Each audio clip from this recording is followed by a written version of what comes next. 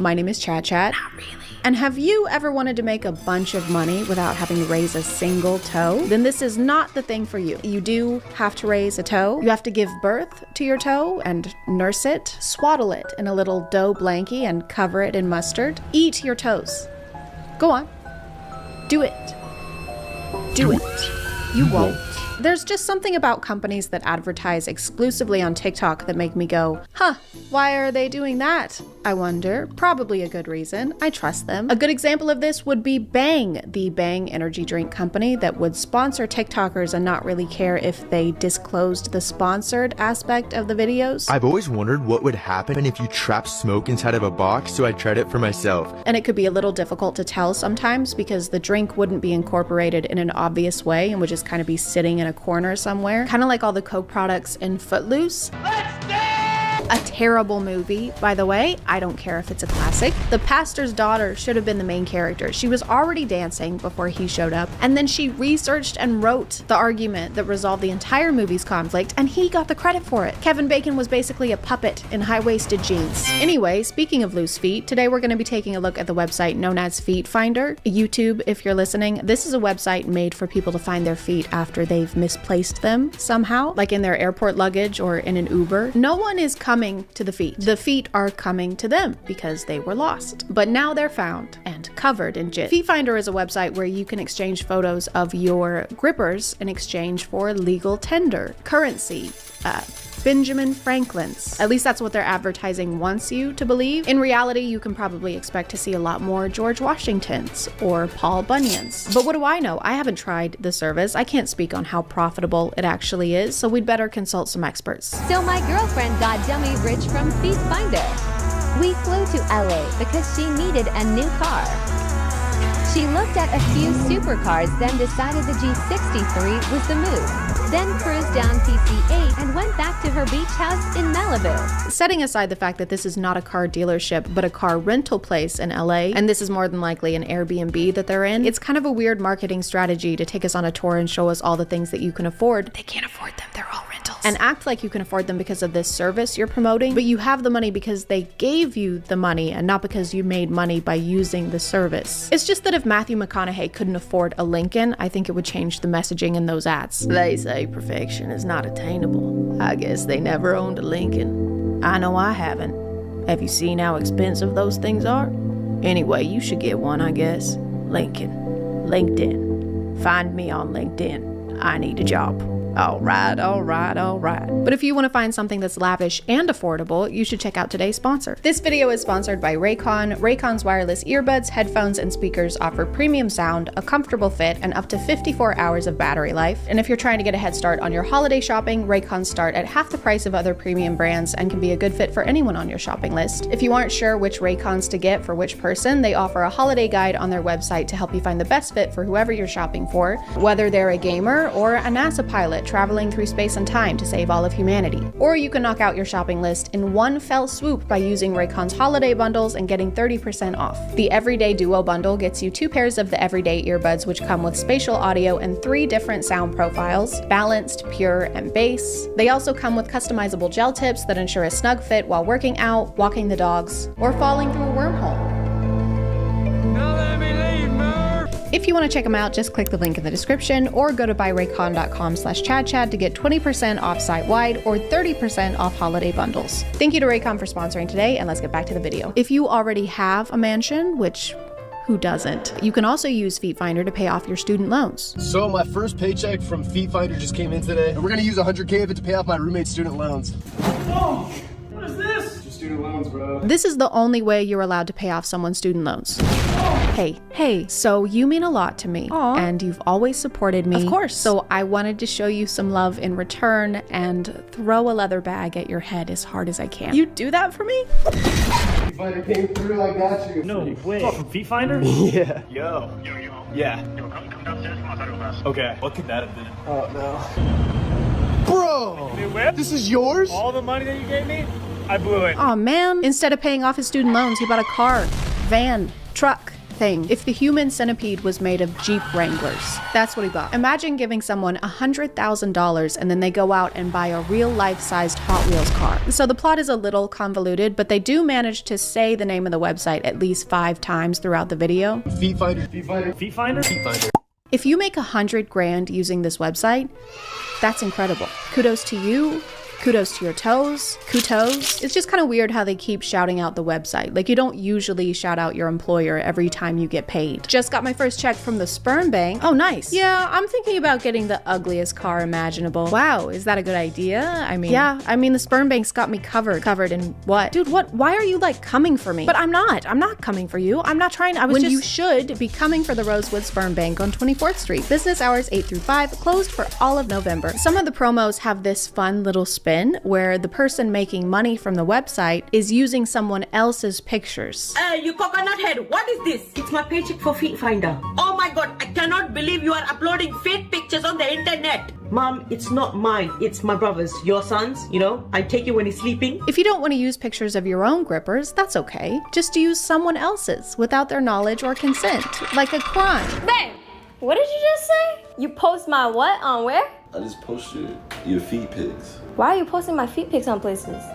For money, babe. I don't know if there's any legislature that applies specifically to feet yet, but I'll get us started. Don't do this. Don't wear Crocs without socks. I know, controversial. And don't take your shoes off in public. I don't care how crunchy you are. If I see your toes out in Target, you are the target. I'll fucking kill you. For some reason in these videos, whenever the person whose pictures are being used without their knowledge, they're always okay with it once they find out it's making money. Mom, why is there a check in the post from Feet Finder with your name on it? Don't worry, you baboon face. It's your dad's feet. How much is that? You asking too many questions. Just keep sending me pics. 50-50? 50-50 what? Because it's fine to do morally ambiguous things, as long as you're making bank. If I steal your kidney, hypothetically, this is just a hypothetical, as long as I sell it on the dark web and split the proceeds with you 50-50 or 70-30 or 97-3, you know what? We'll talk numbers once the anesthesia wears off. The brand has to approve these before they can get paid. So the actual company looked at these and said, good, this is great. We approve of this. It's good. And it aligns with our mission statement. That gets the stamp of approval. Another method in some of the promos is to integrate them into street interviews. They're usually in the ones where the guy goes, how much money do you have in your bank account? $400. And what do you do for a living? Your mom. Awesome. Thank you. Oh my God, that's that girl from the last Feet Finder video. Do you remember me? How's work been? Good. Still making that bag. Just paid cash for a new car, so. Damn! What kind? Alfa Romeo Giulia. Is that a Lady Gaga song? Alfa Romeo Giulia. I like to think he has no idea what kind of car that is, but he just has to pretend to be impressed. So what kind of car did you get? An Ford Romeo Capulet Montague. Nice. What did it cost? Tragedy. Can I go for a ride? Gold digger status? Gold digger status? It sounds less like she's calling him a gold digger and more like she wants a status report. Gold digger, what's your status? At a beauty salon with a baby Louis Vuitton under my underarm, sir. Copy that. This one does at least disclose the sponsors, so kudos for that. Some of the other videos have entire storylines where Feet Finder is like the hero that swoops in to save the day.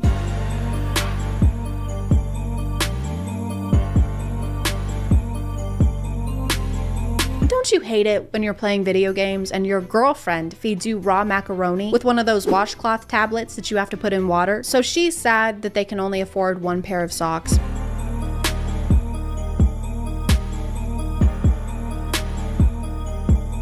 Because he keeps eating all of their socks on top of raw macaroni. When we say macaroni and cheese, the cheese is not supposed to come from between your toes. So he ate all their food, took her socks, and then when he sees her crying, he says, babe, I know what will solve your problems. A side hustle. Dude, you are her problems. She's literally giving you the shirt off her back. If her shirt was socks and her back were feet. There's a few like this though, where the wife or girlfriend is unhappy or they get dumped and then they find Feet Finder and it transforms their life immediately. Yes, I own 2 mansions and a car that has more prefixes than Rosetta Stone, but before I found this company, my life was miserable. My husband would force feed me sweaters on uncooked penne. And they weren't even cashmere. At this point, you might be thinking it's a little bizarre that this company is exclusively advertising to people who would want to post pictures and not actually buy them. And it might be because that's who they're making a lot of money from. You have to pay to use the website. You can pay $5 a month for a basic subscription or $15 a month for premium and unlock all of these crazy perks like direct messaging or profile customization, things that are definitely perks and not just things that a website should have already. So these ads are less trying to get customers and more trying to be like the finance influencers that tell you they made all their money trading Forex, but then charge you $500 for a course they filmed in their garage. This is how I made my money. This is how I can afford a new Tesla every year. This is how I moved out of my parents' house. Honey, did you take out the trash? Honey? I don't make any money from making you pay me every month, okay? I give all the proceeds to charity. 3 days ago. Dude, shut the up! Charity, do not speak to your mother that way. Or maybe I'm being too harsh. I could have completely misunderstood their business model, and this is in fact a company that just wants to help people find their feet. I mean, I know what that's like. My name is Detective Chad Holmes, and I'm the best goddamn foot finder this side of the Mississippi. When it comes to finding feet, I am undefeatable. People always ask me, how do I be more like you? How do I become the world's greatest detective with the world's greatest hits? And I always tell them, you can't. I've been finding feet since I was 2 years old. I can sniff them out in a snowstorm. I can hear them coming a mile away. Platform Doc Martens, size 6.5, mid-calves. No, thigh highs. But it's not always glory and sleeping with the hottest people alive. Sometimes this job is tough, real tough. I'm sorry, ma'am. I was too late. Josiah! Why do I have to be so damn good at finding feet? No. I'm gonna call it there, guys. Thank you for subscribing, and if you are still here, thank you so much for watching. I appreciate you clicking on my video out of all the videos that are on here, and I'll see you next time. Okay, bye.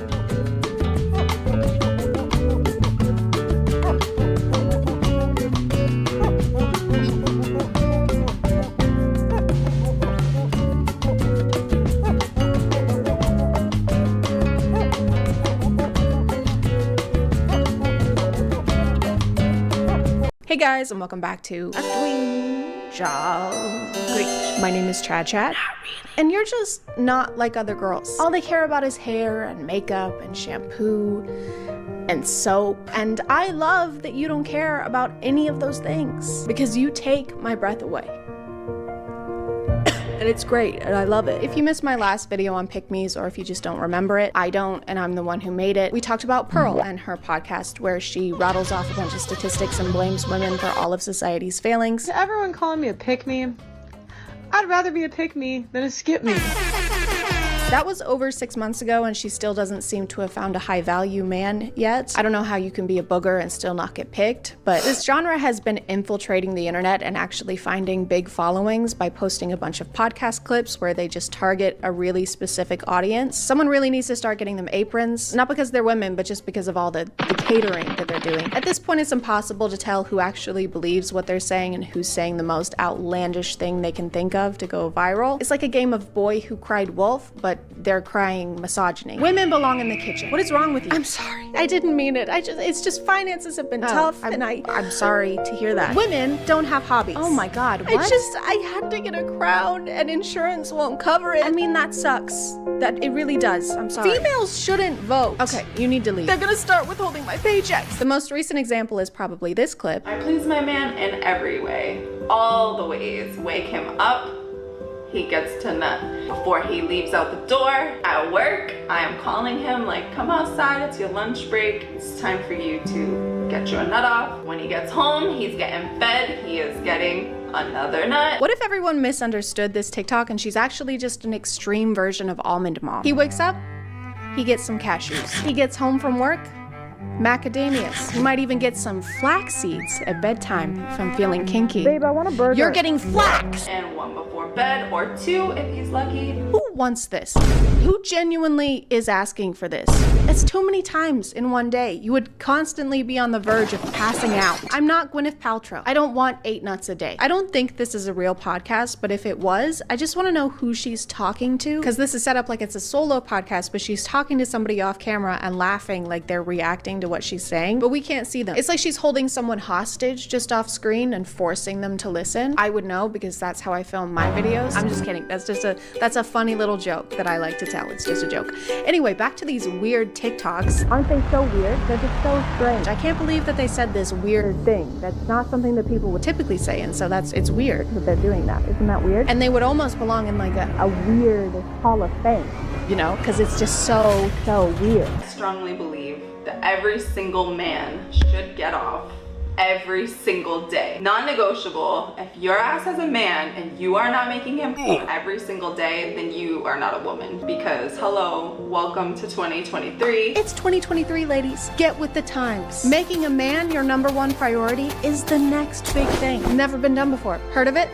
It's never been done before, so probably not. This is another thing I've seen pretty often where women threaten that if you don't keep your man happy, he'll get stolen away from you. Somebody will keep your man happy. But if this is what it takes to keep him around, then that might be for the best. If you don't quit your job and give up all your free time to spend 6 hours a day getting your man off, then someone else will. And that would suck really hard.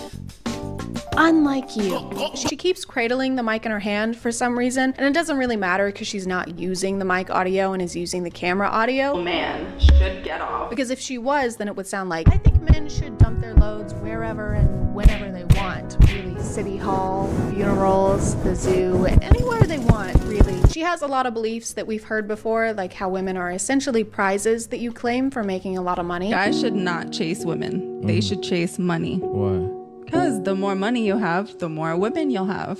Like say you go to a bar. Okay. The cute guy in the Honda is definitely not going to get more girls than the ugly guy in the Rolls Royce. Money can do a lot more for you than a woman can. I think this is funny because in the earlier clips, she's portraying this ideal version of a woman, then goes on to say here that even in that version, it's not enough for her to be important. You're just shitting on yourself. You're taking a giant dookie on your own head right now. What's a woman gonna do? Give you 8 nuts a day? That's not enough to deserve basic respect, okay? If you want to deserve a man, you need to physically transform into a green piece of paper and be 2.5 inches tall. This is the ideal body type, ladies. Keep up. Because you can buy all sorts of things. What's a woman do for you? Just sits there and looks pretty? Gives you every now and then? I'd rather have money if I was a guy. If I was a guy, I wouldn't even want me. I'm kind of the worst, actually. I mean, you can't have intercourse with money, though. I've tried, and it was not very cash money. I got a bunch of paper cuts and a vicious UTI. Getting hired at jobs has to be tough when you have such a negative opinion of yourself. This has to make you just a terrible interviewee. And what makes you think you're qualified for this job? I'm not. Great. And what would you say is your greatest strength? None. I'm sorry? Oh, I said none? Oh, well then that's perfect then. Welcome to the convent, sister. Thank you, Reverend. I know she doesn't genuinely do any of this. She doesn't actually practice the advice she's giving here because she doesn't have the time. She's too busy with her regular content, which is flashing people in public and trying to pick up strangers in Walmart.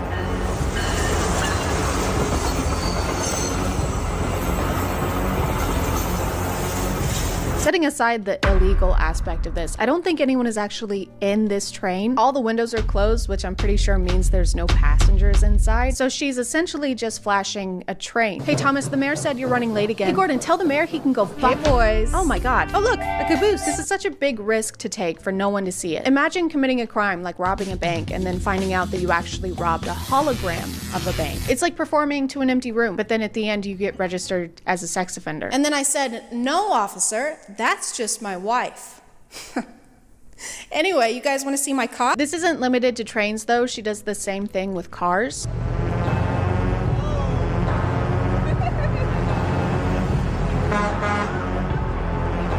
After a few of these videos, I realized she's not actually flashing people because you can see her clothes if you pause at the right moment. But I still don't think that the people in the cars are in on it, so I'm really confused on why they're reacting the way that they are. Some of them are grinning and taking out their phones to take pictures, when in reality, what's in front of them is an outfit, I guess. Something terrible just happened to me. Oh my God, it was awful. Why, what happened? What is it? I was walking through the parking lot and this lady came up to me in a trench coat and then she opened up the front and she showed me her OOTD. Oh my God. Look, there she is now.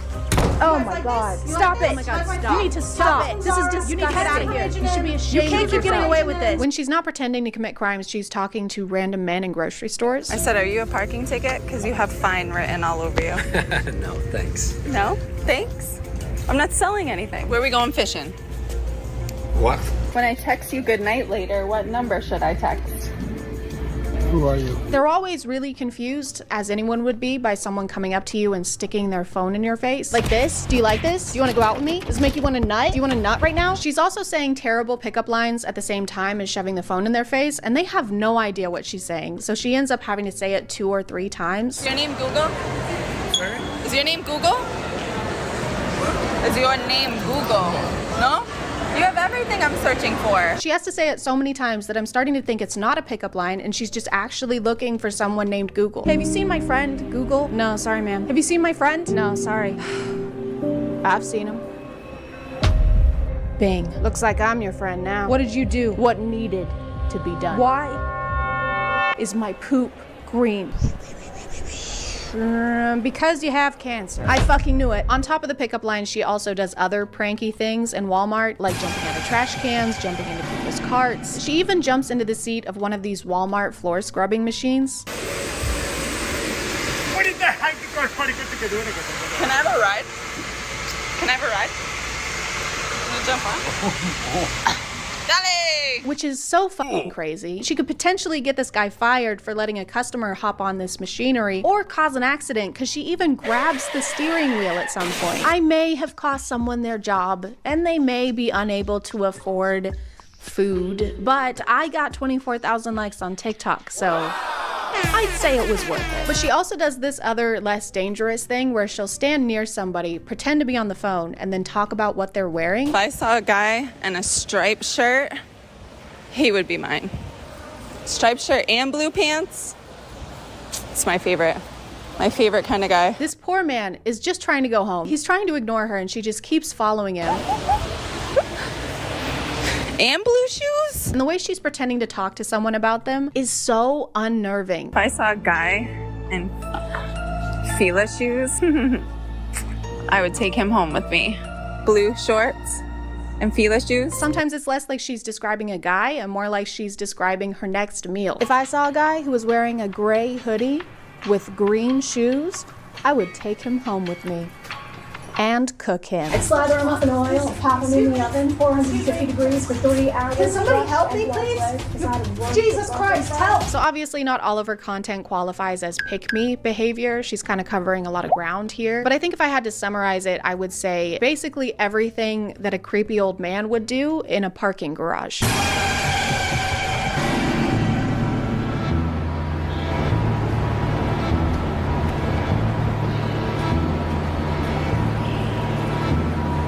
You want to see my banana? It's old and it has spots. You're old and have spots! White shoes, cargo pants, spot t-shirt, glasses. No, his family wouldn't miss him now. Got a tight little ass. Are you from IKEA? No. Are you from IKEA? I'm not, no. You're not from IKEA? Cause I could get lost in you, boy. Are you an elevator? Cause you got me floored. Did it hurt? Did it hurt? No. When you fell down from heaven? Did it hurt? Look at me! Do these match?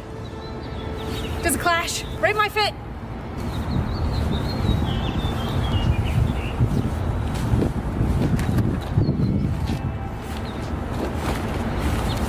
What do you think?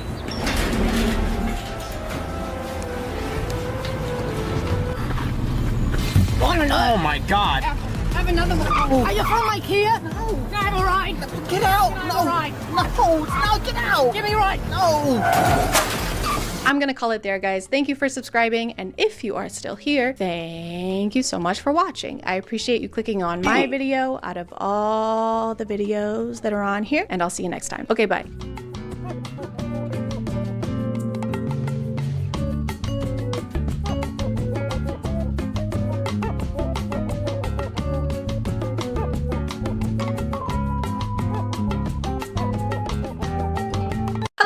Welcome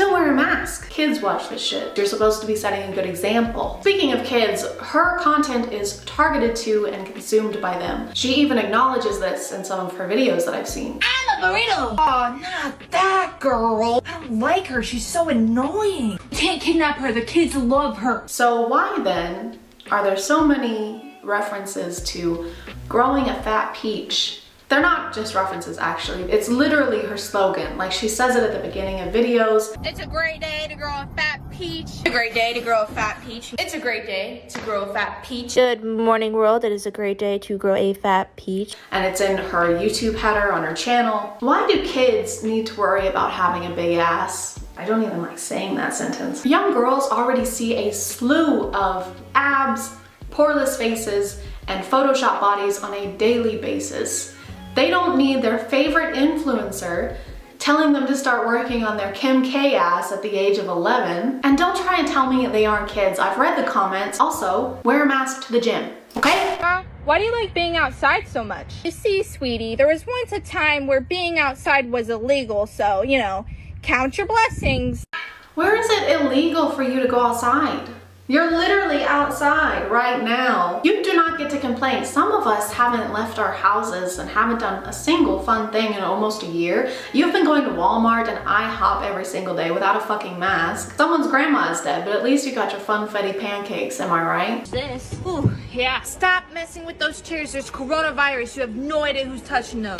There is no way that she just ran into the fucking point like that. Yes, there's coronavirus. You dumbass. Ugh. I don't even have a joke for this. Oh, this is so pretty. I gotta touch it. Touchy touch, touchy touch. Can we get this? It's so soft. Stop! Put it down. We're not getting it. Let's go. Dang it! I think I got a boogie. I got. Ooh. Stop! Don't pick your nose in public. That's embarrassing. Okay. Oh, that looks so shiny. I gotta touch it. Stop! There is literally an elderly woman in the background wearing a mask while you rub your face on that seat, shove your fingers up your nose, and then wipe your hands across those glasses that are on display without a mask. Hello, and welcome to a new segment. Let's call this one Amy Woe doing things that would be considered unhygienic even if there were not an ongoing pandemic.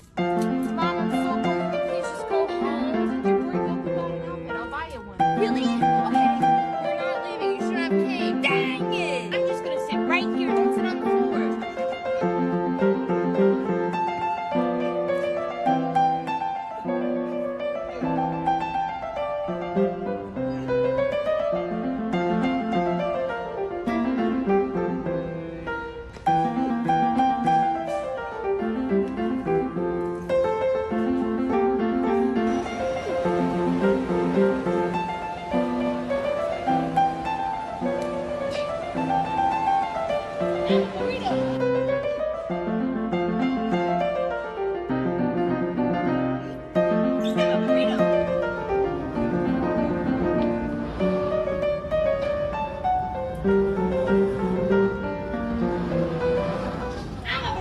You're disgusting, and I don't feel bad for anything I've said in this video. How you make the best content. Every day I wake up, I do not know what I'm gonna create. I don't. I really thrive on living in the moment. Oh, believe me, no one would suspect your manners to be rehearsed. This whole spiel she's on is like a Kanye West tweet. People ask me all the time, Amy, how do you even come up with these ideas? Like, how do you even come up with your videos? Bruh, I have no idea anything. People ask me all the time how I come up with my ideas, my brilliant ideas, and I just say to them, you know, bruh, I have no idea anything. Chicken nuggets or chicken strip. I really like nuggies and I really like tendies, but here's the thing. If I do not consume at least one tendy every single day of my life, it's not a good day. Why are you talking so loud, bruh? Also, close your eyes and tell me you wouldn't think this is Lele Pons. Except even Lele wears a mask. You know you're doing something wrong when I can compare you to Lele Pons and you come out the runner-up. I was gonna try and make this video a little longer than my other ones, but I honestly can't stomach watching any more of this trash. I'm sorry if this video became less about cringe and more about, oh wow, this person is legitimately a piece of shit. But yeah, I wish this person didn't have over 11 million followers on their platform of mostly kids, so they never get called out for anything. If you are still here, thank you so much for watching. I appreciate you clicking on my video out of all the videos that are on here, and I will see you next time. Okay, bye.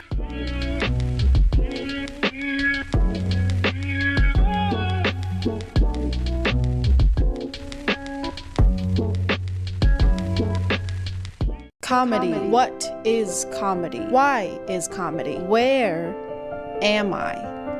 Help. Comedy started with those court jester guys with the shoes and the bells, and they dance around and fall over. And now we have people on TikTok who do crowd work where they're like, are you two together? Are you dating? Your siblings?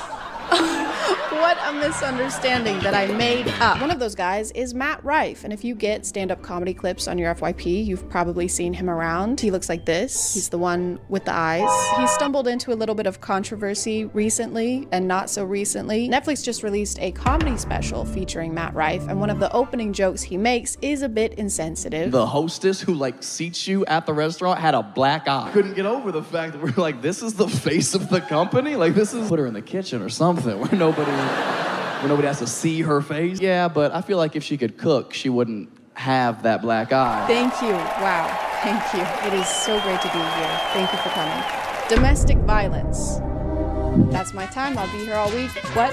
I will not be here all week. I've been asked to leave. Not only is the joke in poor taste, but given the fact that his audience is mostly female and his success on social media is mostly thanks to his female audience, there was some backlash. I watched the first 3 minutes of the Matt Rife comedy special on Netflix and turned it off. So many people have dark humor mixed up. Dark humor is when you make a funny joke about something unfortunate that you have experienced, not other people's experience. A comedian ruining his relationship with a large portion of his fan base because he wanted to be like all the other boring-ass Netflix special, you can't tell a joke anymore crowd is actually just depressing. And Matt responded to the criticism with a leveled, thought-out, heartfelt statement. Just kidding, he posted this. If you've ever been offended by a joke I've told, here's a link to my official apology. And the link is to special needs helmets. Really putting the median and comedian there. Hello? It's 2016 YouTube. They said they want their...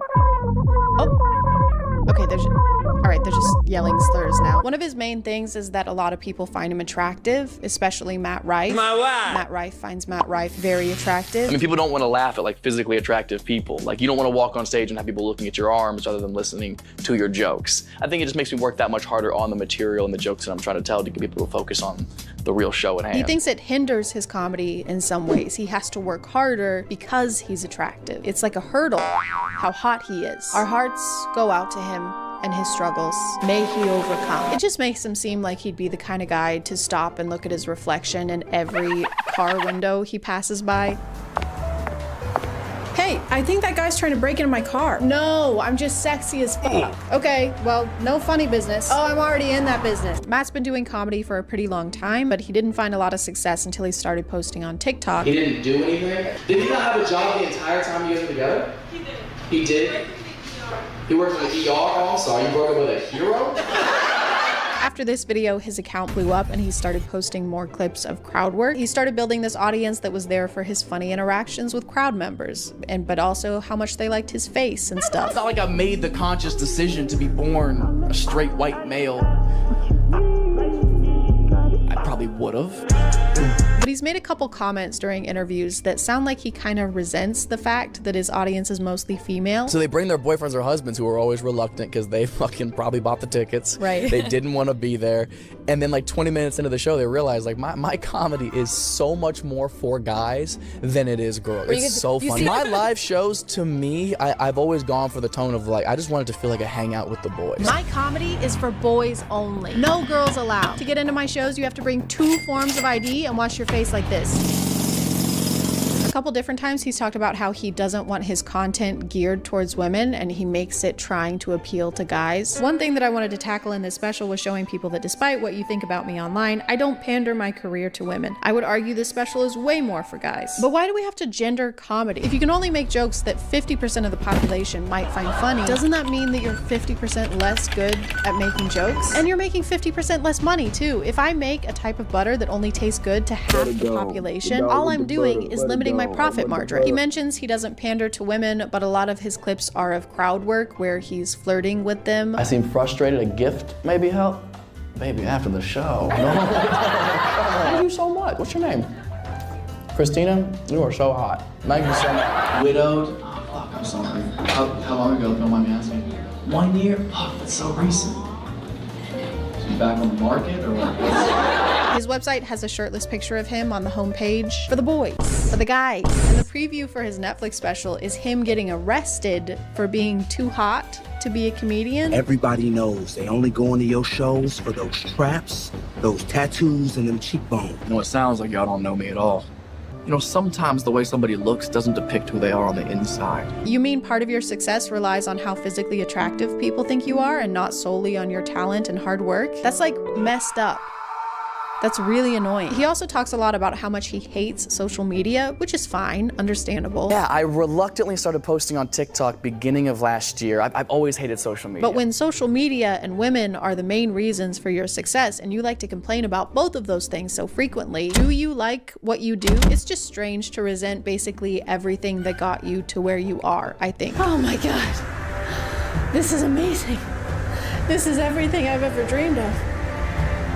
These boots, this jacket, this tent, this axe, this rope. I fucking hate rope. It seems like he's trying to separate himself from the crowd work comedy, which I think he's good at, and transfer over to the dark, edgy humor comedy. You guys ready to be offended? Because we don't have enough of that. He called his tour the Problematic World Tour because he's problematic. He loves problems and having problems and making problems. Pythagoras is jealous. He's quaking. And it kind of seems like it's working. I keep seeing comments from dudes on TikTok calling him a legend now. I didn't like Matt Rife until this video. Is Matt Rife for the boys now? He might be losing fans, but also gaining new ones. That helmet joke was solid. And if you want a new audience that thinks PewDiePie did nothing wrong on the bridge, then there you go. This wasn't his first dance with controversy. There was a podcast clip that got him into some trouble where he compared female genitalia to chewed up gum. I don't love a giant. I don't want your pussy to look like the gum from Sausage Party. You know what I mean? He also tried to make fun of Mason Ramsey in 2018. You know, the cute, sweet kid who yodeled in Walmart? He replied to a picture Mason posted on Twitter and tried to make fun of his birthmark. Focus on your forehead. Some gum? Yoda lady, hey, don't bully that child, please. What is it with this guy and gum? Why does he hate gum? Then he tried to backtrack and say he actually wanted to know. Was genuinely curious, LOL. I've got your new single on repeat, little man. No, you didn't. What, you just had a sudden interest in dermatology? Hey, what the fuck's wrong with your face? I have a skin condition. Okay, Jesus, I was just curious.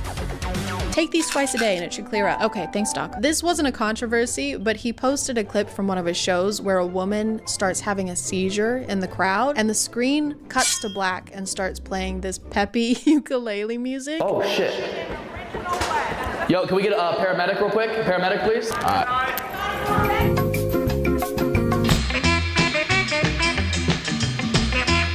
Because all I've really seen from him is crowd work, which again, I think is funny. I think he does crowd work really well. But I did watch the Netflix special. The dumb general consensus they would say was shit like, how hard could it be to just follow the rules? I watched most of the Netflix special. We have the infamous opening joke that started all of this, and he follows it up with that line that comedians do sometimes where they're like, just making sure y'all are a fun crowd, just making sure y'all are fun. Testing the water, seeing if y'all are gonna be fun or not. Just wanted to see. Why can't the fun be like party favors? Why can't it be a pinata? Since you think hitting is funny. He spends a whole segment talking about how dumb women are for being into astrology and how stupid they are for believing in anything like that. I'm so tired of you ladies blaming your poor decision-making skills on planets. And then a few minutes later, he has a segment about how he believes in ghosts. He says, you know what I mean, a lot. You know what I mean? Why do comics say that? Has anyone else noticed that? Why do they do that? They're not actually asking if you know what they mean. It's like the stand-up comics version of saying, And so yeah, I jerk off into socks. You know what I mean? No, I don't. You know what I mean? No. Anyway, I felt pretty inspired after watching this, so I decided to make my own stand-up special. Thank you for having me. Wow, what a great looking couple. Oh, you're siblings? Oh man, sorry. Oh, dog. You know, we have a lot of differences, but we all like to pee on the floor. My ex used to tell me I'd never amount to anything, so I amounted his dad. Where were you on 9/11? Your silence sparks volumes. Excuse me, sir, stop heckling me. Look at this guy. What a pussy, right?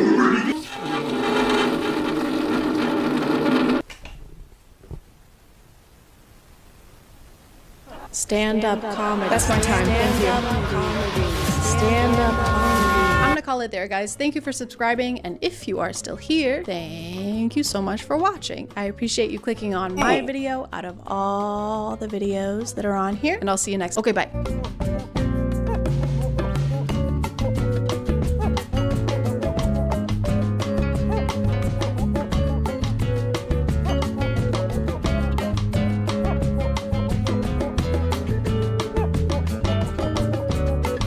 Hey guys, my name is ChadChad. And this is where the magic happens. The Etsy magic. If there's one thing I've learned in my time on Earth, is that things don't always go how we want them to. And when that happens, there's only so much you can do. You can go to therapy, join a pickleball league, or as I've recently learned, you can go to Etsy.com and pay a witch to make things go your way. I've started getting a lot of spiritual TikToks on my feed recently. Some are just your typical tarot readings that usually go like, I'm seeing that a sexy Libra wants to date you, and also you're about to win $10 million. And that's clearly insane. I would never date a Libra. But I've also been getting TikToks where people have decided to use the spiritual realm for their own advantage. Me acting like he's crazy for texting me saying he misses me even though I paid a random witch on Etsy $5 to put a spell on him. A new life hack on TikTok is enlisting the help of witches on Etsy in order to get whatever you want, basically. If you want your ex to come crawling back, if you want your situationship to text you more often, just put a spell on them. Because if there's any guy worth pursuing, it's one that requires supernatural forces to want to talk to you. And this is nothing new. It's a tale as old as time. We'll go to great lengths for love, even if it means buying a spell to get it. But now instead of having to promise your firstborn child, just send him a little cash app. For only $19.99, you too can get a guy named Daryl to call you 20 times in 2 minutes. I've gotten a pretty similar result by not paying my credit card bill, but that guy's name is Capital One. Personally, I really like the idea of being able to get powerful magic from the same place you'd get a resin keychain. Welcome, traveler. Browse my wares. Could I interest you in handmade earrings that were definitely not dropship, or perhaps an incantation that turns all who have wronged you into dust? I also have cheats. So after seeing so many success stories, I was curious. I wanted to see what all the fuss was about. Maybe there's an Etsy spell that can make the months November through February disappear, so I don't have to live through them. Or if there's a spell to make someone call you more, maybe there's a spell that can make Capital One stop calling me. That guy is obsessed with me. It's honestly really embarrassing for him. So I decided to do some shopping. Some Etsy shopping. Okay, we're gonna try and find some Etsy spells that are gonna help us find love. Maybe some spells that are gonna make us look really good and give us a jawline. But someone who can extreme millionaire lottery spell done in less than 12 hours. Spell with me and my oldest grandmother. That's not that big of an achievement. You only have 2 grandmothers. $32.87, but it's on sale for 75% off. Usually it's $131.47. So it's actually like we're losing money if we don't buy this spell. The thing about buying Etsy spells that makes it a little difficult is that you aren't buying anything concrete, and I love buying concrete. The results of a spell can't be guaranteed, so you have no way of weighing a purchase or deciding if the seller is trustworthy or not. It's basically just having to believe that the seller will do what they say they will do. And if there's one kind of person I trust, say it with me, it's people selling me things on the internet. So the only real option I had was to go based on reviews, and those weren't always entirely helpful. Okay, so Tal Ehrlich, thank you for the good and fast service. So I guess that means that Tal won the lottery within the last 4 days? Yeah, that's right. I was homeschooled. Carol Ann said, Luna is an angel. I got my spell. It was super quick and on the night of the full moon, so extra strength. I haven't had a chance to try any lotteries or anything. Landed in hospital yesterday. Okay. Did the spell do that? Luna, I wish you all the love in the world for you and your grandmother. I'll let you know how I get on as soon as anything happens. Okay, so this is an interesting review because she hasn't actually received what she paid for, but she still left 5 stars. This toothbrush is gonna be really cool, and I wish the seller all the love in the world. We'll update you once I have the toothbrush. One might argue that I should have waited to write this review, but why do tomorrow what you can do today? That's what I'm always saying. That's what my oldest grandmother is always saying. Bring back Stubborn X spell. I would rather die. Detailed, brutal reading. What is a brutal reading? It's like they read you a book, but then at the end they beat the shit out of you. Brutal tarot reading, same hour. Brutally honest psychic reading. Okay. Chad, female, general. Like if I'm a war commander? Yes. Love. Is that a yes or no question? I don't know. Wait, or am I in love? Okay. No. Single. Career. Turbulent. Past life. Aren't you supposed to know that question? How am I supposed to know? I have no future. Hopefully not. And then the other goal can be that somebody confesses romantic feelings of some sort to me. And I know what you're thinking, Chad, set realistic goals and expectations. Don't set your goals too high. A lot of the spells I found had to do with love and obsession, with some specifically aimed for stubborn targets, and that's kind of fucked up. Super strong love spell for stubborn target. That's kind of gross. Whether you believe in spells or not, I think it's pretty uncool to try and force someone to be in love with you. Even if the magic doesn't work, I think it's bad to put that kind of intent out there. What do you mean you don't want to date me? I'm great. If I could take away your free will, I would. That's something I'd like to do, and I would if I could. I'm a catch.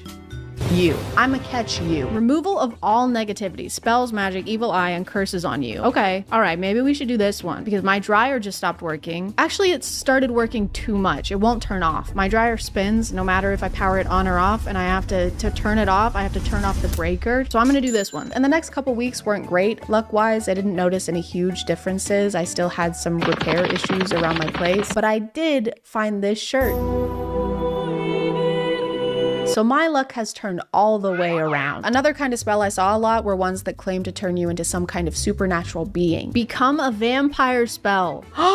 Guys, oh my God. We can become the Hulk. Powerful transformation spell, vampirism spell, vampire ritual. Oh my God. What does that mean? Does that mean that I start drinking human blood? The description says absolutely nothing about what we can expect from this spell, but I'm expecting this. I'm expecting to look like this AI generated image of this vampire that looks kind of like Henry Cavill. And then this AI generated image with, someone who also looks like Henry Cavill. Also, guys, okay, I'm not gonna pass up the opportunity to be the Hulk.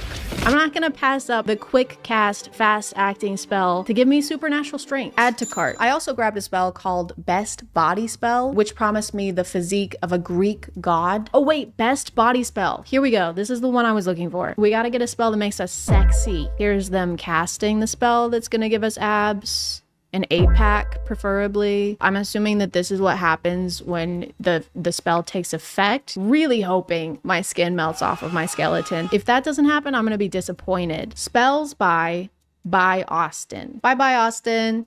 Bye-bye. I'm happy with this shop. Interesting spells, cast on time. Great conversation with Austin. Overall, I'm very satisfied. Nobody's getting to the gravy, the biscuits and gravy of the situation. I want to know when I can expect my abs to come in. I want to know when my biceps come in. Add to cart. And this one actually worked. I was hoping for Zeus-like abs, but I have 5 extra heads now. I just forgot to clarify which Greek god physique I was getting, and that's really on me. I mean, that's really on us. I also got an intelligence spell, not because I need it.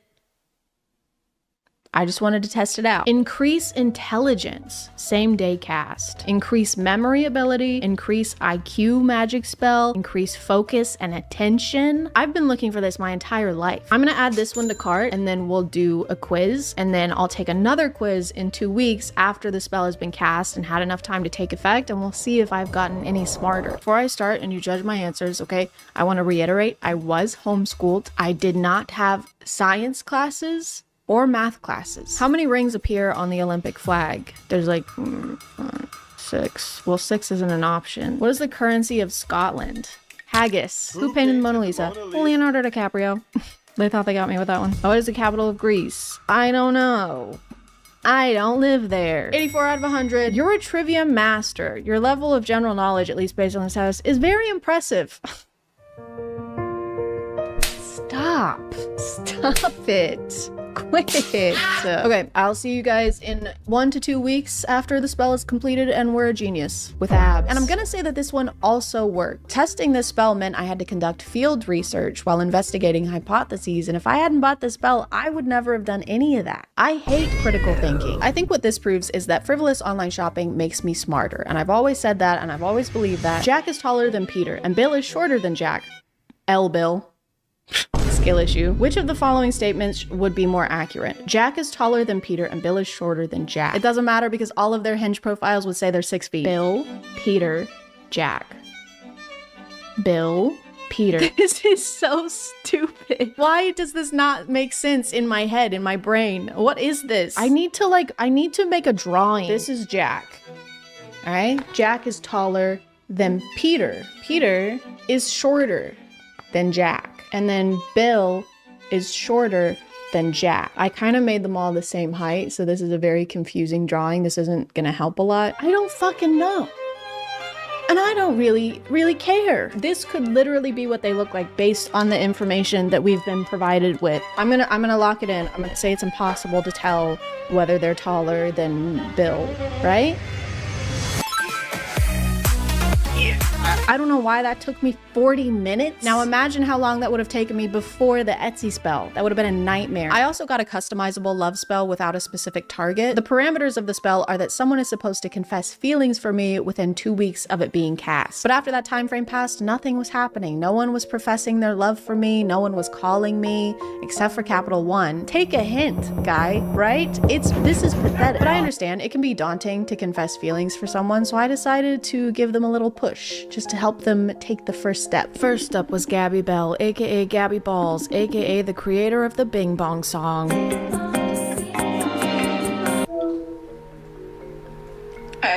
Hey, she seemed to be snacking. I decided to get to the bottom of this. What are you eating? You know. Oh, she was holding back, but I moved on. Anyway, speaking of things that are yummy, I was just wondering if there's something you want to tell me. More resistance. There was something she didn't want to say, or something she really wanted to say, so I have to go. So. Aw. But. Well, miss you. Do you? Do you? As much as I love dried mango. Okay, I'm gonna put this one down as a maybe then, because you really like that mango. All right, well, thanks.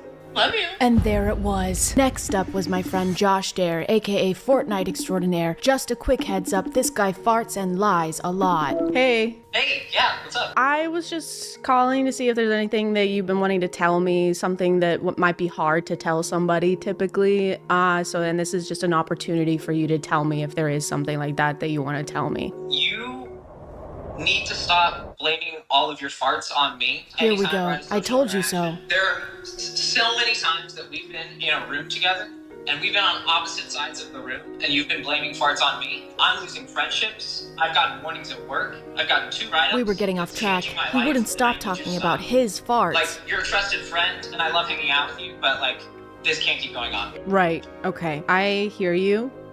Unbelievable. He can't stop for even a minute. And I gotta go. Okay, but, like, did you actually... To document my transformation into the Incredible Hulk, I first needed to test my physical strength. Time to do our strength baseline test. Here we have, this is 20 pounds. Let's try and do 40, and then we'll see if I can do it by the end of the week. Oh my god!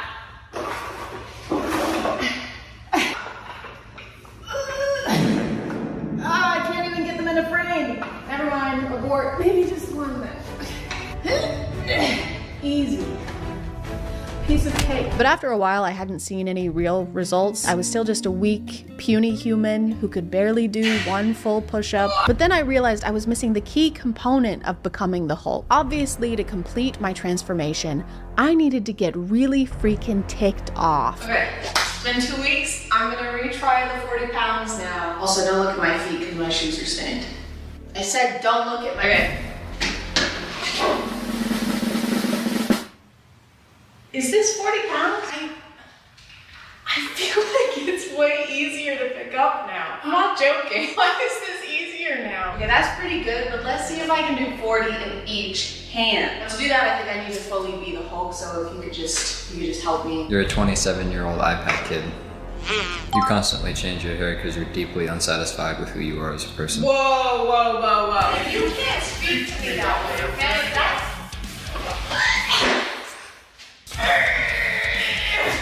Are you actually trying right now? Yes!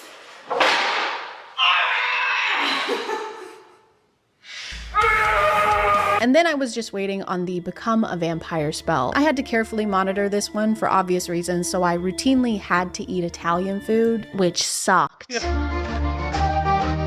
I ordered Italian food and cheesy garlic bread. So we're gonna test and see if I'm deterred from eating this, which would mean that the vampire spell has started to take effect. Ow, ow, ow. Oh, I'm just kidding. It's fine. Oh no, I'm gonna have to order more Italian food and more garlic cheesy bread. Dang it. But I was patient and I never gave up no matter how much chicken Alfredo I had to eat. And finally, on one fateful day, it just hit me.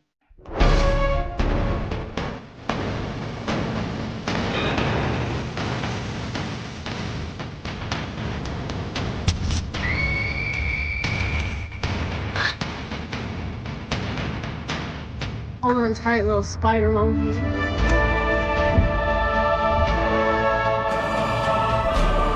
Anyway guys, I hope you enjoyed this video because it's something a little different and I don't really know what I'm doing or where I am or what's going on or why my clothes are ripped or who destroyed all those roads in New York. But I'm gonna call it there guys. Thank you for subscribing, and if you are still here, thank you so much for watching. I appreciate you clicking on my video out of all the videos that are on here, and I'll see you next time. Okay, bye.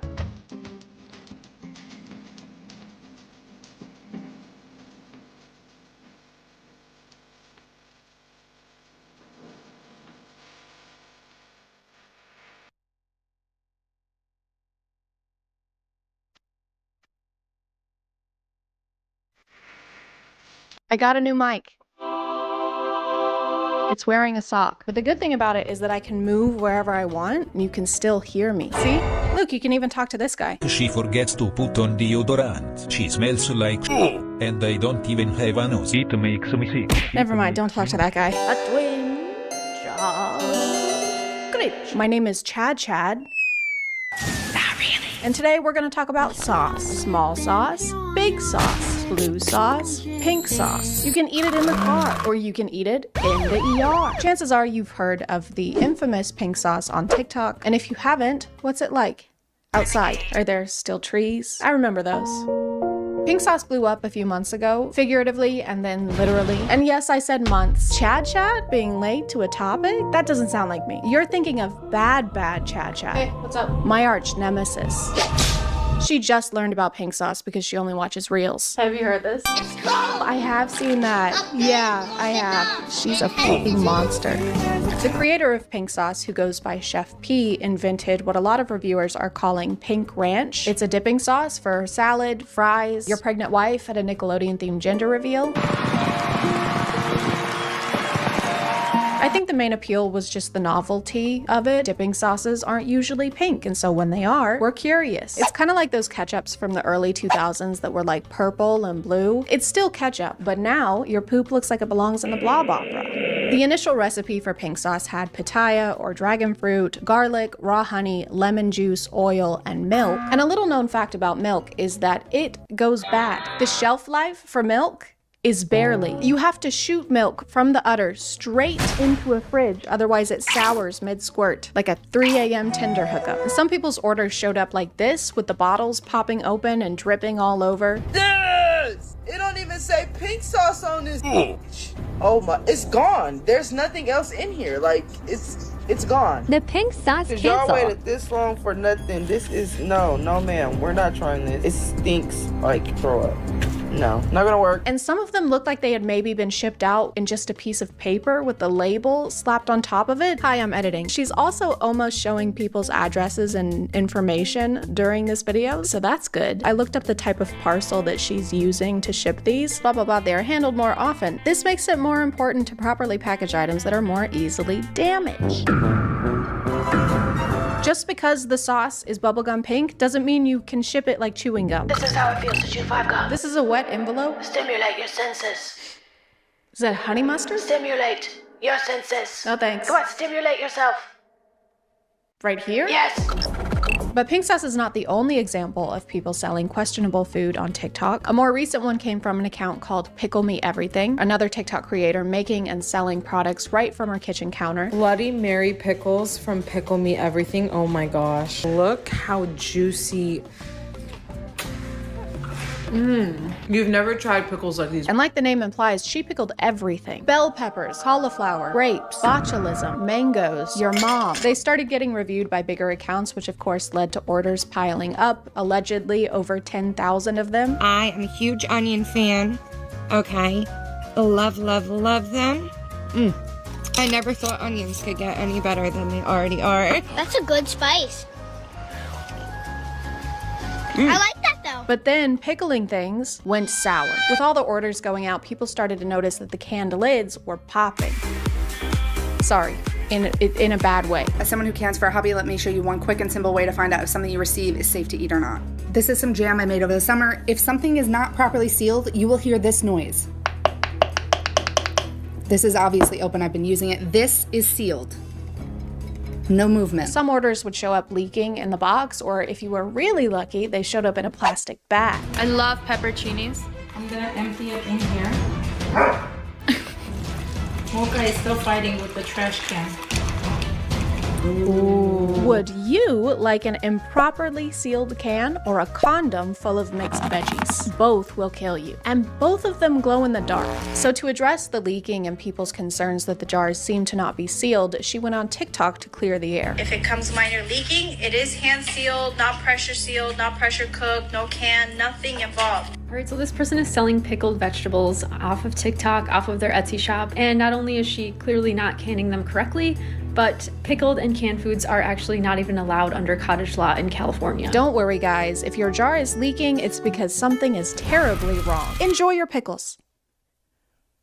They will be your last. If you actually Google which foods can host botulism, canned goods are first on the list, specifically canned veggies. So now she was in a pickle. Food experts on TikTok started calling her out, to try and keep people from getting violently ill. There's possible food safety concerns like botulism or E. coli. I'm seeing comments of pregnant people buying this stuff. You guys, don't consume this stuff. It's not worth it. But like a responsible business owner, she blocked everyone with criticism and continued taking orders. All orders are starting to process on Monday when I show you guys all the proof, the facts. Unfortunately, she is blocking and deleting comments from anybody telling her that it's not legal. Initially, she tried to deny everything by claiming that she had all the licenses she needed. I have the food license, I have the can license. Guys, just give me some time to put everything together as a video and show you guys all the proof and all the facts.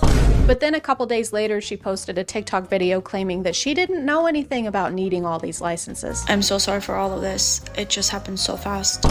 I want to thank Food Science Babe for bringing awareness to teach me things that I didn't know about this food canning license, about a lot of things. Which it's fine to not be an expert on FDA regulations or how to properly make canned goods. Unless you plan on making canned goods. I'm working on getting all the license, the permits, whatever it is that I need to get done to get this properly done. Why are you working on getting the permit or the licenses after you've already sold the jars? You've already done the thing that they're trying to prevent by making you get a license. Can I get your license and registration, please? This probably isn't a big deal, but I don't have those. That's illegal. How was I supposed to know? A single internet search. Come on, who am I hurting by not having a license? That guy.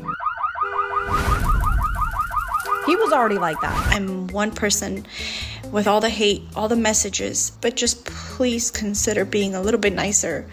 It does hurt people. Do you know what hurts more than getting angry comments on the internet?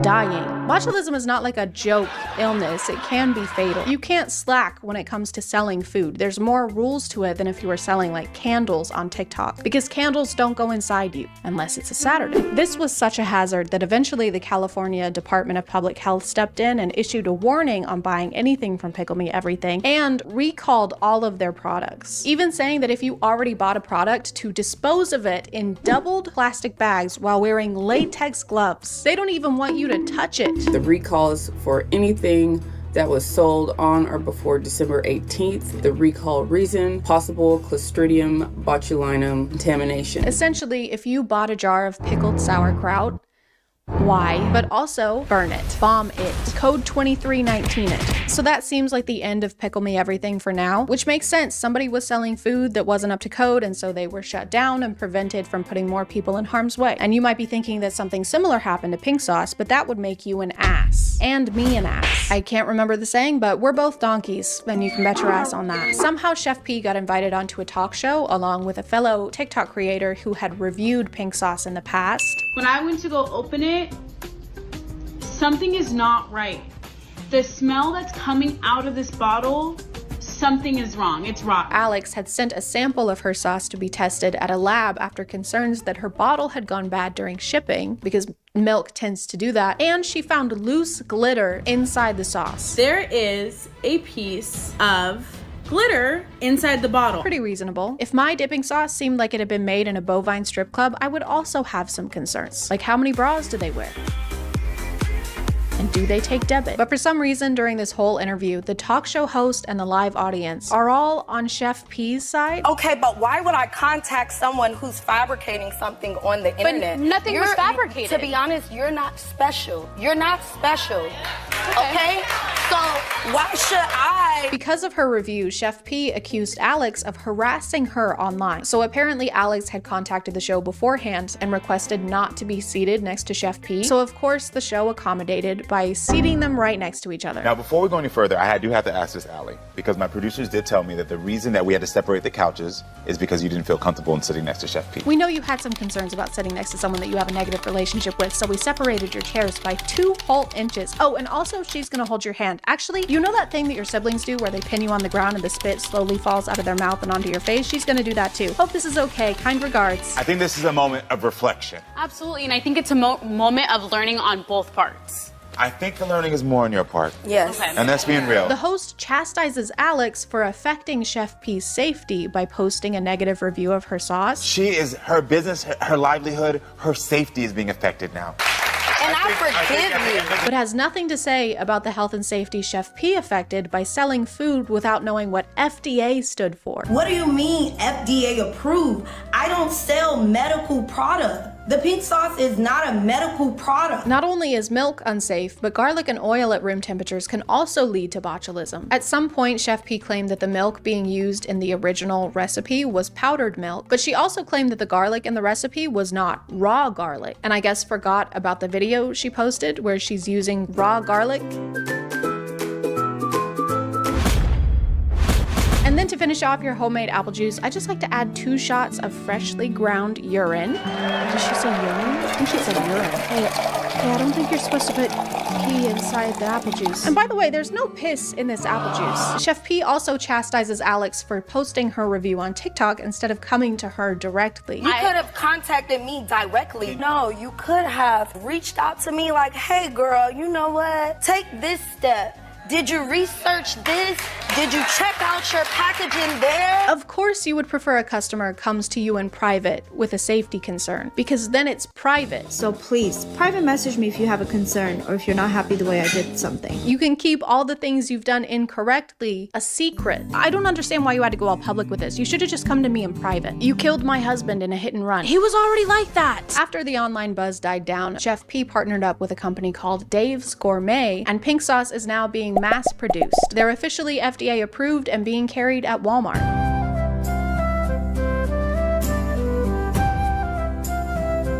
Some of them aren't even pink. Some of them are beige. This is beige sauce. This sauce just told me it collects postage stamps. I rest my case. But I guess not all Walmarts carry it because I ended up having to order mine online.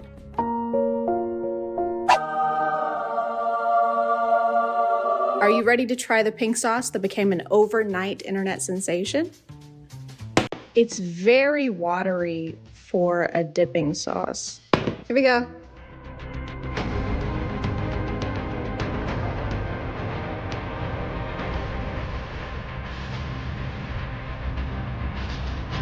I think the only reason people are gonna buy this is because they want it to be bad, and it's not. It tastes okay. Sweet and tangy. There's not really any sweet, it's just tangy. But my favorite part of pink sauce is that it tastes like ranch. It even has ranch flavor listed in the ingredients, which is kind of like Coke listing Pepsi as an ingredient. But you know what they say, if it looks like ranch, it smells like ranch, tastes like ranch, it's made of ranch, it's pink sauce. I'm gonna put it in my mouth.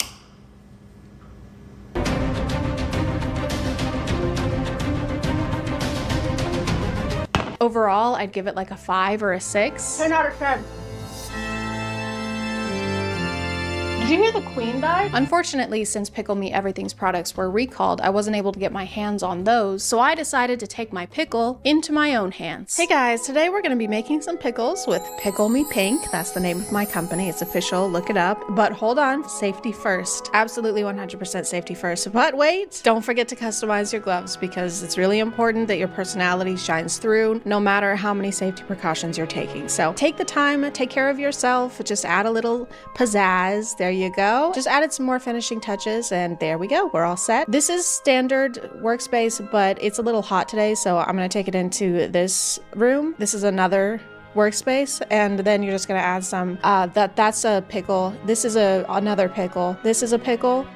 That's a can of pickles. This is just some seasoning. That's just a seasoning packet, so go ahead and add that into the blender as well. So yeah, and then we're about finished up. Just take a second to make sure everything looks good.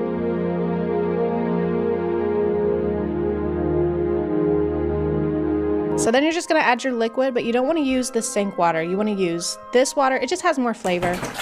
Make sure you stir everything up, give it a little taste test if you want, and then there you go, bam! You are all finished. There she blows. That is my Pickle Me Pink pickles, and they are all finished and they are ready for sale. We have made so many sales, by the way, and it's been going great. Okay guys, so the cops are here. Not really sure what they're doing. I'm gonna call it there, guys. Thank you for subscribing, and if you are still here, thank you so much for watching. I appreciate you clicking on my video out of all the videos that are on here, and I'll see you next time. Okay, bye.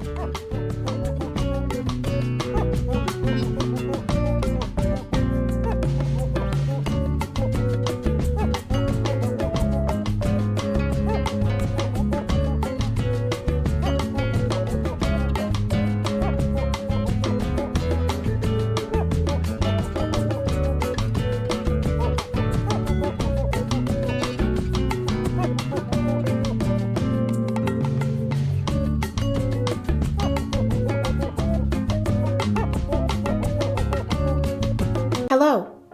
Today I will be learning how to box from a very special guest, Jake Paul. Jake, why don't you say hi? Hey Chad, it's an honor to be here. Well, Jake, it's an honor to have you here. Why don't you tell us a little bit about what we're going to be doing today? Sure, well first I'll be showing you a little strategy I found to be very successful in winning fights. If done correctly, it has a 100% success rate. That's incredible, Jake. That's an is. amazing achievement so early on. It is. In your career. Congratulations. Thank you. Yeah, thank you. It really is. Okay, well, I guess I'm ready whenever you are.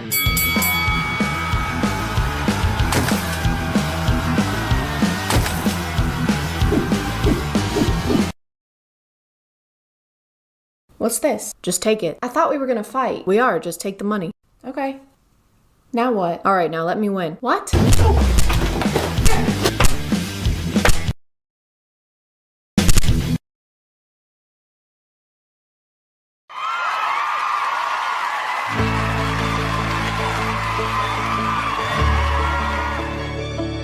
Hey guys, and welcome back to A Twinge of Cringe.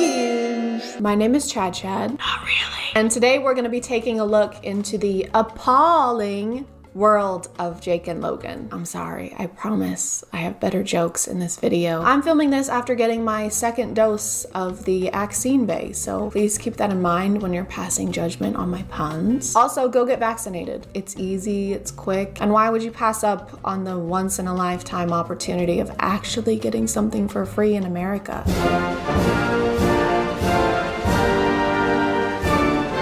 I think if you're on the internet, you have at least some knowledge of Logan and Jake, whether it be voluntarily or against your will. If you're like me, it's the latter. Most of what I learn about them is through news articles, because if there was an award for YouTubers most in the news for doing bad things on both a YouTube and real world standard, they would get it. They would get the award for that. Hey, will you take a picture with me?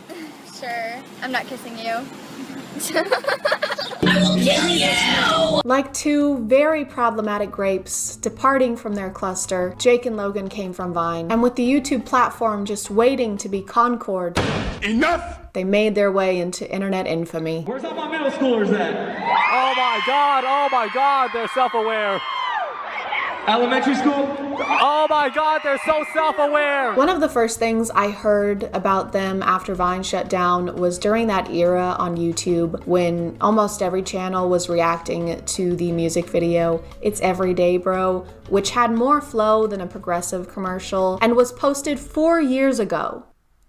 4 years.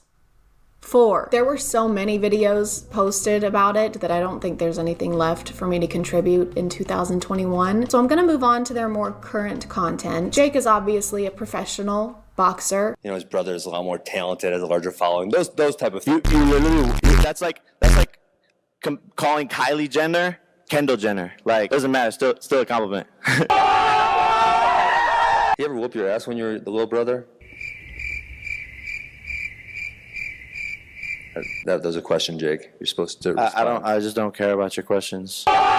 50 people want him to win, 50 people want him to lose, and I was shocked because it's got to be like 90-10. Pretty amazing how many people don't like you. I actually kind of find it pretty impressive, your ability to be disliked. He's Dylan one sign of contract. Well, I'm trying to wait for you to stop talking. Okay. Bro, you were 36. So a lot of his content is related to that. But there is this. This was posted end of last year. And this looks good. I bet it's great. Ladies and gentlemen, thank you all for coming tonight. Let's give it up. Welcome to the first annual training camp talent show. Hi, I'm D-Cut and I reside from Los Angeles, California, and tonight I will be showing you guys some of my great tricks. It is going to be called the Ice Hole Challenge. I'm going to squeeze ice in my hand, and when I open my hand, it will not be there. So you mean like you're gonna hold an ice cube until it melts, and that's your talent? Amaze a woman. We have to retreat. The aliens are too strong. We're losing a lot of people. Don't worry, okay? We still have Melt-A-Cube. Hey, I'm Melt-A-Cube. What the hell is he gonna do? Well, I think it's pretty self-explanatory, Llama Girl. He's gonna melt a cube, watch. Yeah, so I just... Oh no, they have Melt-A-Cube, guys, we gotta go. Oh my god, it's working, they're running away. Thank you guys very much, thank you guys so much. Sit down, sit down. The haters will be there. It's on, it's on. What are these cuts? Like, I guess they add to the video if you're trying to make it more comical. I would like to place emphasis on the word trying, but after a while they just get obnoxious. I feel like I can't really show the rest of this video just because of the pure amount of ass in it. He takes pictures with an ass to promote his new music video, and then he eats eggs off of an ass. But I can pretty much sum it up for you. Hey guys, today we're gonna be filming a music video. I'm gonna be taking pictures with an ass in my face, and then I'm gonna be doing fight stuff. Be sure to buy my merch, by the way. We have phone cases, sweatshirts, t-shirts. Please, for the love of God, buy my merch. All my videos get demonetized, and I don't know why. Logan's recent content seems to be much more bearable. He has that new podcast and he's also doing the fighting thing. I'll answer the Muhammad Ali question. George Foreman. If you tell me what 7 times 8 is. Why are we still here? You can't do math. I've made a severe and continuous lack of my judgment. Very low right Your now. hands are shaking. Nope. Your hands are shaking and your fingers are small. Okay, well. That probably has something to do with him getting a new PR team and or manager after a little something that happened in 2018 that rhymes with ilming a lead dotty. I've made a severe and continuous lapse in my judgment. In more recent controversies, Jake and his squad were seen looting a mall in the midst of last year's protests, where Jake is on video saying, "Hey yo, give me a free cologne." He was charged with criminal trespass, but it got dropped, which in the world of a wealthy white man with a huge social media following probably just means that. But let's talk about the incident that just happened and actually inspired this video.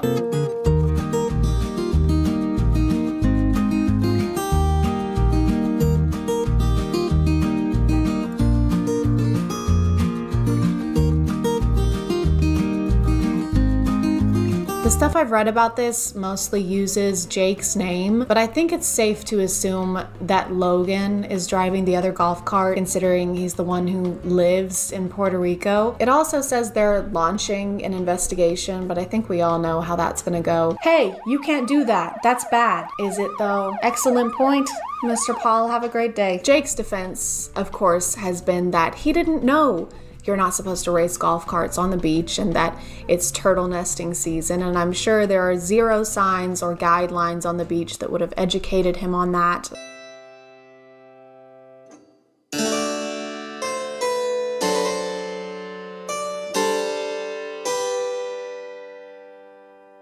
Order in the court. I said order in the court. Jared, on the charge of homicide, how do you plead? I'm not guilty, Your Honor. Jared, there's a video of you committing homicide against Mr. Douglas. Well, yes, but Your Honor, you see, I didn't know that you're not supposed to commit homicide. Be that as it may, Jared, there was a sign next to Mr. Douglas clearly stating not to kill him. Yes, well, I didn't see that sign. Well, why didn't you say so? Case dismissed. I think the Paul brothers are like those boisterous teenage cousins that show up to family events and do the most reckless shit, but are instantly forgiven and never see any consequences from their parents because they're just boys being boys and having fun. But the world is not your parent, and it doesn't have to continue to forgive you over and over again when you do stuff that you should have known not to do. And if you're too clueless to function or to meet societal expectations of decency like you claim to be every time you do something wrong, then maybe you're too clueless to have the audience that you have.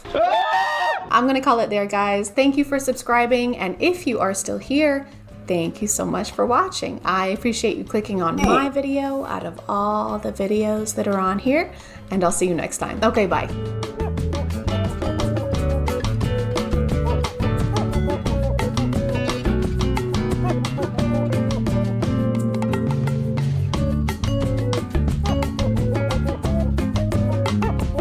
Hey guys, and welcome back to My name is ChadChad. Not really. And today we're going to talk about women. What are they? How are they? Why are they? No one knows. They're a true mystery. At least that's what the people featured on r/nothowgirlswork seem to think. Sometimes I'll find a comment under one of my videos that says something completely unhinged, like this one. But whatever, right? It's just one person. It's not like a lot of people actually think this way, right? Right? Am I right? This is basically just a catalog of people making wild claims and obviously not knowing how women or relationships work. We're sponsoring today, and let's get back to the video. Men, this is why you don't allow women to go away for girls' weekends. It's the same reason I don't park my McLaren in a shit neighborhood for a weekend. Who the f is McLaren? She sounds hideous. You are creating the circumstances for bad things to happen. It's called holding frame in the relationship.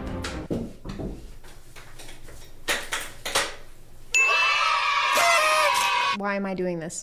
Some women will call you insecure or controlling, but it's not. It is, and we will. If she is unwilling to enter your frame and live within your boundaries, then let her go. Is frame like a metaphor for exploring each other's bodies? Are you willing to enter my frame now? Oh yeah, I'm gonna enter your frame. Hard. Okay, come on in. When she comes back, have her stuff on the front porch with the locks changed and replace her with a better woman. Only the unplugged will understand this. Unplugged like as in you don't use the internet? This is a YouTube community post. Did you type this with a rock? Powered by a spinning wheel? Dost thou wipe thine ass with straw? If you don't trust your partner to take a weekend trip and spend some time with friends without you, then don't date. Just go to therapy and buy some toilet paper. You're not yourself when you have mites in your ass. Eat this. My uncle is explaining to me, a final year genetic engineering student, that preferring a boy child is not sexist because boys carry the most important genetic components of the family line, and a girl's genetic code changes when she is married off to another family. So when a woman gets married, the second the officiant announces her wed, her genes start mutating, like that scene from Underdog.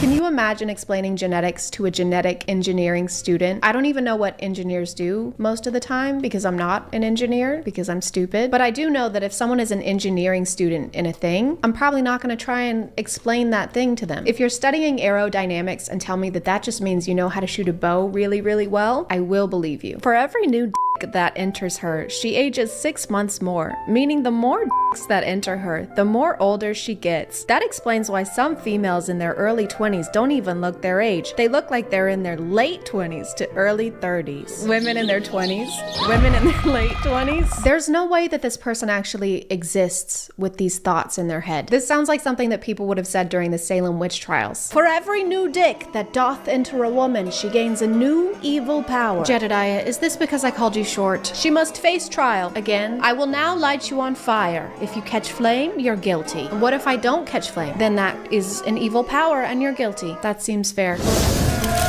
I'm educating women right now about NFTs, and I'm hearing these women say, my brain haven't worked like this in weeks, months, and years. A natural, genuine smile came across my face. I'm thankful. Did they all clap after that?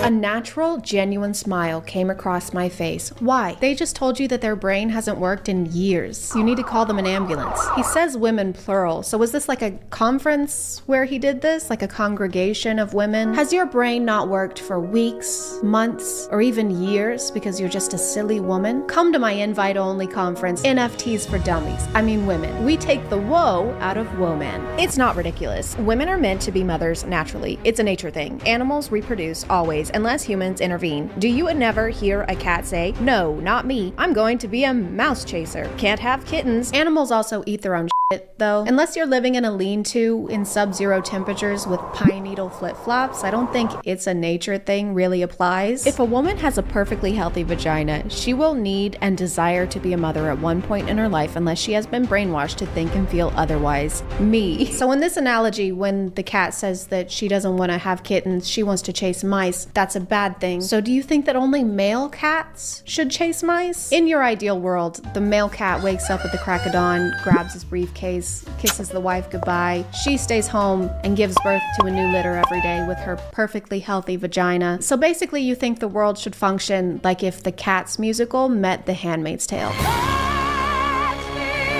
4'11" to 5'3". 5'4" to 5'8". Spoiled brat. 5'9" to 5'11". 6 foot and up, a man. What height can we be then? You just listed like all the heights. If you're a woman, you're not allowed to have a height. No measuring your length in any way. It's best actually if your height is 0. Just don't exist. Problem solved. If a woman dumps you, there's only one thing that you can do. All you can do is you just need to look at her and you say, okay. She instantly second guesses herself. What she's hoping, what she's praying for, what she actually thinks happen is that you will get in a reactive state and you will get emotional. I don't know what it is with these self-proclaimed experts or like the people from the Girl Facts video that I did, but their solution to everything is just don't listen to women because they don't know what they want. You know what they want better than they know what they want, so just do whatever you want them to want. For many times, this is a massive test, and when you pass this test by just saying, okay, all right, leave then, when you're able to do that, I have watched women break down in tears and say, I was just kidding, I was just testing, I'm sorry. You should say okay if a woman says she wants to break up with you, because it means she wants to break up with you, and not that she's testing you in most cases. This kind of sounds like someone in 7th grade trying to convince me that they broke up with their girlfriend and not the other way around. I mean, I broke up with her, you know. Oh, I'm so sorry. She did say she wanted to break up with me first. Oh, okay. But it was just a test. I mean, she didn't really want to break up with me. So you guys are back together? No. When you're able to just look a woman dead in the eyes and you just say the words okay, this shows massive strength. This shows massive strength. It's just saying okay, because not a lot of people can actually say that. It's a rare thing. Someone help! There's a massive monster about to crush the Empire State Building again. Okay. Oh, thank God. You saved us again, okay, man. Okay. No woman has ever broken up with you. Okay. I love you.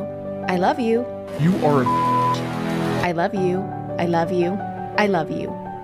Bitch. Theory confirmed. No matter how many times you say I love you to a woman, she will always see the bad things. Wow, this is incredibly profound. I like how they say theory confirmed, like they had developed a hypothesis before they started this conversation. Or was this a cover-up, like she made them mad and this was supposed to be a discreet way of getting back at her? I love you? Oh, you're the love of my life? You complete me?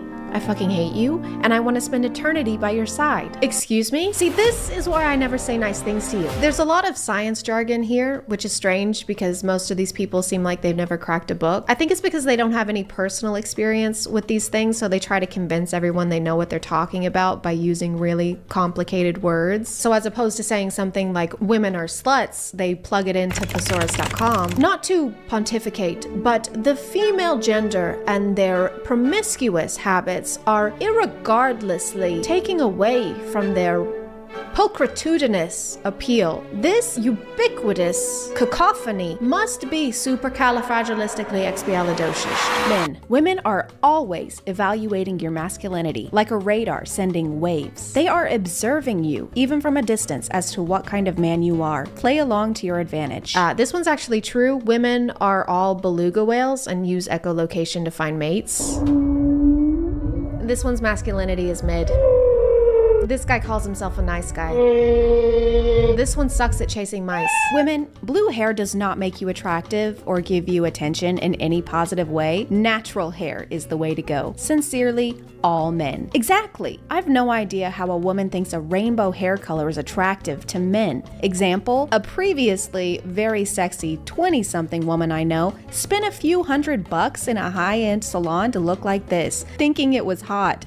Many women don't understand male sexual attraction. I don't know why so many people in this thread are against dyed hair. There's another one here. Not all women are attracted to men, and not every choice is made with the sole purpose of attracting men. Even if it was, I don't think that women with colored hair would date someone who tells them it's unattractive. That's usually not a good sign of compatibility. It's like they think women wake up in the mornings and our first thought is, how can I attract as many men as possible today? Today I woke up and went for a stroll in the forest. No husband will want a wife who wastes time on things like social media and education. I took a shower and got ready for my studies in child rearing and bread kneading. No makeup, of course, except for concealer, foundation, setting powder, neutral eyeshadow, blush, lip tint, mascara, and setting spray. Natural beauty only. Then I read for a short time and waited for my future husband to find me. Didst thou say short? Oh no, I said I read. She must face trial.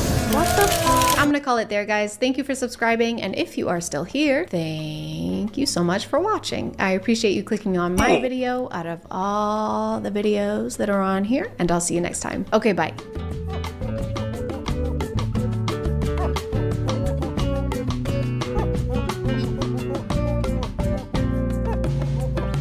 School, homework, detention, swirlies. There are lots of reasons why someone may not want to put their kids in a typical schooling environment. And there are lots of reasons why kids themselves hate school, especially if they live in the US. Maybe not the worst education system in the world, but we sure are gunning for it. With all those reasons, it can make sense that someone may want to try out alternative schooling methods, the most popular being probably online schooling, which is something that a lot of people became familiar with in 2020. With online assignments and Zoom classes, it makes pretending to do algebra while playing Animal Crossing much easier. Then of course you have homeschooling, where your parents get to decide whether you're a dumb kid with no friends or a smart kid with no friends. But recently I found out there's a third option. So we don't teach our children anything. Everything that they learn is in response to either their interests or their questions. We have no curriculum, we have no school hours. We really just respond whenever they want to know something and do our best to make sure they really get it. Free schooling or unschooling is like a branch of homeschooling minus the schooling. This website says it's an educational philosophy that relies on a kid's innate curiosity and desire to learn. In families that practice unschooling, students do not attend school and do not follow any set homeschool curriculum. So they typically don't have any courses. They just go about their day, and if the kid happens to ask a question like, hey, what's math? Then the parent would explain it and try to teach in the moment, which relies on the kid to ask really good, insightful questions all the time, which they usually do. Mom, why is my booger purple? Also, during which year did the French Revolution end?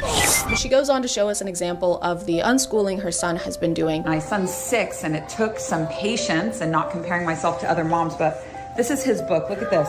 Lamp, egg, jar, lion. This is him doing this by himself. So her son is 6 years old, and this is seemingly the first time he's ever written words down. All of the top comments are pointing out that this isn't very advanced for a 6-year-old, and I don't have a way to gauge whether it is or not, so I asked my mom, who homeschooled 5 kids. She said, well, there are way too many factors to consider. Are they a first child with a stay-at-home mom? Is their birthday at the end of the year? Then wrong there. That's the wrong there, Mom. Yeah, that looks about like I would expect a 6-year-old to write. That doesn't seem extraordinary. And then, of course, she closed it out with the smirking emoji because she thinks it's just a regular smiling emoji, and I am not going to explain to her why it's not. But regardless of skill level, I don't know that this can be called writing, not because of how it looks, but because she mentions he's been going around the house and copying these words down, so he can't write them from memory and probably doesn't know what they mean. He's just mimicking the lines of the letters, so this is more like drawing. She's also said that they teach in moments exactly like this. This is where they would educate while the kid is showing interest in the topic, but I don't think she did that. This is him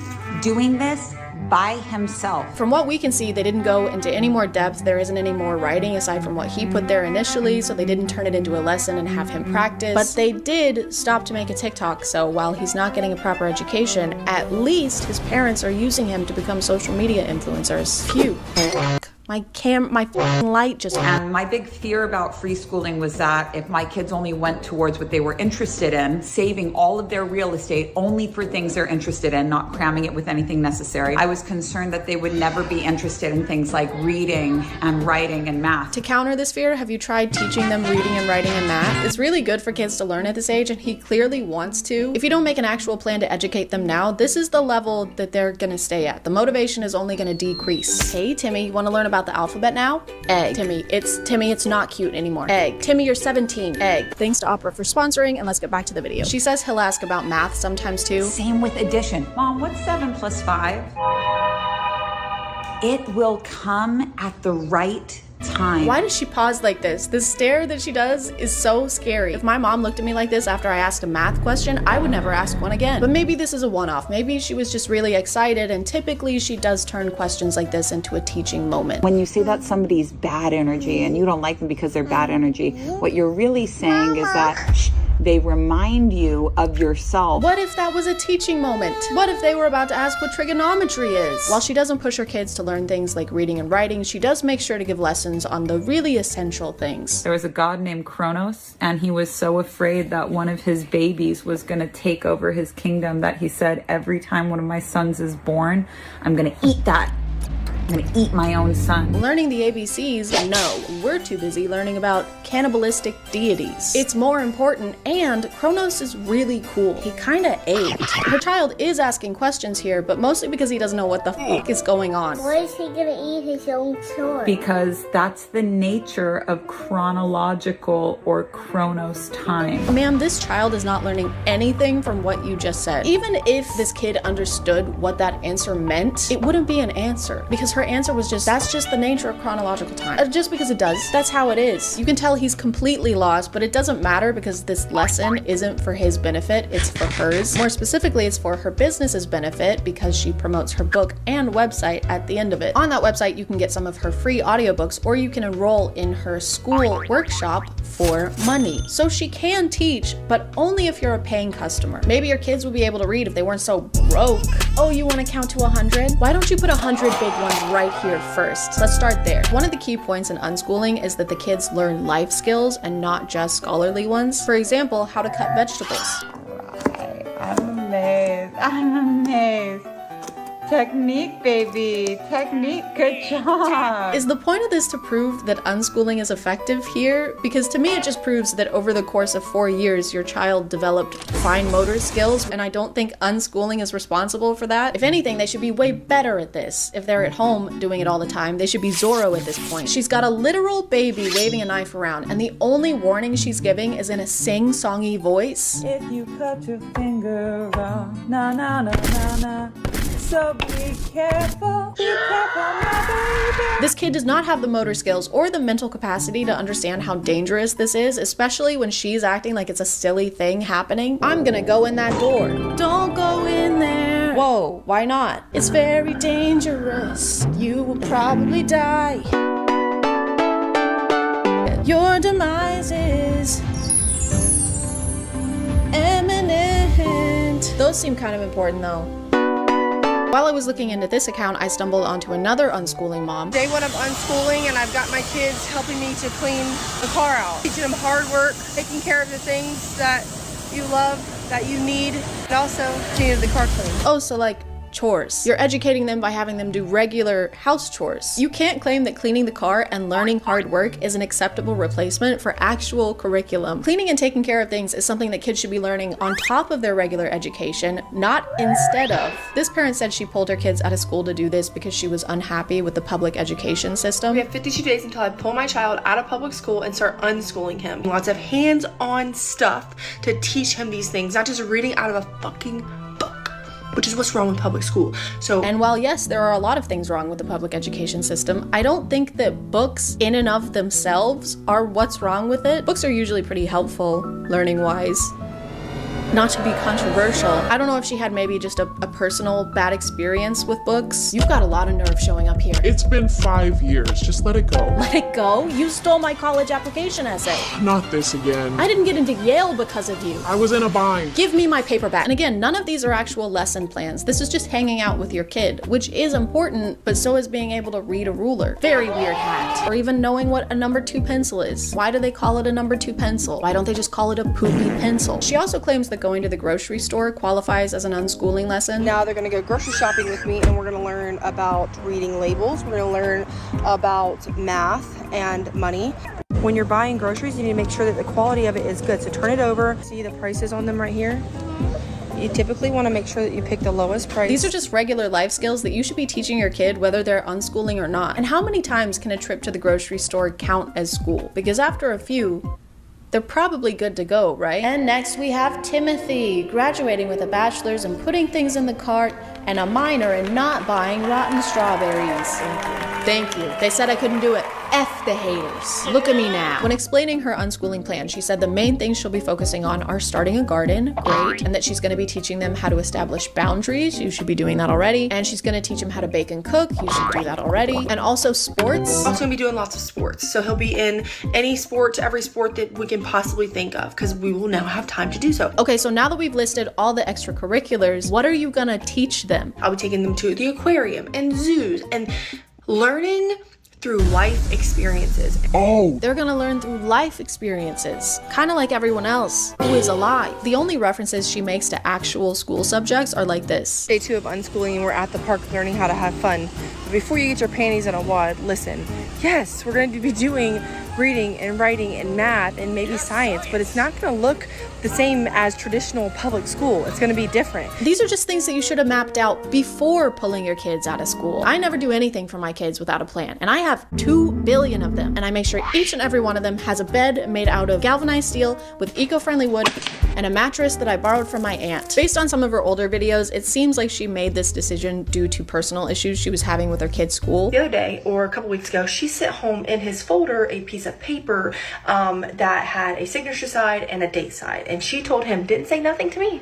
Told him to tell me I needed to take his homework out of his folder every single night, sign and date this piece of paper, and send it back to her every single day. This video has been deleted now, but she's complaining that her son's teacher asked her to sign and date his homework every night, which is usually just to show that you're involved in your kid's schooling and that you understand what they're currently doing in school. And of all the things you have to take care of as a parent, this seems like one of the easiest ones, but she literally refused to do it. Now, listen, I took that piece of paper out and I said, I'm not doing that, baby. I run a massive business through social media. I don't have time, literally. I don't have time to help with my kids' education.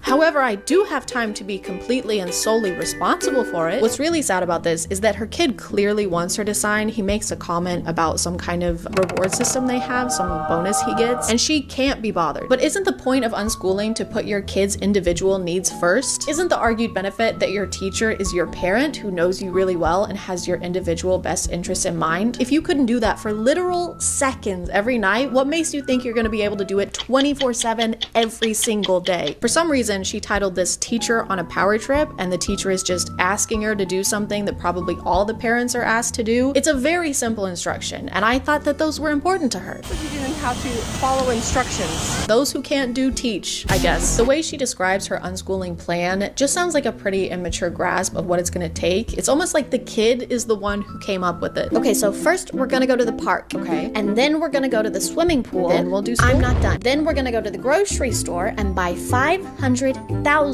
Go-Gurts. How is that school? It's math, bitch. Another concern people had with her unschooling was her kids losing the socialization they get at school. And her response was, oh, they don't need that actually. We don't actually need socialization skills. We need to know how to communicate, which you can do with your parents. We need to know how to connect, which you can do with your parents. And those are skills that you take for the rest of your life to make friendships. All of the things she's listing are things you learn from socializing. We don't actually need socialization. We need to know how to socialize, how to be social, how to interact with people socially in a social way. Her argument is kind of that you can get all the socialization you need from your parents and don't need to hang out with kids your age. And she believes that going to the grocery store is also a form of socialization. There's so many ways you could teach your child how to be social. Take them on grocery shopping trips. Take them to go to the zoo, and teach them how to talk to people. Lead by example. I had no idea that going to the grocery store was so beneficial. It's a math lesson, it's a social visit, it's kind of a one-stop shop, I guess. She also has this video, which isn't a great sign. If the worst thing that happens to my kids from unschooling is not knowing how to socialize, I think they'll be fine. I never leave my house and don't like people either, but I'm still happy and successful. And if she's leading by example, lead by example. Something tells me they also won't leave the house a lot. And it's kind of hard to practice the unschooling method and learn through life experiences when you aren't having any experiences. But I'm sure they'll never get tired of hanging out with their parents or struggle to connect with people their age in the future. Hey, you want to grab a drink with us? If we go to Applebee's, I have a coupon. Oh, we were thinking like a club. Ooh, love a good club. Very hard to get the mayo right though. No, like dancing. Now you're talking. Why are your pants so high? What happens when you send your kid to a classroom for 8 hours a day? That is outside influences impacting your child, because what they're going to learn isn't just coming from you. Beliefs that they're going to have aren't just coming from you. Isn't that a good thing though? Your kid shouldn't only believe and think things that you think. Shouldn't they get a bunch of different opinions and beliefs from people and get a variety of perspectives? If your idea of schooling is making sure that your kid thinks exactly like you, that sounds less like education and more like conditioning. And unschooling is supposed to be about specializing your kids' education based on their specific ideas and interests. You can't tailor education to an individual if you don't see them as an individual. Also, the successful business she keeps referring to is a pyramid scheme. I'm very proactive inside of my profession and my career of being an entrepreneur. They're likely going to follow that path because they're going to see how successful. So, at least she can teach them shapes. A little bit of this reminds me of how I was raised. Again, I was homeschooled. You probably didn't know that. Just kidding. It's probably the only thing you know about me. Sorry, okay? Sorry I'm so mysterious and suave. Sorry I'm so shampoo coated. But my homeschooling wasn't really in an attempt to make me more prepared for the world or because I couldn't necessarily handle a typical school environment. It was more because normal kids are secular and besties.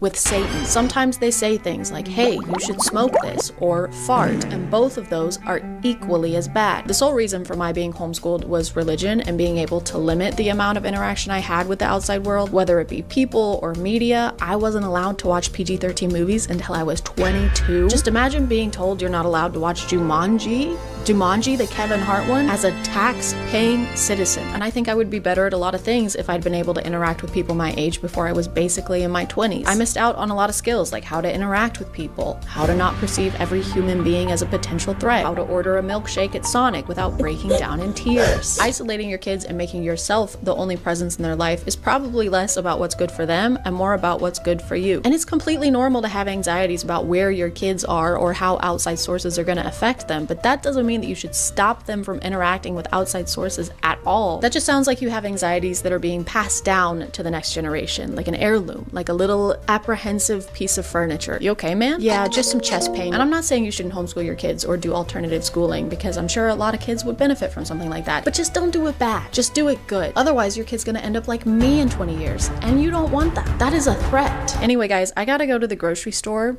for the 5th time today, so I gotta go.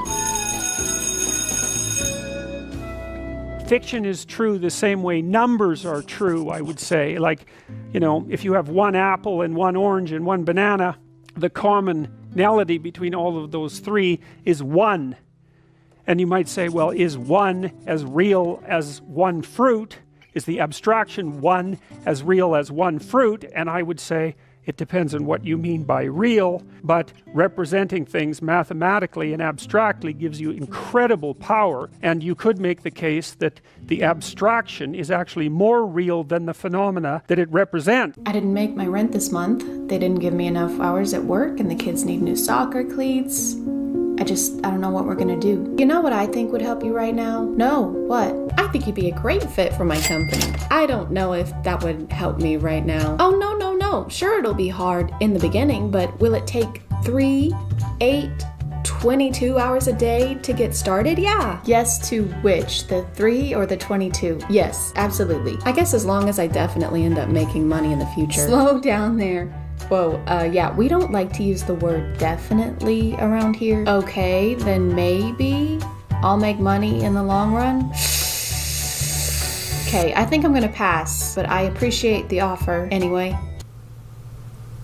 You're a terrible mother. Hey guys, and welcome back to...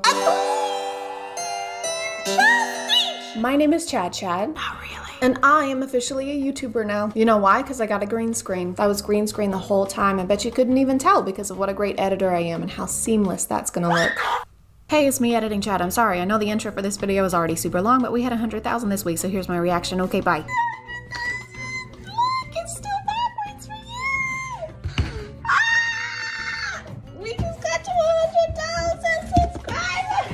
Okay, seriously, thank y'all so much. Welcome to all the new Chadlings. I love you guys. Okay, bye again. One of the most fascinating parts of a new social media app coming out is watching the claws of MLMs slowly reach out and wring it by the neck until it's dead. Like Facebook. I have a sister who joined an MLM, not the sister who has 9 kids. I have a lot of siblings, okay? Everyone does. In the Bible Belt, there's nothing else to do here except go to Walmart and... Actually, no, that's it. You just go to Walmart. She joined an MLM that rhymes with ChadChad and became a life coach for them, which apparently meant that she just had to buy $200 worth of shake mixes to secure her slot, you know, so she could work for them. Disclaimer! This is a disclaimer. Yeah!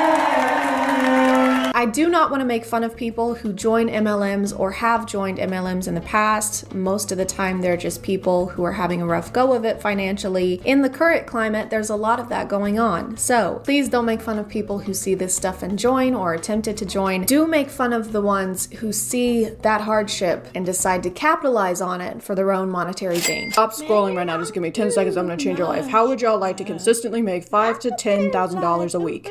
No. It's 100% legal and it's not a scam.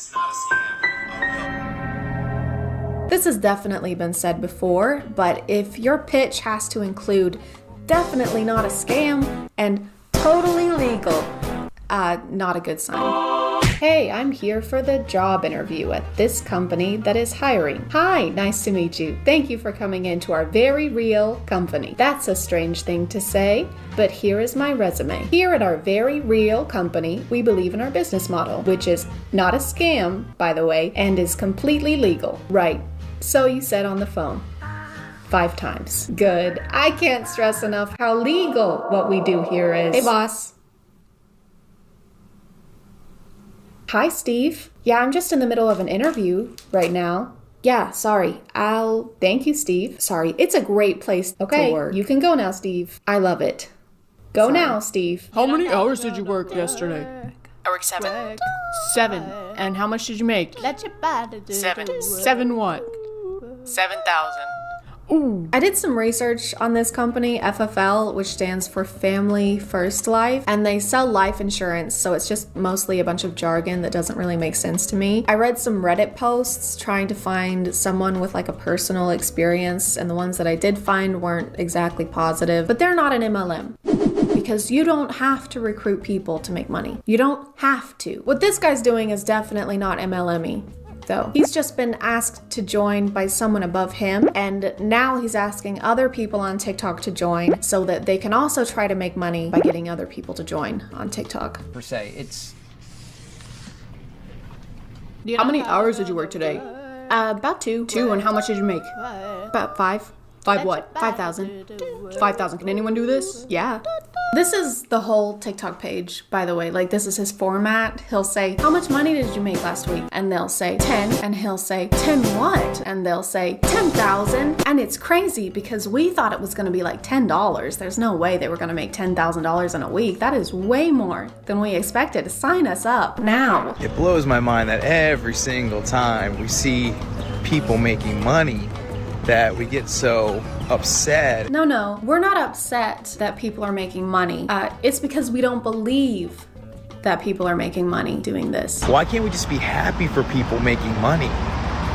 Whatever happened to that time? Like, you should be happy that people are making money here. Typically, when people are making a lot of money, they don't have to convince everyone that they are. And if they do, they don't usually take this approach. I made 10K in 1 week, dude. Oh, cool. How? Click the link in my bio to find out. Oh, I don't want to sign up for anything. I just want to know how you did it. Click the link. Just tell me. Just click the link. It seems like you're lying. Why can no one just be happy for me? Hey, Dad. Yeah. When did you switch careers? 4 months ago. How old are you? 64. How much did you make last month? 14. 14 what? 14,000. But in my defense, I only worked 2.5 weeks. Hey, they're doing the same thing as the other guy. It's almost like they use the same format and change it slightly in order to recruit people.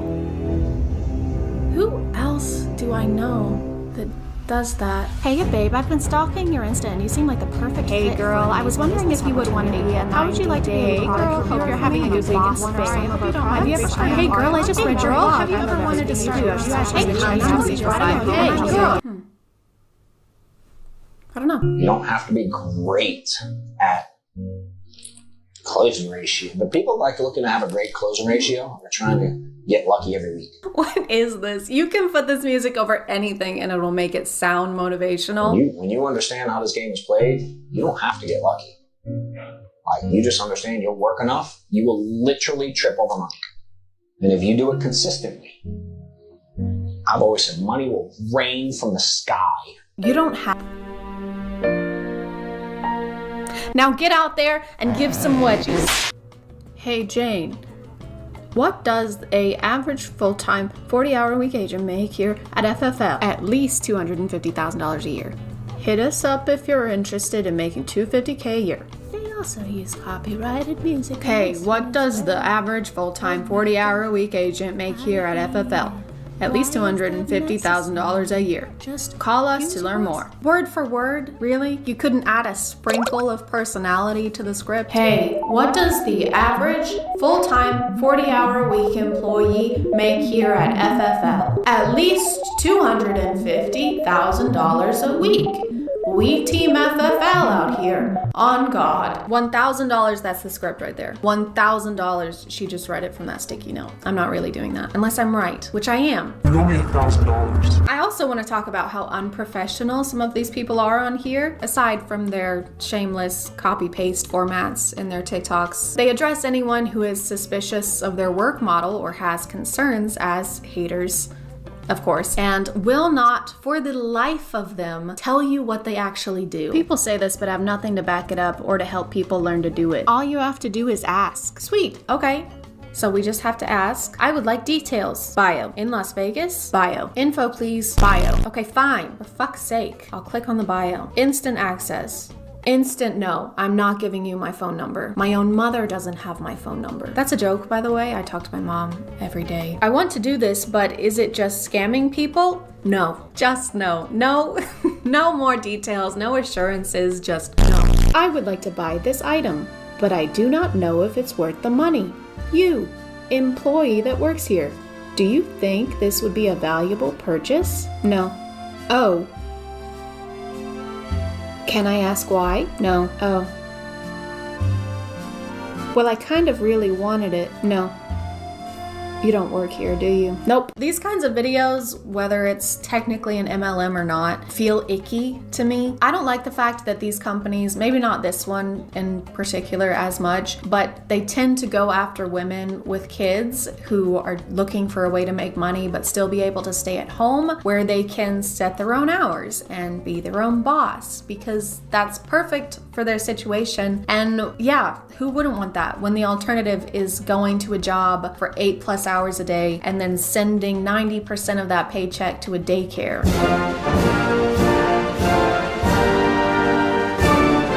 They talk about how they pay for you to get your license, or they give you free training so you can get your license, but then you pay them for leads. Leads like people to call to try and sell insurance to. This says it's $15 to $25 for each lead, and the minimum order is $20. So that's $300 to $500 that you're spending on leads, and just because you get the leads doesn't mean they'll turn into closing a contract. They can go nowhere. So then you'll have to buy more leads. I saw something that says you don't have to buy leads from them. You can get it somewhere else. But then what do you need this company for? Why do we need your company? What is the point of you? Oh, sorry. It's for the amazing TikTok scripts in the mass emails that they send to recruit people, even though you don't have to recruit people to make money. If you click on the link in my bio, you can make $250,000 at least in your first year. I made 20 last week. 20 what? 20,000. Feel free to correct me on anything I might have gotten wrong in this video. I do post once a week, so sometimes stuff can slip through the cracks while I'm researching, but I'm gonna call it there. Thank you for subscribing, and if you are still here, thank you so much for watching. I appreciate you clicking on my video out of all the videos that are on here, and I'll see you next time. Okay, bye.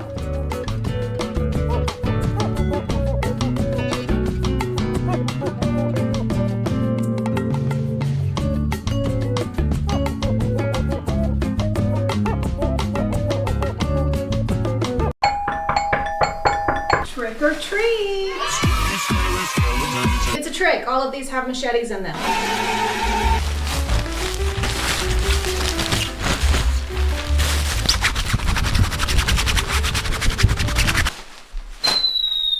Hey guys, and welcome back to Halloween Spooky Cringe. My name is ChadChad. And it's Halloween, or it's around Halloween when I'm filming this. I don't know if it'll be posted by then because deadlines are spooky. Time constraints. But today we're going to be talking about the spookiest thing of all, aging. That's right, today we're going to talk about how youth is fleeting and how you will never ever be as young as you are in this moment in time ever again. Boo! I'm sorry, have some candy. Have some candy. Don't have candy, it makes you old. This may resound with a few of you, but I have never been as worried about aging as I am until I downloaded TikTok. So add yet another thing to the list of problems we can blame that app for. On TikTok, there are dietitians, estheticians, dermatologists, all telling us if we don't eat 12 pounds of raw kale for breakfast every morning, our small intestine will sue us for negligence. She tried to kale me. And the thing is, we didn't even ask for the advice in most cases. It's not like real life where you have to actually go to the doctor's office and seek an expert's opinion. You're just sitting on the couch with the laundry that you were supposed to fold 2.5 hours ago, and now someone is telling you that if you sleep on your side, you'll get chest wrinkles, and if you sleep on your back, you'll get cheek wrinkles. Ideally, you should sleep straight up and suspended in the air on a nice, comfy meat hook. This kind of content kind of goes hand in hand with the clean girl trend on TikTok.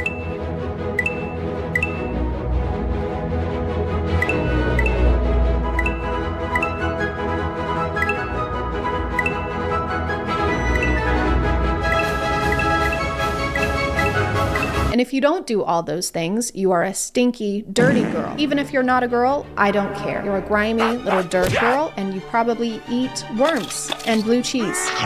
Clean girl is not really a trend, though. It's more a type of lifestyle content, like the Liver King, or people with those really intense morning routines that are like, I like to wake up before the sun because the sun is lazy. I am better than the sun. I'm stronger, faster, brighter, and I have more gas. And if we don't have time for a 19-step morning routine, that's kind of on us. Thank you to HelloFresh for sponsoring today, and let's get back to the video. Obviously, one of the first things you can do to avoid aging is by eating healthy. I'll show you what I ate in the morning, but here's my milk. Raw, of course, with cream on top. Of course, raw eggs for myself as well for energy and nutrients. And then I get work done for a few hours. Then I get a couple more eggs before me and my dog go outside and move our bodies. Obviously, I'm not a nutritionist, so this could be good for you, but do you like yourself? Does this spark joy? Does it spark anything other than stomach cramps? Don't drink coffee in the mornings, drink egg. Don't even talk to me until I've had my cup of salmonella. I'm joking. Wouldn't be in a day in the life if we didn't include my dog's food. You know your meal choices are a little bizarre when I can't tell if you're about to feed that raw beef to your dog or to yourself. Then I go ahead and prep some grass-fed pasture-raised beef liver, practically the only supplement that you need. I eat this every day, 1 to 3 ounces. Both. It was both. It was you and it was the dog. Pasture-raised chemical-free sirloin and eat with my dog. Don't do a jolly little dance. That meat is so raw, you need a plan B. There she is. You're not wearing your Halloween costume. Why are you not participating? Mother, I am deeply concerned for this individual's well-being. She's going to have more scurvy than a pirate. Another technique that you should implement into your anti-aging routine is to stop having human emotion. After years of training my face muscles to stop working so I don't make wrinkles, everyone seems to ask how I can make emotions. You really don't need to use your face muscles to make emotions at all, but I will show you how my face moves at this point. So this is what my eyebrows look like when they're raised. Put them together. This is like saying you can prevent getting gray hair by ripping all of your hair out. Really just solves the problem at the root. I'm gonna show you how to do it. The idea is simple, but you do have to practice. Take your fingers and put them over top of your eyebrows. Push down on your forehead, and just next step is to take your 2 fingers over your eyebrows and try and lift them. It might look crazy, but trust me, over time you're gonna be able to train these muscles to work without these muscles working at all. You don't need to use your face muscles to make emotions at all, but I will show you how my face muscles. Number 1 is avoid repetitive or exaggerated facial expressions. Everyone says that it looks like I have Botox. I don't, but it's because over the years I have avoided moving any muscle in my forehead. I try and not smile too much with these lines on my eyes unless I'm really happy. I can't help it. So when you see something really funny, you can smile, but not too much. And not for too long. It's like one of those TikTok POVs where there's a numerical limit on every bodily function. Don't worry, I'm sure you'll get more smiles this year. Yeah, I hope so. Are you serious? What happened? I only got 1 smile for the whole year. Oh man, I got 69. Number 2 is sleep on your back. If you don't, you're creating wrinkles all over your face and you're actually making your bone structure uneven over time. Trust me, you don't want that. Number 3, sunscreen is good, but staying out of the sun is better. SPF is okay, but have you tried never going outside? I was unknowingly doing this tip for all of 2020. I'm pretty sure she just means that you should limit the amount of time you spend in the sun and not that you should never ever go outside, I think. But people don't typically go outside just to be in the sun. There's usually a reason, like you're taking a walk or you're hanging out or playing a game with your friends. And you should do those things without worrying about the potential of getting wrinkles 20 years in advance. That's like worrying about a homework assignment that hasn't even been assigned yet. This is going to be the longest and most important essay I've assigned so far, so do not wait until the night before. I'm looking at you, Seth. This makes up 97% of your grade. When is it due? When is it due? That's for me to know and you to never find out. 3 anti-aging tips from a facial plastic surgeon. Number 1, sleep on your back and avoid sleeping on your face. When you sleep on your face and apply pressure to certain areas, you develop these sleep lines that turn into wrinkles over time. There are a bunch of videos like this giving tips on how to sleep to avoid getting wrinkles. You're only supposed to sleep on your back because otherwise you'll age unevenly. But how are we supposed to make sure we're doing that? We're sleeping. You're gonna wanna set alarms for every 30 minutes throughout the night just so you can make sure you're only sleeping on your back. What do you mean you're not comfortable and you can't sleep and you're about to lose your job? Well, don't cry. You're gonna give yourself crow's feet. I would know. What are crows? I'm not saying that you shouldn't do any of these things. Skincare is a hobby for a lot of people. I like skincare. I do some of the skincare. I do some of the skincare things. I even have one of those scary LED masks, probably because someone on TikTok told me to. And it also serves as a low-cost home security system.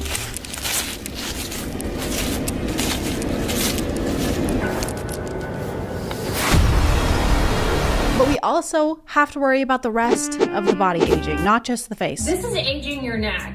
Looking at your phone like this creates a crease here, and combined with UV exposure can cause horizontal necklines, otherwise known as tech neck. So make sure you hold your phone at eye level to avoid unnecessary creasing of the neck. This might be a good posture tip, but I don't think that we're gonna be able to just stop looking down in every situation. Wait, don't move. What is it? There's a rattlesnake right under your foot. Oh my God. Don't move. I'm not. Don't look down. I'm not. I'll get a neckline. Do not move a single muscle. I can't. I trained myself not to use my muscles. Oh shit. He's lunging. Oh my God. Oh my God. Oh my God. Oh my God. Is it bad? Holy shit. Oh my God. Today we need to talk about laugh lines, what causes them, and 3 simple solutions that you can do every single day to treat them. Can you really treat wrinkles? It's not the bubonic plague. There's so many strange terms for this stuff, like aging gracefully. Are we doing ballet? Is this the nutcracker? Am I cracking nuts right now? I want to age awkwardly and clumsily. I want to trip and fall through time and then cannonball into my casket. Then I want my casket sent through a wipeout course. Premature aging is another one. The combination of that creates premature aging to the hands. Premature implies that something is happening too soon or at the wrong time, and there's no wrong time to age. It differs from person to person. That's like saying I came prematurely. The invitation said 6. Second cause is gravity pulling our face down at all times, and my solution is to sleep as flat as possible. Because if you think about it, you're upright, gravity's working on you all day. Why would you sleep in any kind of an upright or elevated position? You're just going to be giving gravity the chance to keep pulling down on your face. I think it's pretty clear what we have to do. We have to eradicate gravity. Because do we really need it?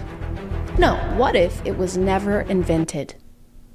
Nothing would change. Thanks, but no thanks, Sir Isaac Putin. Why would you sleep in any kind of an upright or elevated position? You're just going to be giving gravity the chance to keep pulling down on your face. Gravity doesn't go away when you're laying down, though. It's not like the monster that's only going to hurt you if your foot is hanging off the edge of the bed.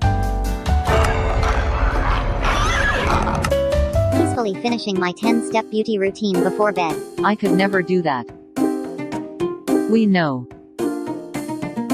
People aren't ugly because they don't have time to do a super intense nighttime routine. Not only is it time consuming, it's also very expensive. Some of the clean girl routine videos involve closets, literal closets full of products. For a lot of them, that's their job, so it makes sense for them to be trying out new products. They're like the Olympic athletes of skincare. Oh my God, dude, look at this guy. I mean, he's so bad at swimming. Like, what are you doing? Just get better at swimming. I work in a call center, Michael. Who are you taking calls from? Poverty? This is an anti-wrinkle straw. When you drink out of a normal straw, you purse your lips, which causes lines and wrinkles over time. And we don't tolerate wrinkles at Bear Plastic Surgery. When people call you extra, just look them in their face and say, am I extra or are you basic? Be a blessing. I would rather have wrinkles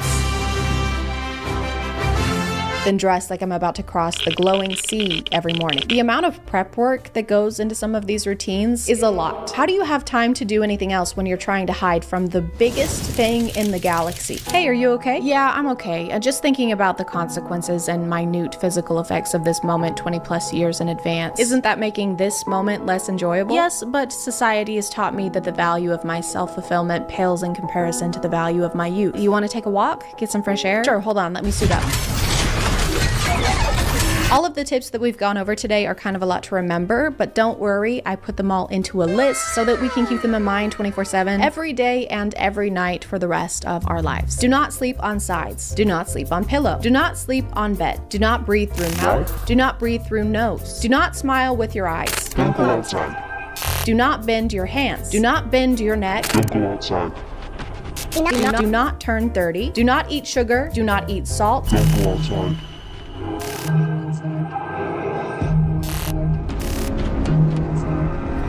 Do collect the blood of 20 virgins and offer it to the universe in exchange for everlasting youth and beauty. Look hot forever. Drink egg.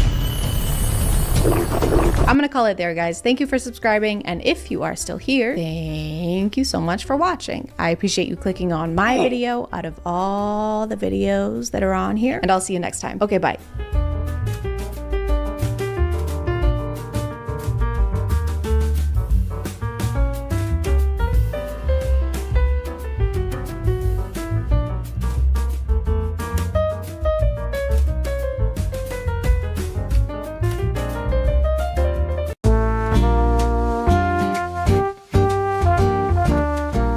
Hey guys, my name's Rob. And my name's Gary. Today we have a letter in from Mitchell, and he says, my friends want me to share my snacks at school, but my mom only packs enough for me. How do I tell them I don't want to share? Uh-oh, Mitchell. Now, Gary, what does the Bible say about this? Well, Rob, it says in Ephesians 12. Hey, Rob. Hey, Larry. I mean, Gary. Oh, hey, Willie. What are you doing here? I just stopped by to drop these off for Gary. You left them at our house last weekend.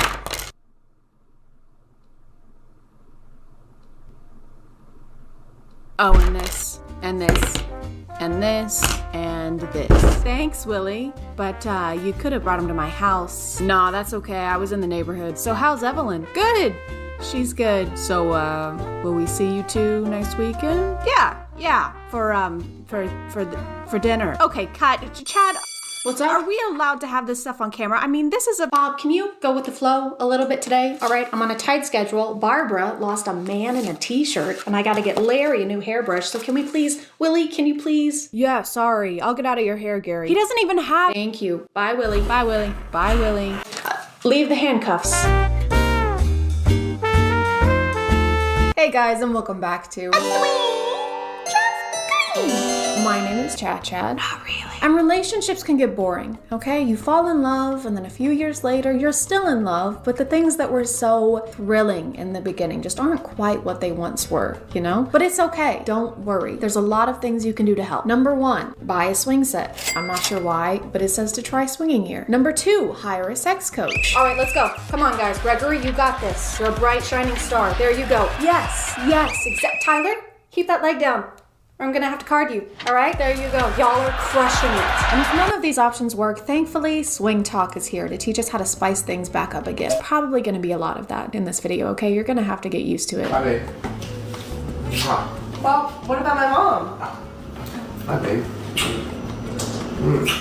I'm gonna miss y'all. Hi. Here on the ChadChad channel, we don't believe in not starting out strong. What about my mom? Needless to say, this is the video that sent me spiraling down a rabbit hole. I feel I should clarify that this is not representative of the swinger community on TikTok, okay? They're very helpful over there. Their accounts are mostly just giving advice to people interested in testing out the waters and trying to connect people. I'm talking specifically about this inner circle that I seem to have stumbled upon that consists of around 5 accounts that post jarring content like this. Kind of reminds me of the Rick Lack situation, except maybe worse. I don't know, that's a tough one. I think they're on maybe in the same tier. They're in the same boat. Do you want to know how I make my man happy? I let him play with my mom. Yeah. I'm not gonna lie. Like any TikTok community, they have trends that will get popular and they'll each post their own version of something. But these accounts seem to only have 2 or 3 trends that they really latch onto. And unfortunately, this is one of them. You wanna know how I keep my man happy? I let him play with my mom. This is not actually her mom, by the way. I feel like I should go ahead and clear that up for y'all. They're not actually related, but I personally like how unimaginative they are with these. Like her and her mom are standing in front of the oven just f***ing with a towel. So what super interesting thing should we pretend to do while you say goodbye to us? Well, you could be brainstorming on how to make content that actually takes effort instead of baiting people into thinking we're in a relationship. That sounds like a lot of work. Let's just fail to fold a towel. You know what? That's a great idea. Let's do that. You want to know how I keep my man happy? I let him play with my babysitter. Aren't most babysitters like high schoolers or young college students? Yeah, I'm that kind of wife. You're what kind of wife? The kind that's going to prison? She looks incredibly uncomfortable here. Please blink if you're in danger. This looks less like a sensual interaction and more like one you would have with a family member you're not comfortable with who's trying to tickle you. Oh, you're no, so Aunt Michelle, I'm not. Oh I'm not my ticklish, God, you've so- grown so much. I said stop, Michelle. Yeah, I'm that kind of wife. I love how she says that. Like, that's the kind of wife we should all be striving to be. Like, you and your spouse, you can do whatever you want. That's fine. But it's also fine if you would prefer your spouse to not grope at a woman like he's gonna skin her for Cruella de Vil. You know what makes me such a shitty wife? I cheated on him with our babysitter. Like, for real? No, Hunter, nothing is for real, okay? Keep up. We need you at the top of your game, all right? Blonde is my mom, the redhead is my cousin, and the brunette is our babysitter. But can you imagine this being the way someone tells you they cheated on you? I don't know what my reaction would be, but I'm pretty sure his is too tame. You want to know why I'm the most horrible, awful, disgusting wife on the planet? Because I killed his best friend. What?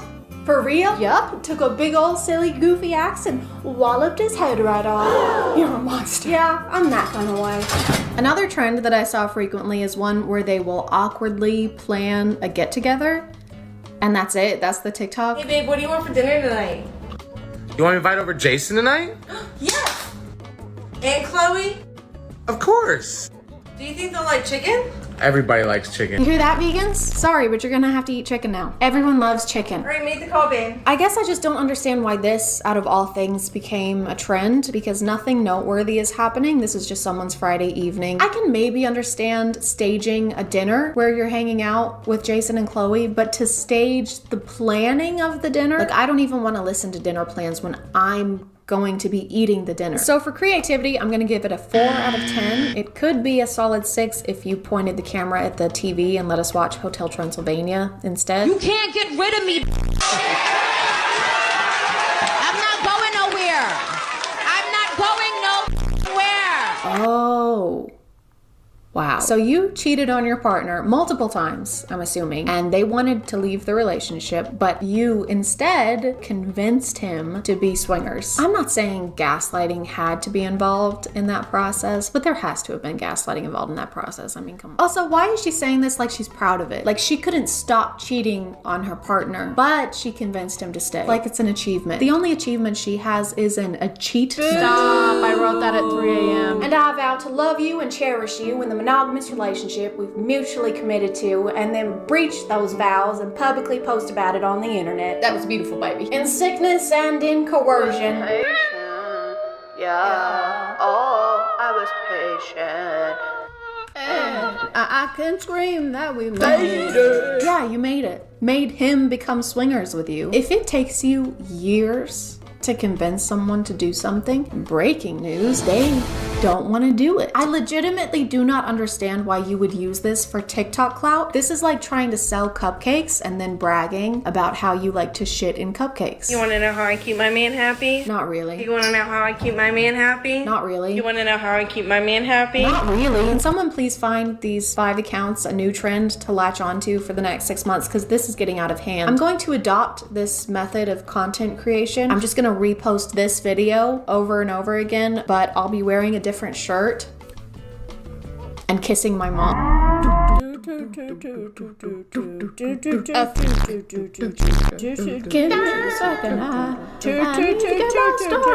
So when you said it took you years to get him to agree to being swingers, all that was true, except the agree part, you know, the most important part. I can't tell if this is also baiting or if she's playing a character. Either way, why would you joke about this like it's a cutesy little thing? I'm technically still cheating on my partner because he's definitely not comfortable with the arrangements we've made. Silly old me. Don't know the words to this one, so I'll say what's relevant. I don't give a about none of that. About none of that. Ma'am, He does not want to do this. How many times do I have to tell you? If he was comfortable with swinging, wouldn't he not care that you're flirting with other people? I've never been in a relationship like this, so feel free to correct me if I'm wrong. But even if he had agreed to this and was taking issue with something you were doing, isn't that a boundary that you guys should discuss together instead of posting a TikTok and saying you don't give a Bethany, is this yours? Oh yeah, that's mine. You can't just buy a $20,000 car without talking to me first, okay? Half that money is mine. I mean, even a text message letting me know would have been nice. Are you even listening? I don't give a What are you doing? I don't give a I don't give a when your spouse won't get off your ass. Wow. Okay. About something super insignificant and post.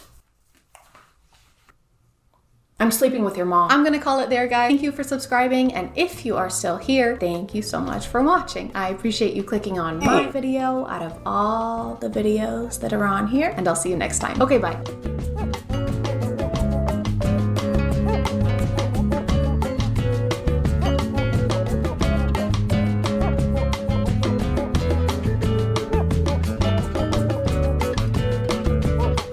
Hey guys, and welcome back to Boat of These Nuts. A cringe. My name is ChadChad. And lately, everyone on TikTok has been freaking out about a cruise ship. Can you imagine the type of drama that's gonna happen on that boat? Oh my god, the Serenade Age of the Seas is being hit by a storm. They're not letting us out on deck. I made an ultimate world cruise bingo card. I hate it here. That's insane. Yes, it started weeks ago. Yes, I am late. Yes, I recently started playing Fortnite and it's all I can think about. But this isn't just any kind of cruise. This is the ultimate world cruise. Cruise. And you might be thinking, well, why is everyone talking about this? It's just a boat, right? People go on boats all the time and nothing has ever gone wrong with that historically. However, this cruise has been causing some buzz because it lasts for 9 months, almost a whole year, which kind of makes it less of a vacation and more of an expedition. What are we gonna do today? Relax. And what are we gonna do next month? Relax. And what are we gonna do next year? Relax.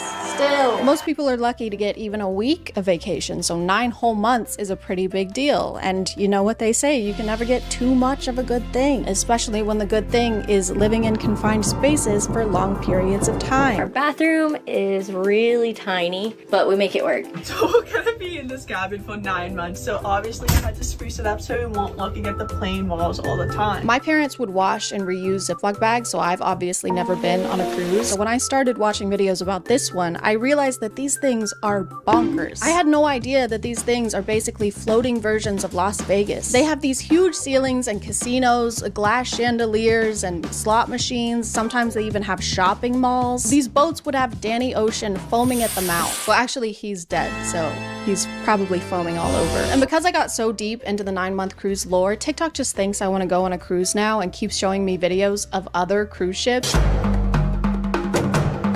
They have go-kart tracks and a water park. When did these get so intense? They aren't even boat-shaped anymore. This looks like you could use it to dehydrate meat. This is not at all what I pictured cruises being like. Whenever people talked about them, I just assumed it was like the sea version of camping. Like being away at sea is just not something we have to do anymore. I don't think people in the 1600s would have opted for that if they knew about Delta Airlines. Dearest children, it's day 197 of our vacation. Yesterday, we lost only 5 to scurvy. Things are finally looking up. There's a witch on board spouting about how we need fruits or whatever. Says we need more vitamin C, but we have quite enough C. Thank you very much.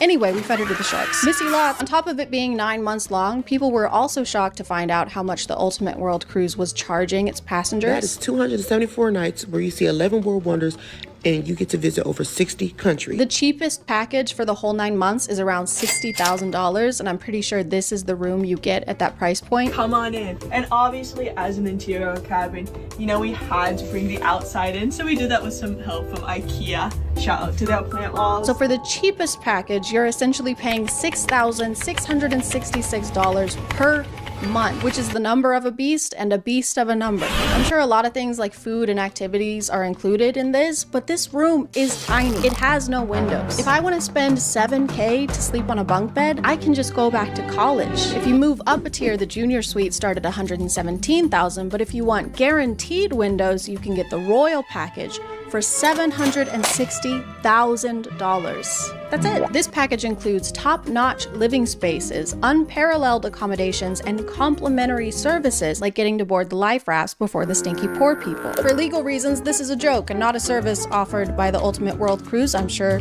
they treat every passenger equally and would never sue a YouTuber. A lot of the ship's passengers started posting videos to kind of document their journey, including ship tours. The Centrum is also just the main meeting area for any big party that the ship is having. So, and a few other things on Deck 5 is Next Cruise, which is where you can book your next cruise. They even have a place dedicated to where you can book your next cruise in case you're still feeling a little too financially stable. Because if there's one thing I love to do on vacation, it's pay for a whole nother vacation. The passengers have also been posting videos to give us an idea of what the food is like. That was like an American night, so look what my husband had.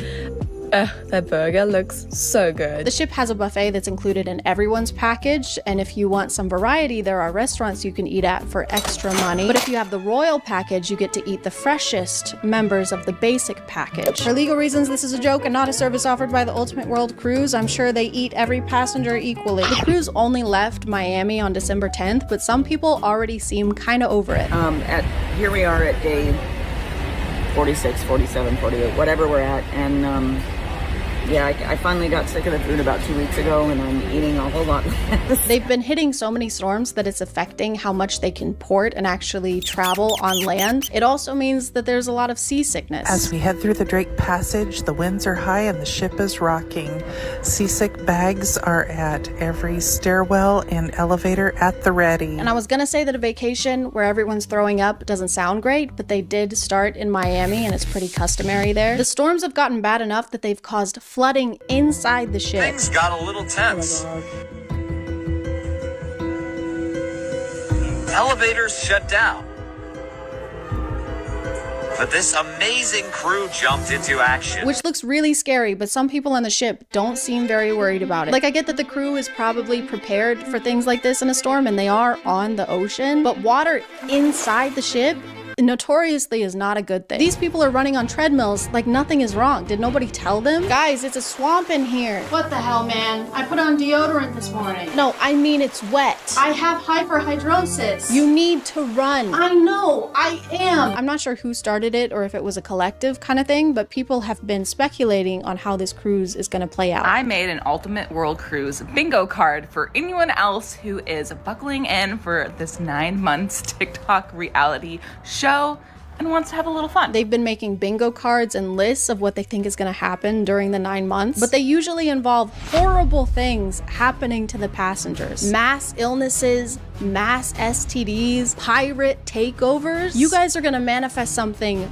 really bad for these people. None of this can feel great for them. Imagine how unnerving it would be to see the internet essentially betting on your trip going wrong somehow. Oh, you're going on vacation. Great. That's great. I sure hope nothing bad happens. I sure hope you don't get chlamydia. Eventually, the cruise was being termed a reality show, with the lens, I guess, being the passengers' TikTok videos. Several of them are influencers, and whenever TikTok finds one of their videos, a lot of the comments will say things like, "New character unlocked," or "I love finding a new character." And I think it's funny to act like these normal, real people are like playable characters in Super Smash Bros. Dark Samus versus Natalie from Rhode Island. Fight! Okay. I know people are just curious to know what's going on such a big ship with so many people, but to me it feels weird to act like they're reality TV stars or on some kind of show. Like, some of these bingo cards aren't predicting light things like someone getting a sunburn. They're predicting things like a murder mystery. I know this is a game, but the game is not Clue. And a brawl? This is a cruise ship. A lot of the passengers are like over 60 years old. What are they gonna brawl about? Gas prices? This one just says iceberg.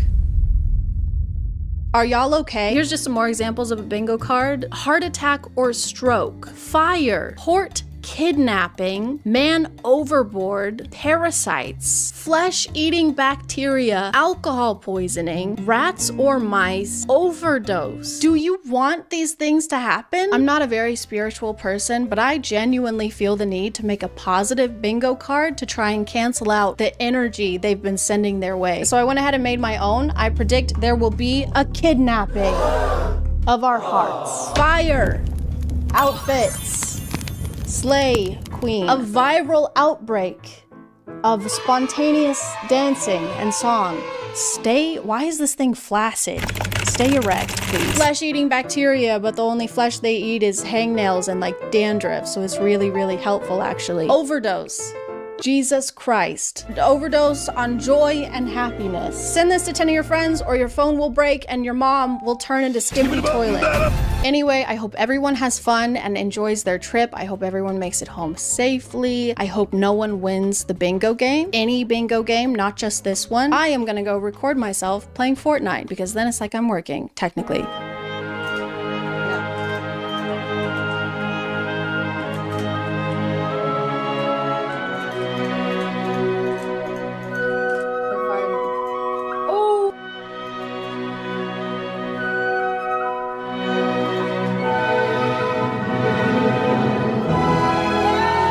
Okay, bye. Hey guys, and welcome back to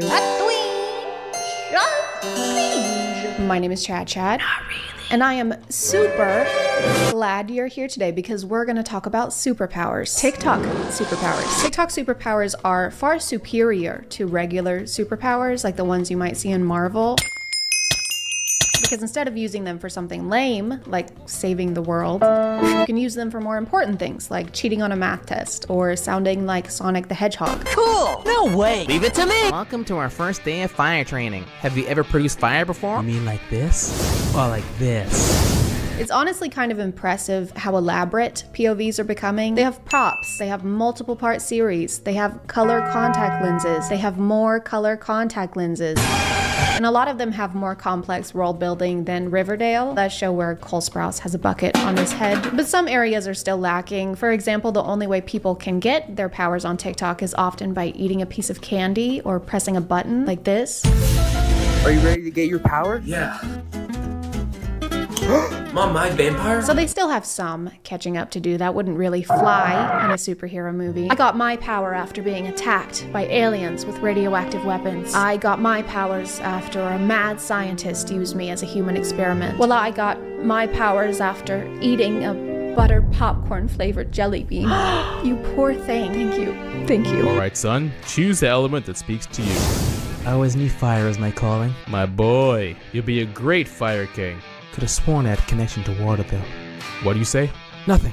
Remember, water is our enemy. A lot of these happen when our main character turns 18, which is a really chaotic age already, I think. 18-year-olds are scary enough emotionally without having the ability to set your own fire. They also rarely specify if what's happening to our main character is happening to everyone else in this universe or if it's just them. If it's the first option and a bunch of these super powerful abilities are being given to a bunch of 18-year-olds at the same time, I think we would need more than a team of middle-aged men and one dead woman to bail us out this time. Now listen close. No, I've already mastered fire. Just watch.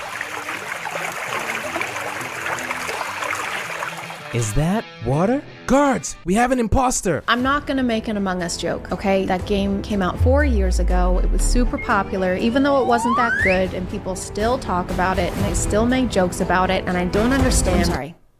I didn't mean to vent. Did you receive any powers yet? No. Everyone's already received their powers but me. I guess I don't get any. How can a powerless loser like her even show her face at this school? I know, she shouldn't even exist. Mom, I'm leaving this city. I'm the only person without a power. I don't belong here. I think that's best. Mom, why did you call me?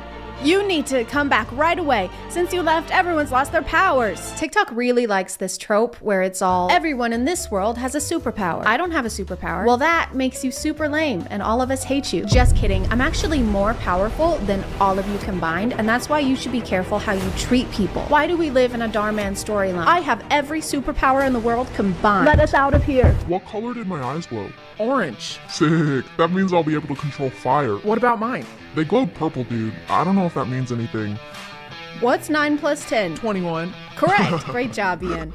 It's not actually 21. He can just control minds. So if purple means that you can control minds and orange means that you can control fire, does red mean that I don't have glaucoma? Pink must mean teleportation and not that someone farted in both my eyes. Where did you even get that top? You said I could keep it. Oh, right. Yeah, you can have it if you want it. Heh. I like this power. Hey Jake, do you want to go on a date sometime? No, I don't. We should go on a date. I said no the first time.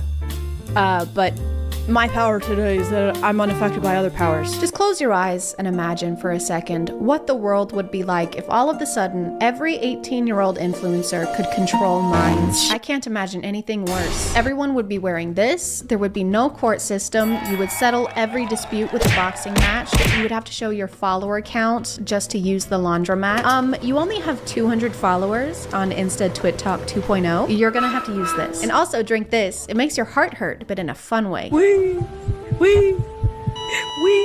Hey, new girl, what's your power? She looks like she couldn't hurt a fly. She doesn't have one. Let's mess with her. What the?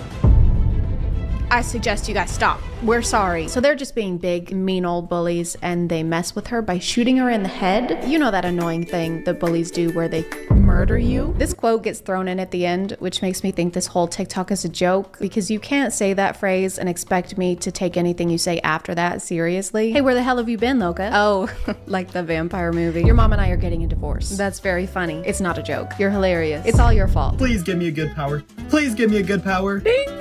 Oh! Talking to objects? That's so lame. I seriously got the worst superpower possible. Wow, you look really good, man. Wait, you think so? What shirt should I wear to school today? Wear me, red sexy. The blue goes with your eyes. This is like the Disney version of what would happen if objects could talk to you. In real life, I think it would be much less of a symbiotic relationship. You should really get that checked out. Dude, I just can't keep defending you. I'm supposed to go on the foot. Nolan, what's the answer to the problem? Psh, it's 3. The answer's 3. That's correct. I don't understand how this is a lame power. You can talk to literally anything. You could be a detective. You'd be like Sherlock Holmes on pre-workout. But there would probably be situations where you'd have to interrogate sentient objects. She's just right in here. Where? There. Where? The chair. Oh no, she's not in the chair. No, just the chair. Just the chair. No, she is chair. Excuse me, you dropped this. Oh, thank you. Wait, this isn't my hat. Oh, just keep it. I think it looks great on you. It looks kind of cute on you. You're pregnant? How did you know? I didn't tell anyone. I don't know. I just kind of knew. I know it's just what was available at the time, but I love the idea of this super powerful relic being a New York Yankees cap from Urban Outfitters. This ancient artifact that looks like marble cake allows you to shapeshift into marble cake. These prehistoric candles that look like give you the power of sticking things up your ass. Hey, what's going on? This little old lady gave me this hat and I think it tells me everyone's biggest secret. Whoa, slow down. What are you talking about? Test it on me so you know if it really works. Okay. I mean, I don't even know what my secret would be. Get out. What? Get the out of my house. I've never slept with any of my friends' siblings, but if I had, I would probably avoid people with hats.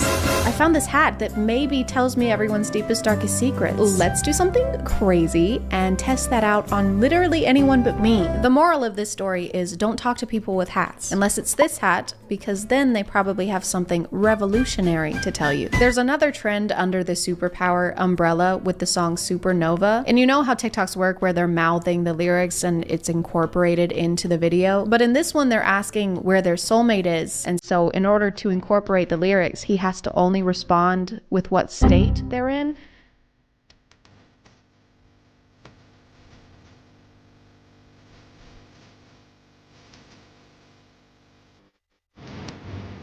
Oh, wise and all-knowing one, where is my soulmate? Alabama. Are you sure? Positive. Okay, well, which part? I don't know. What do they look like? Beats me. But what's their name? It's your best friend's brother. I knew it. Boys, here's the water squad. Burn, boys, why are you on our land? What? This is mutual ground? It was mutual ground, but now it's ours. I'm not sure you want this. Smoke? Oh, is it gonna burn us? We don't want that smoke. I don't remember this scene from West Side Story. Water is always the enemy of fire in these, but realistically, fire couldn't beat water. Water cancels out fire because they're opposites. Like the Ace family and not scamming people. Like David Dobrik and not giving people head injuries. Like Chris Rock and not keeping my wife's name out of his mouth. A lot of these end with some kind of twist so that they can potentially turn into a series, but most of them are like 30 seconds long, so you have to cram a lot of information over a very short period of time to try and reach the main conflict. So it's kind of like watching one of those YouTube videos where the movie speeds up every time a certain word is said. But I think these are great, honestly, because superhero movies are getting too long. Eternals. So these are a great option if you want to watch a superhero movie, but in the time it would usually take you to watch the Marvel intro sequence. Happy birthday, honey. Thanks, Mom. Don't forget to eat your Lexapro so we can find out what your superpower is. Okay. So, what's your power? Constant nausea? Oh my god, that's the rarest power of them all. Really? Attention. All people with constant nausea are extremely dangerous and will be arrested. Oh no. Hey you, with the dry mouth and increased fatigue. How do you know my name? You're under arrest. Oh, I don't think so. Oh my god, what is that? She's so much more powerful than anyone else. I'm gonna call it there, guys. Thank you for subscribing, and if you are still here, thank you so much for watching. I appreciate you clicking on my video out of all the videos that are on here, and I'll see you next time. Okay, bye.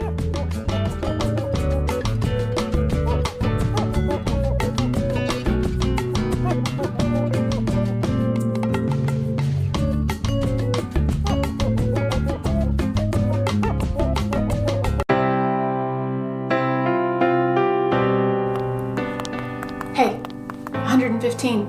This is our room. Looks like there's only one bed. Oh, there's another bed right there, actually. It's okay, I'll take the floor. I mean, if you want, but like I said, there's one right there. You know, when your mother hired me to be your bodyguard, actually you're supposed to be more like a travel companion who sometimes does errands for me, like picking up my dry cleaning, which you didn't do today. I couldn't stand you. Ouch, okay? But now I can't stop thinking about you. Kinda wish you'd channel some of that thinking into my dry cleaning. I guess I'm wondering if there's any chance you feel the same way. If I say yes, will you go pick up my dry cleaning? Yes. Okay, then yes. Yes. Hey guys, and welcome back to My name is ChadChad. And the hair is red now. If you don't like it, you're gonna have to take it up with the Chadlings. They made that decision, not me. And then go follow me on Instagram so that you can vote when I inevitably am about to make an impulsive decision to do with my appearance. I wanna talk about POV TikTokers again because I can't seem to avoid them. That's probably because every POV TikToker page I find always has millions and millions of followers. For someone who spends so much time on TikTok, you'd think I'd be used to seeing POVs of people falling in love with their bodyguard.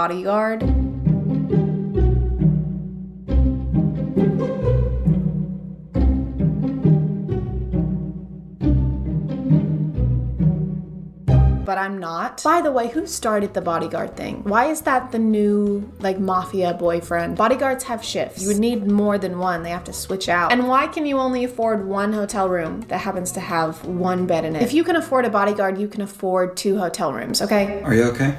You seem a little off. Oh, okay. First of all, nothing to be embarrassed about. Totally natural. Second of all, let's get this jacket around that waist. Don't worry, it's my jacket. Doesn't have cooties. Alright, I know I got a pad here somewhere. Oh, there it is. Okay. This is for you. If you want a tampon, go to the nurse's office. She's got plenty. You're gonna be wanting these. Tylenol and ibuprofen. It helps with the cramps. And, yep. New shorts. They might be a little big on you, and if they are, don't worry. You can take my jacket home. Just bring it to me tomorrow. Okay? You're gonna be fine. So, you had an idea, and you were like, this is a good one. So you came up with what you were gonna say. Let's get this jacket around that waist. Filmed it, watched it back, probably a lot more than one time. And at no point did it cross your mind to be like, maybe I shouldn't smirk or wink at the hypothetical student I'm talking to in this. The confidence it takes to watch this back and have 0 second thoughts is substantial. This video makes him seem like kind of a savior, like he's doing this person a huge favor when it's just the bare minimum, really. Like if a woman made this TikTok, everybody would be like, yeah? And? Yeah, I'm okay with touching an unused pad or tampon, and I'm not totally repulsed by periods. I'm just not like other guys. Let's get this jacket around that waist. Don't worry, it's my jacket. Doesn't have cooties. And the jacket comment, where did that come from? Here, use my jacket to cover the stain. Great, thank you. Don't worry, it doesn't have cooties or anything. No weird germs. It's perfectly clean. Well, I wasn't thinking that.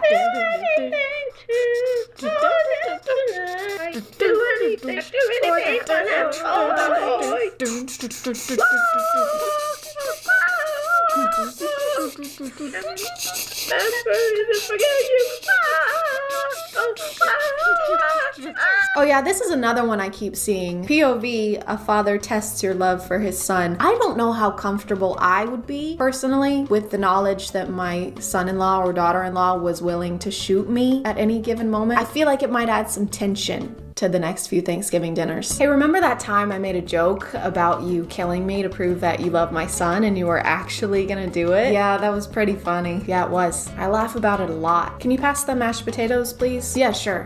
If you prove you love them. What? Prove you love the mashed potatoes. Are you serious? Right now, what is your obsession with this? Take this knife and kill those mashed potatoes. Why is that the deciding factor though? Like, where is that gonna be helpful at all? Why can't it be something more tame? Like, how many hours would you listen to my son talk about seasonal content on Destiny 2 before you lose your goddamn mind? This is the up soundtrack, so it's really sad. Imagine it in your head because of copyright, okay? When I saw this, I was confused because I thought the car hit her and that's why she was screaming. All right, did you get your pillow? Yes, Dad. What about your sleeping bag? Dad, I've got it. I'm gonna be fine. I know, I'm sorry. It's just my baby's first camping trip without me. Where does the time go? Dad, don't get all mushy. You're right. I'm sorry. Bye, honey. Have fun. Bye, Dad. Oh, stay out of... I got hit by a car. Sorry, I didn't see you. Please don't sue me. What? Are you gonna call an ambulance? Oh my God. Hey, ooh, sorry, did not mean to interrupt. Hello, young lady. Nice to have a pretty thing like you around here. Anyways, wanted to tell you that I'm gonna take your mom out. We're gonna get dinner for like 4 hours, so you know, do your little thing.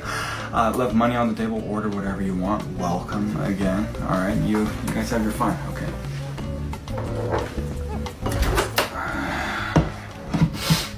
Oh no, act like I ain't even here. Just have your fun.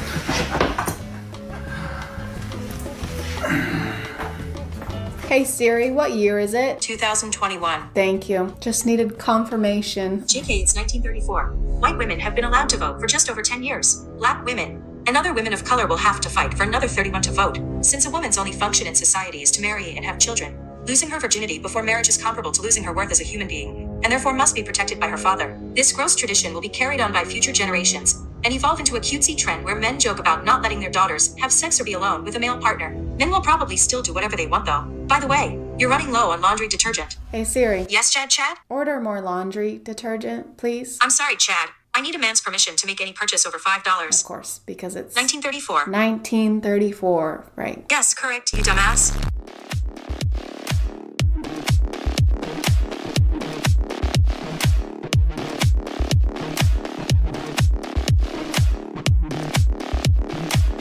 So he just shoots them. I can't say I'm surprised. Most of these POVs either end with misogyny or someone dying. I don't understand though. POV, one of the parents hit on my wife. Which parents? Like, are you at a PTA meeting or do you mean your parents? Because I can't decide which one is worse. Why is she so nonchalant about what just happened? Honey, these are my moms. This is Abby, my girlfriend. It's nice to meet you. Abby, that is such a lovely name. I guess it had to match the rest of you, huh? Did you just shoot your mother?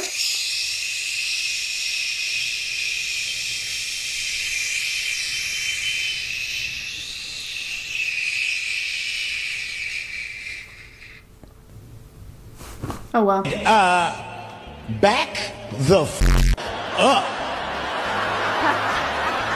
When did this become a whorehouse? Can someone please tell me why these are a staple in POV TikToker content? Every page, without fail. Remember, ladies, don't cuddle your boyfriend because that makes you a whore. But ChadChad, it's not sexist, okay? It's not because it's his daughter, it's his child. He would do the same thing if it was his son. He's just trying to protect his child.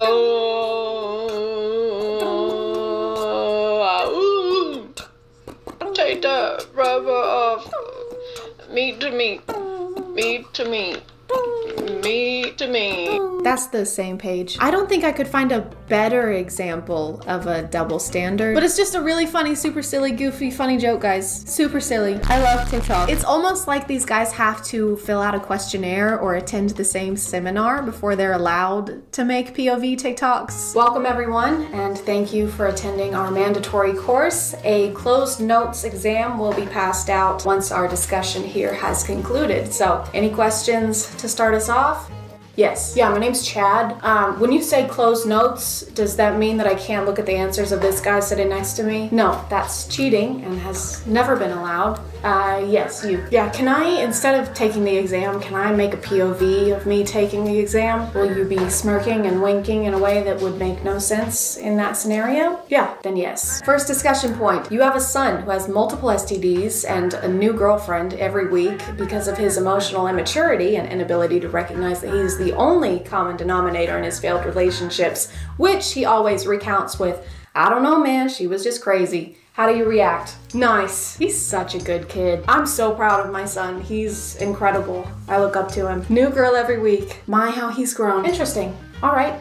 Next discussion point. Your daughter is in a healthy, long-term relationship, and you walk in on her and her boyfriend cuddling on the couch. God, no. What? No. God, no. What? Please. Did you say? How could she do this to me? My daughter is a fucking slut. All right, I've had enough of these. You're welcome. This is typically where people would do an ad read, but I'm still a baby YouTuber. So thank you to you for sponsoring this video by watching it and interacting with it. And if you are still here, thank you so much for watching. I appreciate you clicking on my video out of all the videos that are on here, and I'll see you next time. Okay, bye.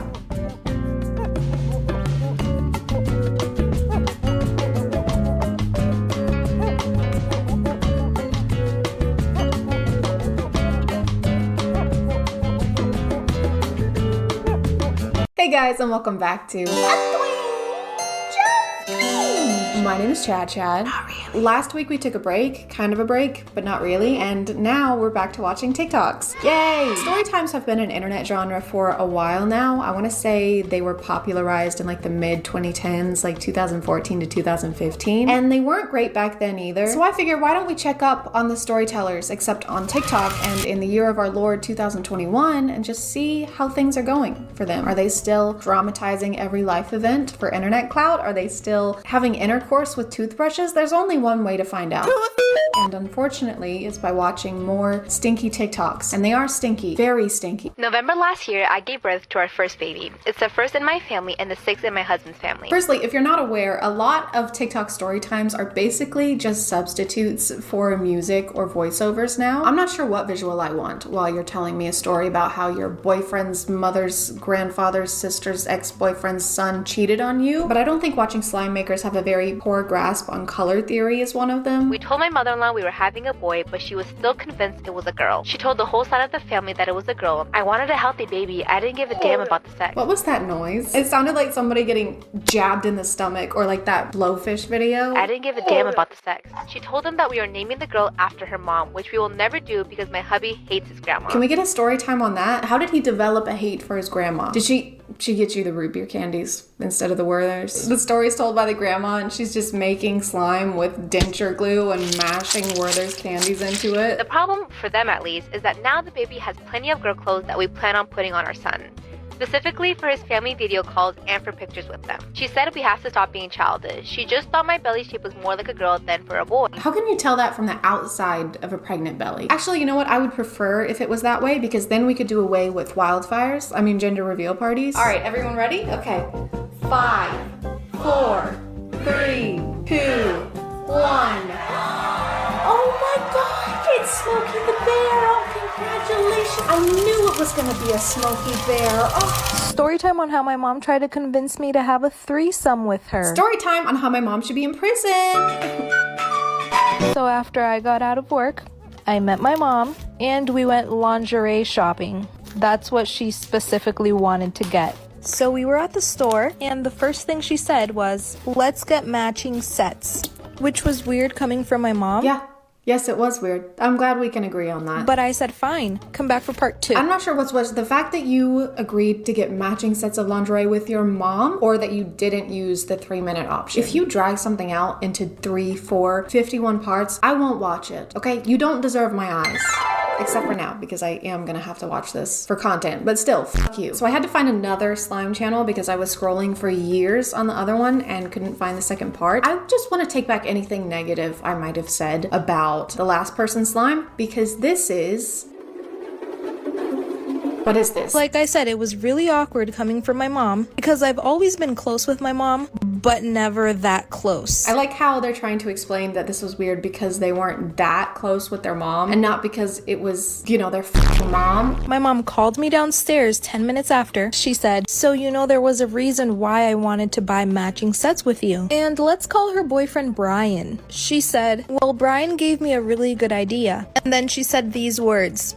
Let's have a threesome. Okay guys, I feel like I should repeat what's probably in the title of this video somehow. People make these up for clout, so the chances of this being something that actually happened are at like 2.5% if we're being generous. I just don't want some people in the comments to try and explain to me that these aren't real. I know I just have a stupid, poopy woman brain, but I do know when I sit here and poke holes in the plot lines of these, it's not because I think they're real. It's because if I sat here and just told you that these aren't real over and over again, I don't think it would be that interesting of a video. My mom tried to convince me. That's not real. And we went lingerie shopping. This is a fake story. Let's have a threesome. This never happened. I was speechless. And she said, I know it sounds crazy now. Stop adding things to the slime. It is unusable at this point. This slime single-handedly caused global warming. They don't use acid anymore. They just fill a vat with this stuff and it gives people superpowers. It made the Teenage Mutant Slimy Turtles slimy man.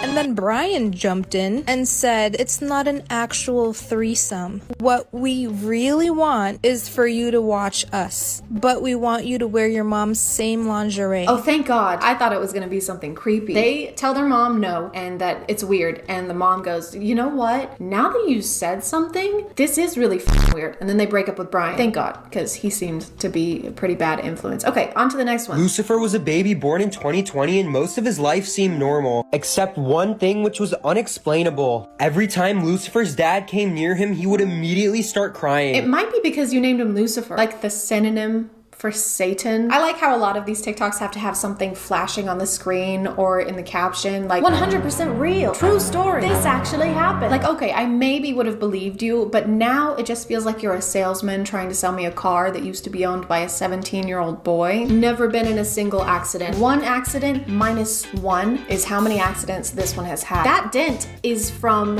cleaning the car too hard, if you can believe it. Did I mention it's never been in any accidents? At first, no one thought much of it until it continued every single day. And the craziest part is that Lucifer loved being around his mom. The doctors ran multiple tests on Lucifer but couldn't quite find the problem until this particular doctor stepped up and decided to run tests on Lucifer's dad instead. And it's what he found next that will leave you speechless. Hit the plus for part 2. Oh my God, that's so weird. Better watch part 2 to figure out what happened. Oh wait, there is no part 2. It doesn't exist. I didn't think it was possible for me to be more disappointed, but here we are. Based on the way a lot of these videos go, I'm going to assume that the dad wasn't actually his dad and was really a serial killer who used the face machine from Mission Impossible to steal his identity, okay? And then when they went to the doctor and ran blood tests, they realized that it wasn't actually the baby's father. And then Tom Cruise emerges from the skin suit and turns into a mummy, starts a war of worlds on top of a gun.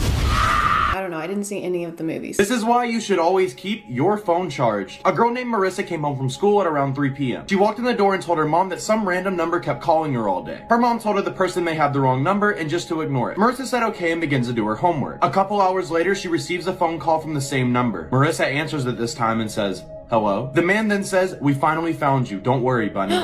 Bunny? It's Candace Stone. Speaking of that show, I think season 3 comes out October 15th. So just don't be surprised if I don't upload or interact with social media during that week. I'm just kidding. It's not gonna take me a week to watch that. Marissa begins to panic and tells her mom what just happened. Her mom yells and says, "Grab your stuff, we need to leave." Marissa, confused, packs her things and gets into the red car. Her mom begins driving fast and turns on the radio. The radio says, "The baby named Marissa who was kidnapped in the hospital 10 years ago has been found and police are searching for a red car." Marissa looks at the woman and says, "Who are you?" The woman looks back and says, "You can call me mommy." But the baby was named Marissa, and so she was still going by Marissa. The woman who kidnapped the baby didn't think to change the name of the child she stole. Why did it take them so long to find her if she was still under the same name and attending school with the same name? What I'm getting from this is that her birth family hired the worst detective alive. Can we circle back to the intro of this video? What does this have to do with keeping our phones charged? This is why you should always keep your phone charged. So that we don't get kidnapped as a newborn babe? I feel like there's not much we can do about it at that point. Someone stole our baby. What? But she's only a day old. Wait, hold on. Hello? Goo goo gaga, goo goo ga. Oh, Goo thank goo God. goo. Gaga, goo goo goo gaga. Okay, she said they were in a red car heading eastbound on 23rd Street. Oh my God. Gaga. Gaga goo. Of course. What did she say? She also says BYOB. Huh? Bring your own boob. She's starving. I think that's gonna do it for today, guys. Not because I'm out of TikTok story times, because they never end, but because it is 4 a.m. I've heard sleep is good for you, so I think I'm gonna try that out. Thank you for subscribing, and if you are still here, thank you so much for watching. I appreciate you clicking on my video out of all the videos that are on here, and I'll see you next time. Okay, bye.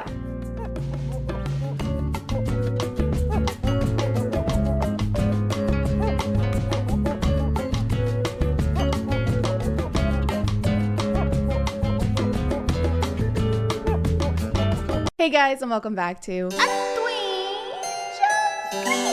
My name is ChadChad. Not really. And dating people is hard. It can be difficult to find somebody who fits your requirements. For example, just a couple of mine are have to have green eyes, has to have black hair, has to wear a green and black catsuit with a utility pouch on the lower left leg, has to be Dr. Draken's assistant, you know, just personal preferences. But some people can take it a little too far and their preferences become a little nitpicky and sometimes hypocritical. Something that has the ability to feed people's tendencies to do that is quite often dating apps or dating websites, just because it becomes so easy to write people off just based off of one quick glance at their profile. And we don't want that to happen to us. So in order to use dating apps more effectively, we will be watching this video today that'll just help us understand what to avoid when creating our dating profiles and what guys really don't like to see on there. Thank you to Adam and Eve for sponsoring today, and let's get back to the video. I found this video on Reddit, so I'm not sure what this guy's name is. The channel is mostly car videos, but the name says Dante, so I'm gonna go with that. Dante and I have some things in common, actually. Well, really only one thing, and it's the reasoning behind why he made this video and why I'm making this video on his video. It makes no sense. It makes no sense. Maybe I can point out the flaws with some of these things. Maybe I can point out the flaws with some of these things. Maybe the women will see this. Maybe the Dante will see this. And they'll realize, man, I'm doing something wrong here. And realize, man, I'm doing something wrong here. If I change this or maybe change the way I think, they'll realize, oh, here's how to get a good guy. If I change these or change the way I think, they'll realize, here's how you get a good girlfriend. The one I'm reading right now, they're looking for a partner in crime.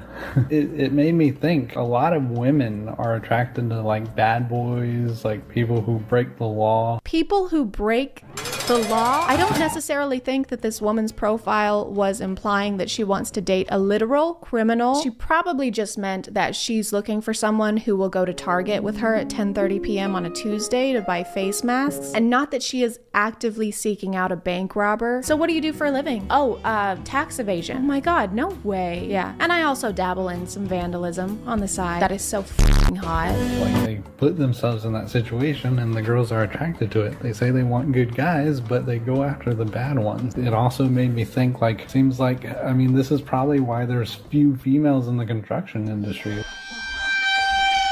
There were so many red flags in just those two sentences. First of all, females Can we not do that? It's very telling if you refer to women almost exclusively as females. Also, saying that women want good guys but only ever go after bad guys just has the nice guy mentality written all over it. Yeah, I don't get it. Like, I am so nice to females. Like, I am so respectful of those bitches. I do not think they're smart enough to choose someone good to date. I think they're stupid, but I don't get it. Why won't they date? I mean, this is probably why there's few females in the construction industry, like, because guys seem to build and women want to destroy. Oh, this is why there are so few women in construction, because females just want to destroy.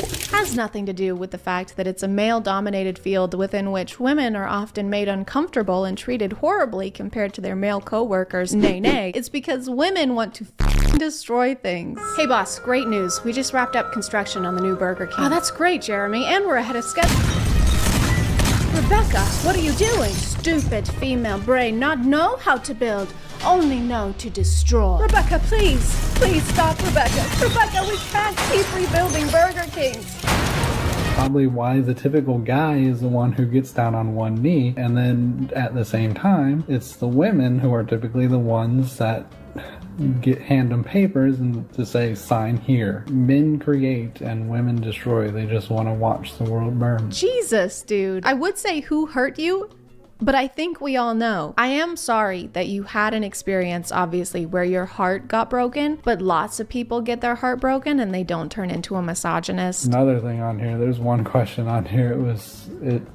I had to make myself breathe because I thought it was so funny. The height, another hypocrisy where it says, how tall do you want your partner to be? And mine is I don't like short girls. So you don't like women, you don't like short women, you don't like women who have height preferences, you don't like women in construction. Are we sure you like women? And they have no problem saying they don't want to date guys under 6 feet tall. And I'm 6'2", so I'm there. However, even I have difficulty finding someone to actually just go out with or just to talk to. Well, that makes no sense. I can't imagine why women don't want to have a conversation with you. That's weird. Women want to destroy. It's just difficult talking to them. I mean, that's a whole other story. It's really not. Here's a simple way to start a conversation with a woman, okay? Hello, I really like your jacket in this picture. It's super cute. Thank you. I got it at Target. Oh my God, I love Target. I could get lost in there for hours. I am looking for a partner in crime who will go to Target with me any time of the day. I think I can help with that. And here is an example of how not to start a conversation with a woman. Greetings, dumb, stupid female. I am decently fond of that jacket you happen to be wearing. Thank you. I got it at Target. Did you destroy the Target? I'm sorry. I bet you threw a big old block of C4 behind you as you left. I did not. Typical female. They simply lack. I feel like this isn't about me anymore. They destroy everything in their way.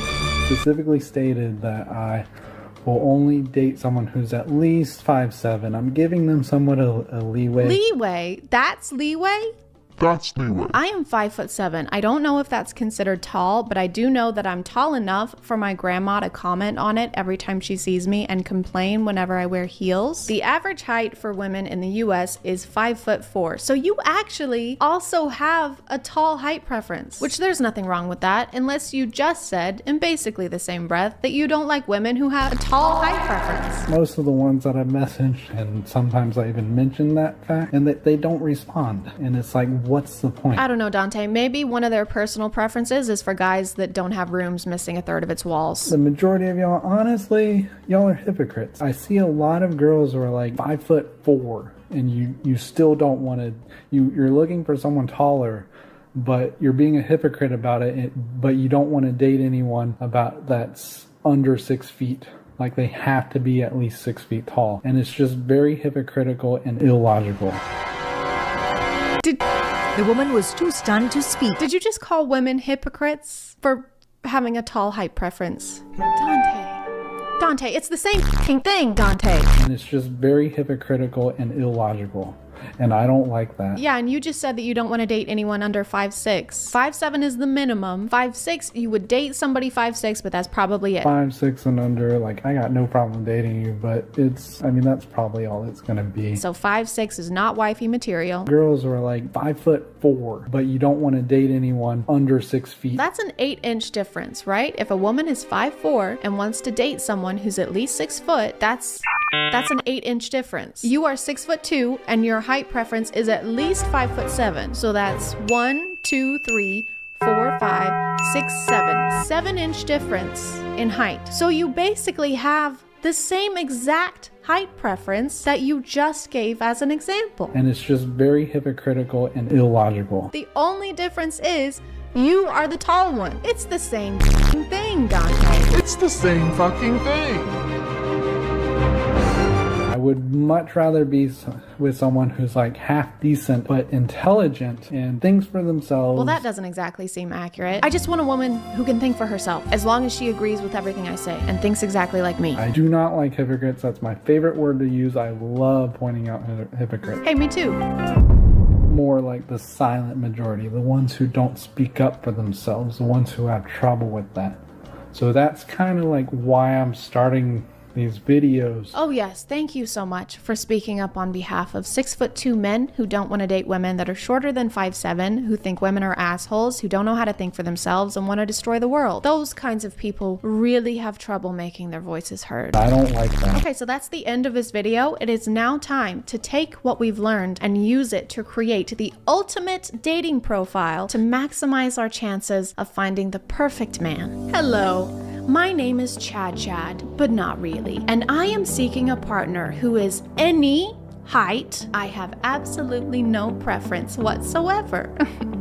I am 6'1" and currently work in construction. It was very difficult to teach myself not to go Wreck-It Ralph on every building within a 5-mile radius. But with some perseverance and thinking for myself, I persevered perseveringly. I am extremely intelligent, but not too intelligent. I am logical, and I do not condone crime in any way, and am looking for a partner in strictly legal activities. If I am what you're looking for, please send me correspondence via carrier pigeon, because apparently some of us still reside in the 17th century. Yours, hopefully, ChadChad.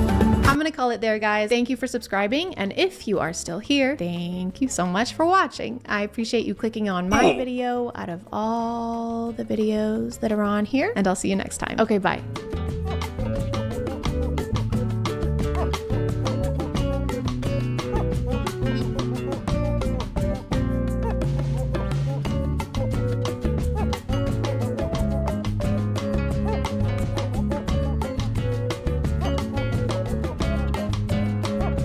Hey guys, and welcome back to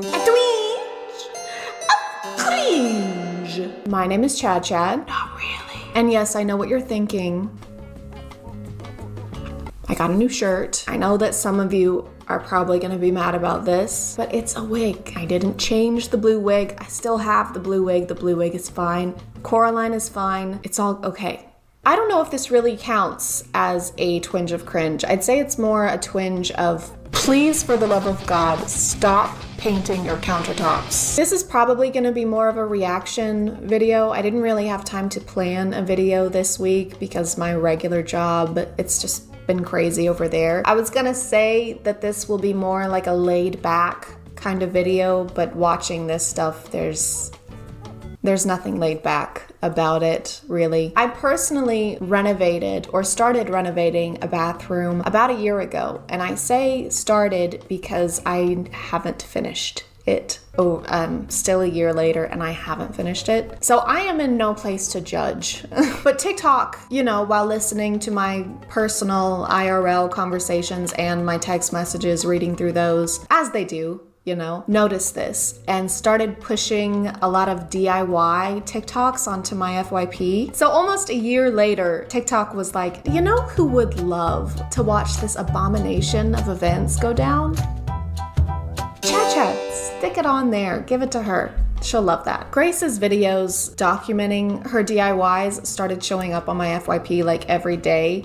And every day they became more and more like a Saw movie in that they both filled me with horror and each one was somehow worse than the last. Of course, this video was not meant in any way to make fun of Grace. I don't know anything about her as a person. This is purely to show y'all something I found on the internet. And Grace, if you happen to be watching this, I think we all know what it's like to start a DIY project and then have it just completely derail. I know what it's like anyway, and it's fine.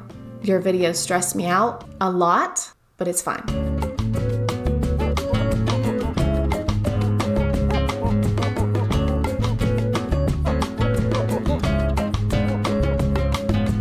So we're starting off pretty tame. It looks like they've completely painted the bathroom floors with a matte black paint since it's covering everything, including the grout. But then they tried to add this stencil, which those are pretty popular on TikTok right now. And there is something kind of wrong with this stencil. The lines are bleeding more than me on my first period after the COVID vaccine. They're really bad and no one warned us. Why would they need to tell us anything about that? Where do y'all stand on the whole stenciling tile thing? Let me know, because I'm torn on it. I feel like on one hand, I think it looks good sometimes. And then on the other hand, I feel like in the future, they'll look at it how we currently look at 80s carpet over hardwood, except it's a lot harder to peel up layers and layers of paint than it is to just pull up carpet. They're getting white paint everywhere. That looks like a footprint. You can't have your work area be on top of your project area. That's like if Da Vinci used Mona Lisa's face as his painting palette. This is the TikTok that really blew up. She started out painting the countertop, which I think it looks pretty good. She doesn't get very close to it, but it's like a speckled pattern. But right after this, she tries to Command Z the floor. Okay, so everyone kept asking me for updates. I listened to a couple people who commented and told me to sand it. I tried that. Look, I even bought this fancy sander thing, but now all the layers are coming up. And I think we skipped something because now the countertops are green. Oh, and I painted the counter green, so there's no video of that happening. I don't know what the motivation was. I thought it looked good before and she could just change the floors. Like here, I'm trying to sand it to make it smoother. She even paints the sink or the basin or whatever you want to call it. She painted the fuck out of it. But I thought it looked better than the bugs, but now I'm just like, it looks like snakeskin help. It looks so bad. This actually made my stomach drop, and it's thick too. It's so thick. It's clumpier than a 100 grand bar. Just stop trying to fix it. Quit putting more layers of green paint on top of it. If this was me, Grace, at this point, I would just move. The amount of money, and I know it's a little late, and this has probably already been said in her comments, but the amount of money spent on the initial supplies for the renovation and then the many trips back could have paid for a professional crew to come in and finish this in like a day. And then each member of the crew and their families could have gone together on an all expenses paid vacation. And I'm no chemist, but acetone, paint stripper, paint thinner, and is that acrylic paint? I'm just waiting for the TikTok where this entire room is melting in flames, which, assuming no one was injured, might be a mercy. I think the next few weeks are dedicated to her getting the green paint off the countertops, and she does. She finally does. She gets it all off and then she repaints it again with just white and it looks great. She bought the actual stick-on tiles to put on the floor and she painted the cabinets this really pretty green color that I like. So things are starting to look up, right? Y'all, I was spraying the gloss on my cabinets. They were done. They were ready to go. Something happened with the gloss and it's like... She has to strip the paint off the cabinets also. Every time I think it's getting better, it doesn't. I think the fact that the different colors of paint are literally everywhere is making this experience way more anxiety inducing. I mean, it makes sense because she's just gonna redo the floor anyway, but drop cloths, newspapers, I'd accept a single strip of paper towel. She does redo the floor and it looks great. And then she decided that she wants subway tile around her tub, which yeah, that would look cute. Subway tile is cute. Except she already had subway tile around the tub. So she took peel and stick subway tiles and stuck them over the actual subway tiles. It's like she's never seen her bathroom before. Sometimes it's like she looked at a completely different room when she planned this. Hey, architect person, did you finish the plans for the living room remodel? Oh yeah, totally. Here you go. Awesome. Thanks. Hang on. This is a drawing of the current living room. Yep. This is supposed to be the remodel. Yep. So we're just tearing down the current living room. Yep. Then rebuilding it. Yep. Exactly the way that it was. Yep. Okay, well, isn't that just a little pointless, though? Right, so I didn't look at the living room per se, but I did look at the pantry downstairs and just made the plans based off of that. So I think we should just go for it and cross that bridge when we get there. We are what? We're at that bridge right now. Huh. Weird. Does anyone know why this happened to my beautiful countertop? Please, anyone? Everything was like literally perfectly fine, and then I look over and this is happening. Huh?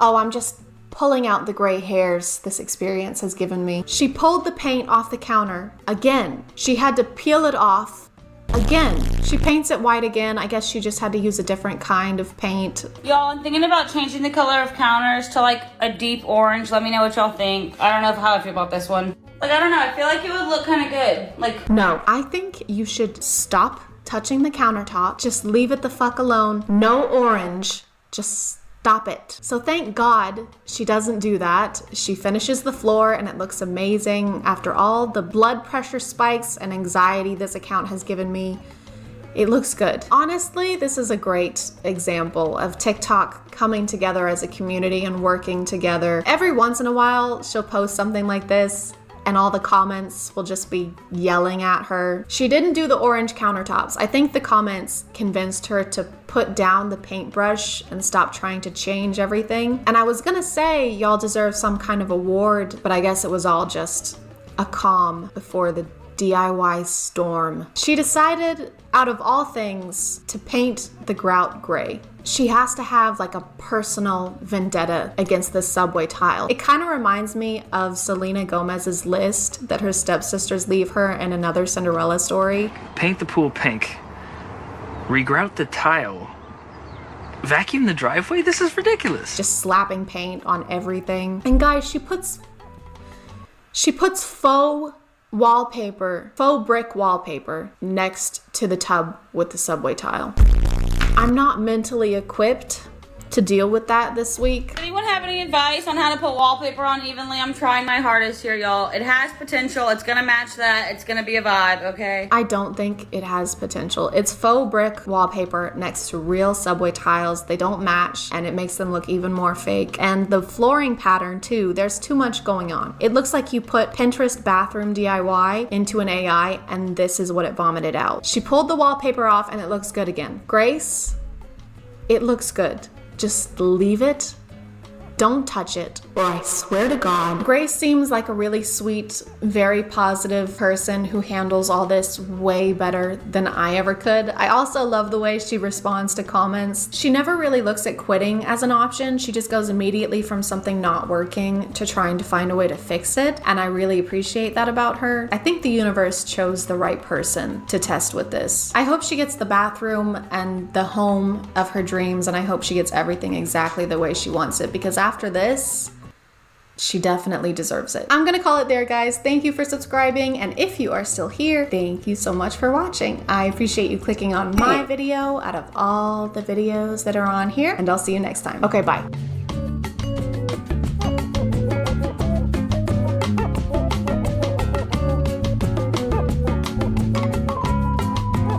Hey guys, and welcome back to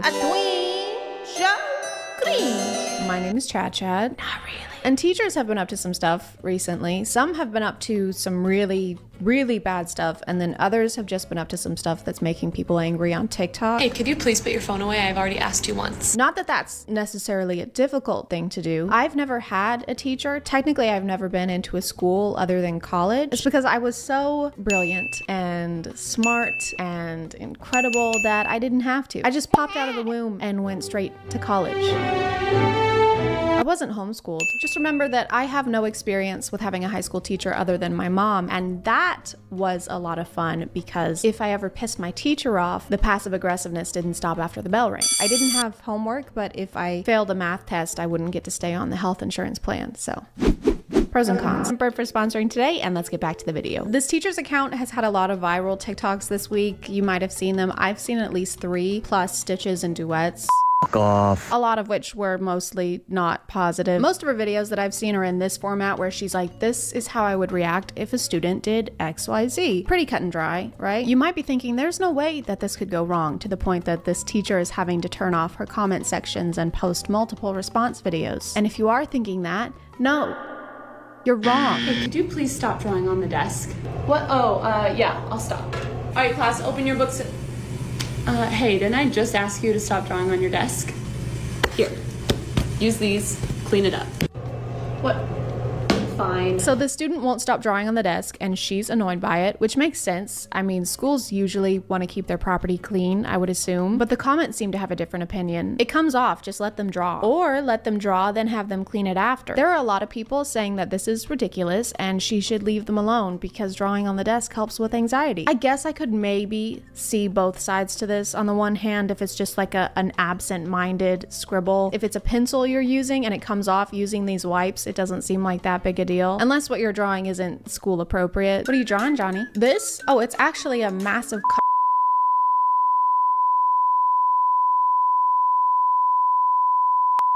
a butthole. Okay, well, please clean it up. Just let him draw. He has anxiety. But I can also see being a teacher and this kid isn't listening to you while you're trying to keep your classroom clean. Teachers don't get paid a lot, guys. I don't know if you've heard or not. Definitely not enough to be like guardians of the school desks. I can't say that without sounding like a Visco girl. Desks. Like, is that in the job description for being a teacher? Must be able to teach kids 9 through 12, must make TikToks between class periods, and must personally ensure the safety and quality of all desks on school grounds with your life. Or you're fucking fired. Miss Cheney? Yeah? I've been trying to get all these drawings off of the desk, but they're just not coming out. Oh, you don't have to do that. You're not even the one that drew on the desk. But if during your work time you want to keep trying to get it off and make it your project, I'm totally fine with you doing that. By the end of the school year, these are going to be off of the desk. Okay, and now we're enlisting other students to try and get the drawings off. They're not even bad drawings. And if they haven't come off at this point, I think it's fate. They're supposed to be there. You might actually cause a Nexus event if you keep trying to erase them. Hey, Miss Cheney, can I go to the bathroom? Yeah, of course, go ahead. Okay, thanks. This is something I'll never understand about school, is having to ask to go to the bathroom. I have anxiety. Shocking, but it was a lot worse in high school, like a lot. If I had been in school and had to ask for permission to go to the bathroom, I just wouldn't do it. I would just remove the need to use the bathroom from my body. I would transcend morality. You have to raise your hand, the teacher stops talking and everyone looks at you, and then everybody is gonna know that you, a human being, use the bathroom. That's fucking embarrassing. All right, here you go. Hey, when you go to the bathroom, if you're getting a snack, could you just let me know? I don't understand the issue with this one because they got snacks. Kids eat a lot. They probably were just hungry and grabbed them from the vending machine on the way back. Not really what I would call sus unless they came back through the vent. Bye everyone, have a great day. See you tomorrow. Hey, can I chat with you for just a second? Okay, so do you have any medical conditions I need to be made aware of? Are you legally allowed to ask a student that? Like, are you allowed to just go up to them and be like, hey, I was just wondering, is there a particular reason, perhaps a medical one, that you shit so often? Or is shitting violently and frequently just like a hobby of yours? The 10-15 minute bathroom breaks really need to end.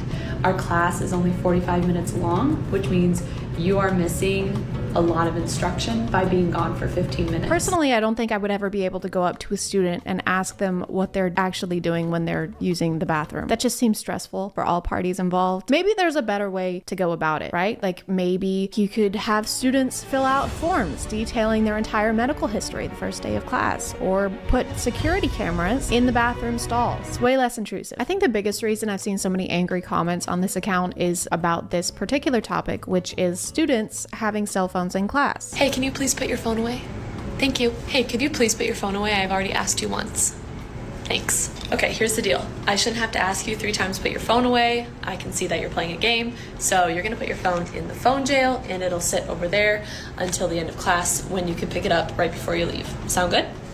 Here you go. She had to turn off comments on this one, but I've even seen people go onto her other videos just to leave a comment about this one because it made them that angry. Again, I've never been to a high school class, but if you don't want your phone taken away, then maybe just don't be on it when the teacher looks at you. I mean, whenever I was sitting in class, I would check my phone, but you have to do it discreetly. So it just seems like this student is bad at being sneaky. Like if you can't check your phone without your teacher busting you every time, you kind of deserve to have your phone taken away at that point. Just get better at being deceitful. It's the right thing to do. I teach high school and I think this policy is very fair. If they finish early or if I tell them that they can go on their phones, then they can go on their phones. Also, if we have long class periods, which some days we do, I'll work in like a 5-minute phone break for them to have a brain break. But if it's work time, if I'm speaking, or if they're taking a test, phones should be put away. I mean, yeah, of course you can't be on your phone during a test. Why is that even an argument? Hey, Sarah. What's up? We're taking a test, as you know, and I couldn't help but notice you have all the answers pulled up on your phone. Yeah, so I'm gonna have to take that. Yeah, you can't take it. It's my property. Okay, well then I have to fail you. I'll draw on the desk. No, please. Sarah, okay, don't touch the desk, all right? I am so sorry. Just forget I said anything. No, please. I looked for forever on her page for the TikTok that started all this drama, and apparently it got deleted, so all I could find was this duet. Are you sure you don't want to put it in here? It's Yeah. just going to sit over there until the end of class and you can pick it up before you leave. No?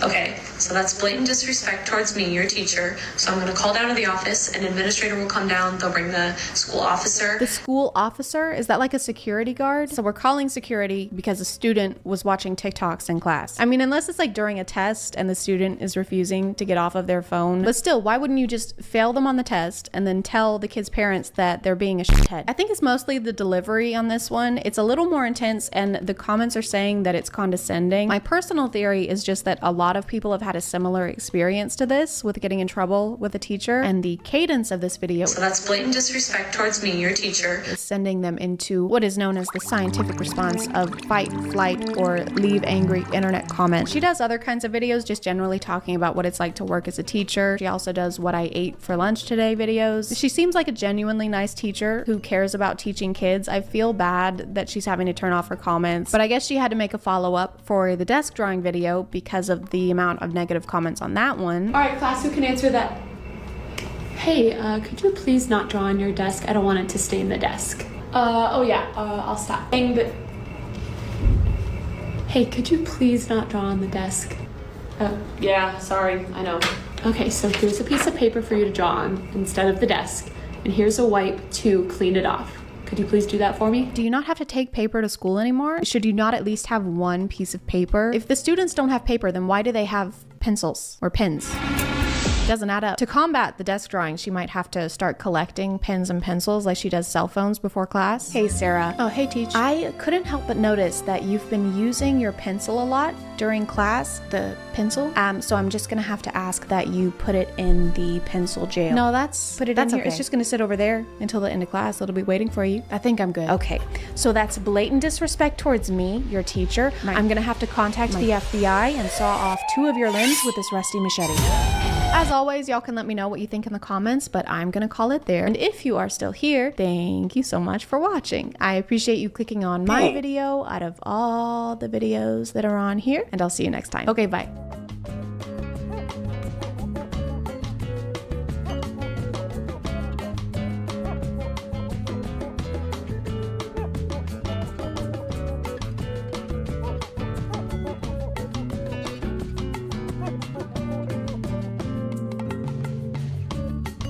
Hey guys, and welcome back to A Twin Show. My name is ChadChad. Not really. And I am a psychologist. You are a psychologist. Everybody is a psychologist. At least we would be on TikTok, where putting text on the screen means whatever it says is automatically and undeniably true. Like this one, for example. Psychology fact. If you aren't subscribed to ChadChad, your head will fall off and you'll never find true love. Don't believe it? Just look at this guy. They call him headless for more than one reason. He gets no bitches. Psychology in real life is, by definition, the mental or behavioral characteristics of an individual or group. But on TikTok, its definition is, why won't he text me back? Why doesn't she want to kiss me and smooch me on my face and my body and my butt? How do I force someone to love me genuinely and authentically using science? Tell me! And so a lot of TikTok psychology is focused more on love or how to handle social settings, which is less psychology and more just advice. Psychologists make studying human behavior their life's work. I don't know if they'd want to weigh in on whether your crush likes you back or not. That's kind of like hiring an architect to install your IKEA shelves. A little lower. A little lower. Just a little bit lower. I helped design the Empire State Building. I can't get any lower than this. If someone looks at you while they are laughing, they are attracted to you. If someone laughs at your joke, they totally want you. Doesn't matter who you are, where you are, it's going down. And then she said, no, that's a barracuda. Ew, dude. I'm sorry. Don't look at me when you do that. It was a funny joke. I couldn't help it. We're cousins. Oh my God, you're right. I feel sick. Are we going to jail? I'm gonna throw up. Psychology facts. Your school years are either the best or worst years of your life. This is really good because I was just wondering, are my school years gonna be the best years of my life or the worst years of my life? And then I read this and it didn't answer either of those questions. Whoever wrote this fact is the last person you want in charge of a weather report. Over here, we have a 50-50% chance of rain, which means it either will rain or it won't. We also have a 50-50 chance of a level 5 hurricane, which either means you and your family should take cover or go sit under some really, really tall trees. When someone starts thinking about you sexually, you may feel their presence even if you are miles away. So you become like a horny telepath. Yeah, I've basically got like a built-in Cerebro, but instead of detecting mutants, it detects big old boners. They call me Cyclops because of all the one-eyed monsters I find. There's a lot of comments agreeing with this and saying that they've also experienced it. I have felt this many times about the same person. Truth, and my ears are constantly ringing. I think you guys might have a medical condition. You don't have a psychic link, you have tinnitus. Man, Casey sure does have a fat ass. That is one massive dumpster. It's got a colossal wagon, a tumultuous fart bucket. That's a prodigious derriere right there. Psychology facts you don't know. The first to apologize is always the bravest. The first to forgive is the strongest. The first to forget is the happiest. I didn't know those metal signs from Hobby Lobby were 100% psychology facts. Psychology fact. Always be yourself. Unless you can be a dinosaur, then always be a dinosaur. Psychology fact. Farmhouse. Psychology fact. Gather chicken. Trust drink, not the Sometimes you get people talking about dark psychology, which is code for, I'm gonna show you how to manipulate some people now by talking about things that I am in no way qualified to talk about. Here's a dark psychology trick to make anybody fall in love with you. This is 100% manipulation. I do not recommend doing this to anybody because it is super toxic, and I'm only making a video on it so you can at least be aware if it's happening to you. It's just a 3-step hot and cold technique. This is how to make anyone fall in love with you. Literally anyone, okay? Pedro Pascal, anyone you want. It doesn't matter. But don't do it though. Seriously, it is super messed up if you guys do this. So don't even think about it, okay? So step 1. Emotionally and physically, you have to pull away from them because this is going to make them feel insecure, like shit, and most importantly, the need to chase and get that validation back from you that they just got addicted to. And then you just have to turn that on button back on again and start validating them. This is going to make them fall in love with you, but in a very unhealthy attachment style. It's kind of messed up to use second person pronouns after that disclaimer at the beginning. I do not recommend doing this to anybody. The way this is phrased is literally like a step-by-step. And it even says good luck at the end. Luck? Why do we need luck if we aren't supposed to do this? Okay, so here's how to restock the warehouse. Okay, but this is a bad way. This is a bad way. Don't do it this way. Got it. Okay. Take all the inventory, put it on the shelves. On the shelves. Take it back down. Take back down. Piss on it. Piss on it. Throw it all away. Got it. And then what's the correct way? What's the correct way? Wait, where are you going? No, wait! Psychology hack to make her like you instantly. When you're interacting with a female, you have to use sarcasm. This shows that you're playful and it displays intelligence and humor, a trait that females love. It's also an effective way of making her laugh and experience positive emotions with you. I've never heard someone scientifically break down how to have a sense of humor. If you wish to enjoy the company of an attractive female, you must partake in the jovial exchange of wit. This will lead to an emission of tittering or even guffaws such as this. Ha, ha, ha. Ha. I don't like the way he says interacting with a female. Dude, you're describing a date, not an enclosure at the zoo. Hey Tom, you want to grab a beer? Yeah, hang on, let me finish interacting with these females. Eat up, sluts! If she says to you, I bet you talk to a lot of girls, you would reply with, I've never talked to a girl in my life. I'm just trying to get my first kiss. Tell the female you have never spoken to one of them before. It will not believe you because of your obvious charisma and charm. I've never talked to a girl before in my life sounds more like a cry for help. I don't know if it counts as sarcasm. I mean, he claims it'll make her like you instantly, and it's in text, so it must be true. I bet you talk to a lot of girls. Women don't talk to me. Oh, not even my own mother. I'm so sorry. She hated me. She wouldn't speak to me. That's awful. Except to say, I hate you. I hate you. You ruined my life. You're just like your father. I am so turned on right now. Psychology hack to get inside a girl's mind. Guys, please be careful when you're using this because this is dark psychology and this is going to make her think about you non-stop. So when you're talking or texting a girl in a casual manner, I want you to wait for a break in the conversation and then say, hey, there's something I want to tell you, and then right after that, just say, oh no, never mind, it's not worth it. What if you got in her head by being an enjoyable person? What if you fucked around and formed a meaningful connection with someone? As a joke. Videos like this just seem like a confession to me. It's like a self-report. You're basically admitting that you can't get people to go out with you without studying dark psychology hacks on TikTok. That seems like something you would maybe want to keep a secret. Yeah, females love me. As long as I make them question their sanity and play weird mental games that make me feel like I'm in control of all of our interactions. I think what they love most about me is probably how normal and chill and normal I am. And normal. This will make her go crazy and she's instantly going to be saying to you, what is it? Like, please tell me. And she's going to be going through so many scenarios in her head of what she thought you were going to say, and it's going to be stuck in her head for literally hours to days after you said it. And when you do end up telling her what was on your mind, you can just say something stupid and funny like, hey, I just wanted to tell you that I like food. Say something funny. Like, I love food. I love food, guys. I really, really love food. They say you are what you eat. And that must make me food, because I eat food and I like it. What's the deal with airplane food? Because I love it. It's my favorite. I like it a lot. Ha, ha, ha, ha, ha. Some of these have this weird thing where they're basically dramatizing mental disorders in a cartoonish villain Shane Dawson documentary kind of way. Psychology trick to test if someone is a narcissist. If you suspect someone is a narcissist, tell them something that would make them look better by being your friend. For example, that your father actually owns a private jet that you use to travel around the world with. Now look them straight in the eye. They'll either show a hopeful smile because they found their new victim to draw resources from, or you'll see a jealous, hateful look. And if they say something like this, aha! Now I've got you, my pretty! Do not let them on your private jet.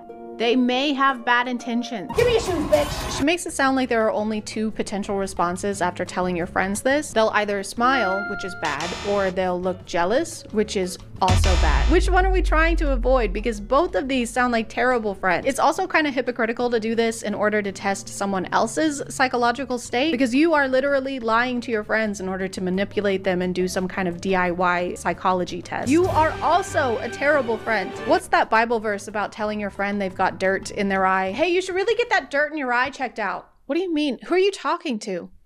Sorry, I can't see with these really tall trees in my eyes. She wraps this up by saying that you should eventually reveal you were lying. Then you say, just kidding, my father can't even afford a private jet in his dreams. Their next facial expression will tell you everything. And then she doesn't tell us what facial expression will tell us everything, or what it will tell us, or what we're looking for. Sometimes it's like they aren't even trying to make it seem like they know what they're talking about. The most important part of roofing is, and I can't stress this enough, the most important part, and no one can argue this, absolutely no one. Someone could literally die if you don't do this part that I'm about to tell you. Hey, you can't be up here. Put that down. Are you stupid? No, I'm licensed. Yeah, right. Are you calling me a liar? Well, I ain't calling you a roofer. She also has another hack to tell us if our friends have bad intentions. Share a fake problem with them. For example, that you're about to invest $1,000 into something. Say that you don't have a lot of money, but you really believe in this investment. Now pay close attention to what advice they give you. They give you an advice where they end up getting a cut of the money. That's a huge red flag. She even tells us to pay close attention. Now pay close attention. Which is my favorite part because it implies that if we aren't focusing really hard, we'll miss that someone is trying to steal from us, which is ridiculous, okay? I would know if someone was trying to steal from me. Easy. I'll show you. Protecting your home against theft is very simple. There are a few precautions you can take. Today, me and my friend will be demonstrating how to make your home thief-proof. So first, you're gonna want to... I'll be right back. Okay.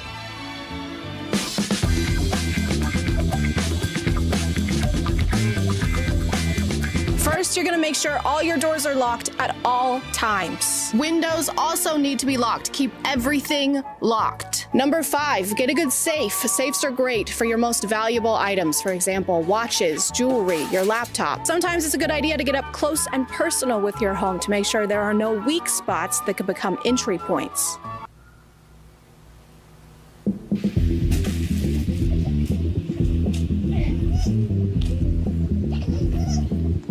Number 35, keep up with your things. If you can't see it, you can't protect it. Never let important things out of your sight. Hey, Chad, can I borrow your keys? Oh yeah, sure. I like to do routine perimeter checks just to make sure that no one is getting to my treasured possessions. Is that my jet?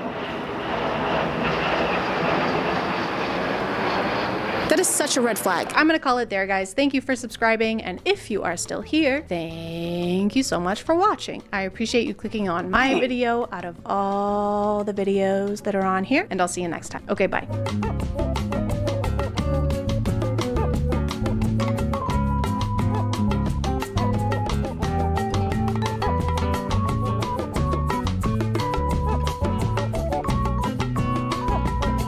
Hey guys, and welcome back to My name is ChadChad. And today we're going to be learning some girl facts, some facts about girls, some things that are exclusive to only girls, some girl facts. What are girls? Some of you might not be familiar. Girls are very complicated. Sometimes they'll say really cryptic things like, I wish you would pay more attention to me, or I'm hungry. Like, okay. Well, what does that mean? I wish they would just tell us what they want sometimes, you know? No need to be so mysterious, girls. So I did some research. Where else other than TikTok? I love the hashtag girl facts on TikTok because it's so obvious that a lot of the people who post them have never even breathed the same air as a girl. Most of them seem like they came from Google, or more specifically from those weird WikiHow articles, except instead of telling you how to pretend to be a vampire at school, they're telling you what a girl really means when she texts you the letter K. And everyone knows if you want to know something about girls, don't ask girls. Ask dudes on TikTok who copy-pasted baseless studies from the internet and then stood in front of their iPhone camera like this. Okay, first girl fact is actually a 2-in-1er. It's boys and girl facts. Girls fall in love with what they hear. Boys fall in love with what they see. That's why girls wear makeup and boys lie. Wow. I'm 2012 and this is Facebook. One of these is not like the other. So this fact is girls are under a lot of pressure to be pretty and to wear makeup in order to be considered attractive based off of often unattainable beauty standards to appease the male gaze, and boys are liars. It's not their fault though, it's a fact. They can't help it. Yeah, so then I lied to her, obviously, and I told her I was out with the boys, but really I was cheating on her with her sister, and she still doesn't know to this day, and we have 2 kids together, but it's literally not my fault. Like, I'm a boy, and boys lie. It's a boy fact. Sometimes I wear eyeliner. We are experiencing the same thing. When a boy is truly in love, he will act like a child. But when a girl is truly in love, she will act like a mother. I know someone who would really like to speak with you. Why is is this fact so not specific? So she falls in love with you and she like sets up your doctor appointments or brings you fruit gummies to your soccer game. He falls in love with you and just starts uncontrollably pissing and shitting himself. Once again, it kind of seems like girls are getting the worst end of the bargain. Girls are more attracted to guys who have the ability to make them laugh. Yes, that's it. That's the whole fact. Man, I wonder how many studies they had to conduct to figure out that girls are more attracted to people who have a similar sense of humor to them. Hashtag psychology. Hashtag psychology facts. This applies to literally everyone. Yeah, so when someone makes you laugh, it makes you feel good inside. Okay. So you like them. But if someone doesn't make you laugh, then it doesn't make you feel good. Okay. So you doesn't like them. Probably. Whoa, dude. I know. That's like psychology. It's like psychology. It's psychology. It's psychology. And why are we in the ocean? Why are we underwater for this? I just can't believe I it, know. dude. Guys? I know. You should write a book. I really do. Really oh should. my god, that would be insane. What would you call it? Lord of the Guys, I'm Flies. actively drowning. Friends are food, not fish. Girls normally fall in love with older boys. Girls hate it when boys always talk about themselves. But girls like it when boys pay attention to them and tell them how important they are. Yes. These are just basic rules for interacting with anyone ever. No one really wants to hang out with someone who only talks about themselves because it means that they probably don't care about what's going on with you as much. And yes, girls usually like when people tell them they're important and pay attention to them because they are human beings. This video has 500,000 likes, which means that 500,000 people watched this and thought this was informational. This taught me something that I didn't know before. I just had never considered having basic human decency before, but now I will. Only 4% of women consider themselves beautiful. If a girl goes silent during a conversation, she is probably overthinking what you just said. You cannot just pull statistics out of your ass, plop them onto a picture of a sunset, and label it a psychological fact. Where did 4% come from? Was there a control group? Was there a placebo effect group? I don't know anything about scientific studies. Was there a hippopotamus? Girls easily get carried away by their emotions. This is true. My emotions have been bulking. 70% of girls use silence to express pain. Again, with the statistics, this is literally impossible to be fact. It is a subjective reaction to being sad. You cannot just make sweeping generalizations with no study and no research. There have to be actual scientists and like placenta pills. Unpopular fact. If a girl goes silent during a conversation, it means she's probably overthinking what you just said.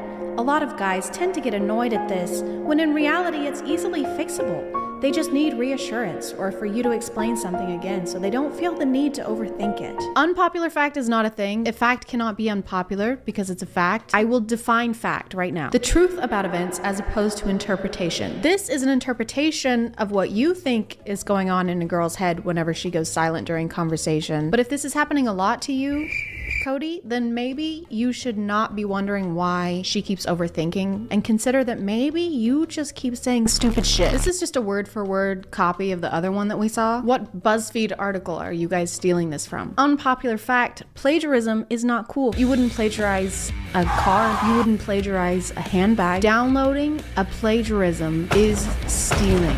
Just because her eyes don't tear doesn't mean her heart doesn't cry. Those are called emotions. Like if I were to say that your TikTok reads like the inner monologue of a 3-year-old child, that would probably make your heart cry, but that's just called having feelings. I like that the people posting these kinds of videos apparently know so little about girls that they have to steal every girl fact from each other. I've seen this one at least 5 times. Maybe we're not overthinking all the time. Maybe we're trying to like remember the lyrics to a song, or you have something stuck in your teeth. And another girl fact is that they have to trim their fingernails every 30 seconds or they will fall off and grow legs. Then they can actually reproduce, and that's how the thumb people from the third Spy Kids movie were made, but you probably didn't know that because you're a girl. And your mind physically cannot process the incredible graphics from the Spy Kids franchise. The true meaning behind the girl texts. She's mad. I'm fine. She's not fine. It's fine. It's not fine. I don't care. She really cares. It's okay. I'll be okay. She's hurting a lot. Oh, okay. Her heart just shattered. Okay. Everything is good. Okay. Something might be wrong. Okay, something is really wrong. Don't try to guess a girl's feelings. Always ask her. So I'm kind of starting to get mixed signals. You said if a girl says she's fine, then she's not fine, and just to go with the opposite of whatever she says. But now you're saying that we should just ask her and never assume. So your girl fact is just to ask a girl. But we came to you for girl facts. We came for your expertise. We're not going to be able to learn about girls anywhere else. Girls want nothing more than to feel loved. I mean, I can think of a couple things. We might also want basic respect, safety. Safety is nice. Equal pay. That might be cool. If not, that's totally fine. When she stares at you mouth, kiss her. That is 100% not what you should do. It's just based on some of the previous girl facts we've seen. It doesn't seem like y'all are the best at picking up on signals, so maybe don't kiss girls just because they happen to glance at your mouth hole area. If she starts cussing out a storm at you and tries to be all big and bad with you, kiss her and tell her that you love her. Got it. Okay, so if a girl is visibly upset with you, don't admit fault. Just kiss her, because all girls want is love. When she's quiet, ask her what's wrong. Oh, that's sweet.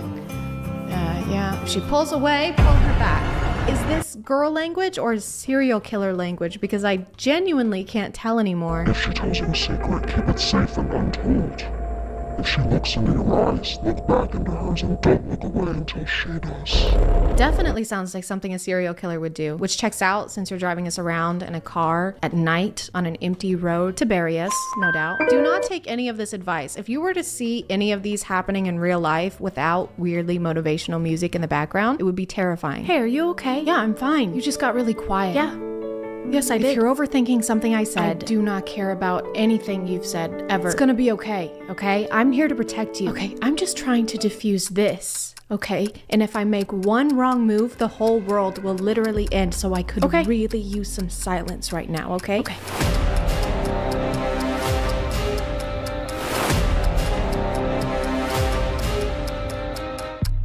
"78% of girls use silence to express pain." Oh, for f***'s sake. To conclude this video, obviously do not listen to any of the things in these TikToks, but I'm gonna call it there, guys. I'm sorry if this video was shorter than usual. I'm still trying to get back into the swing of things, but if you are still here, thank you so much for watching. I appreciate you clicking on my video out of all the videos that are on here, and I'll see you next time. Okay, bye.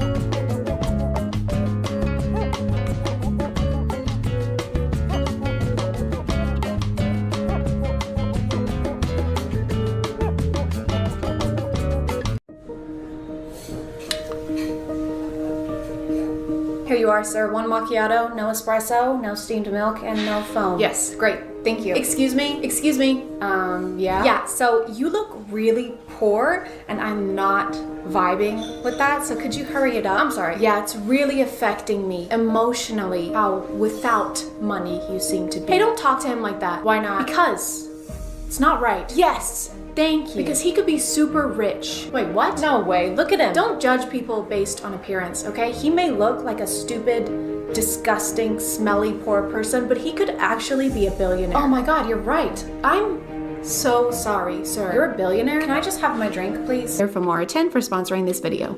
So I was right, right? You're a billionaire? No, I'm not. I work in a lumber store down the street. Get out. I can't believe I was nice to you for no reason. Get out of my coffee shop. Go. Okay, Get out. All right, get out. Leave. Going. You disgust us. Hey guys, and welcome back to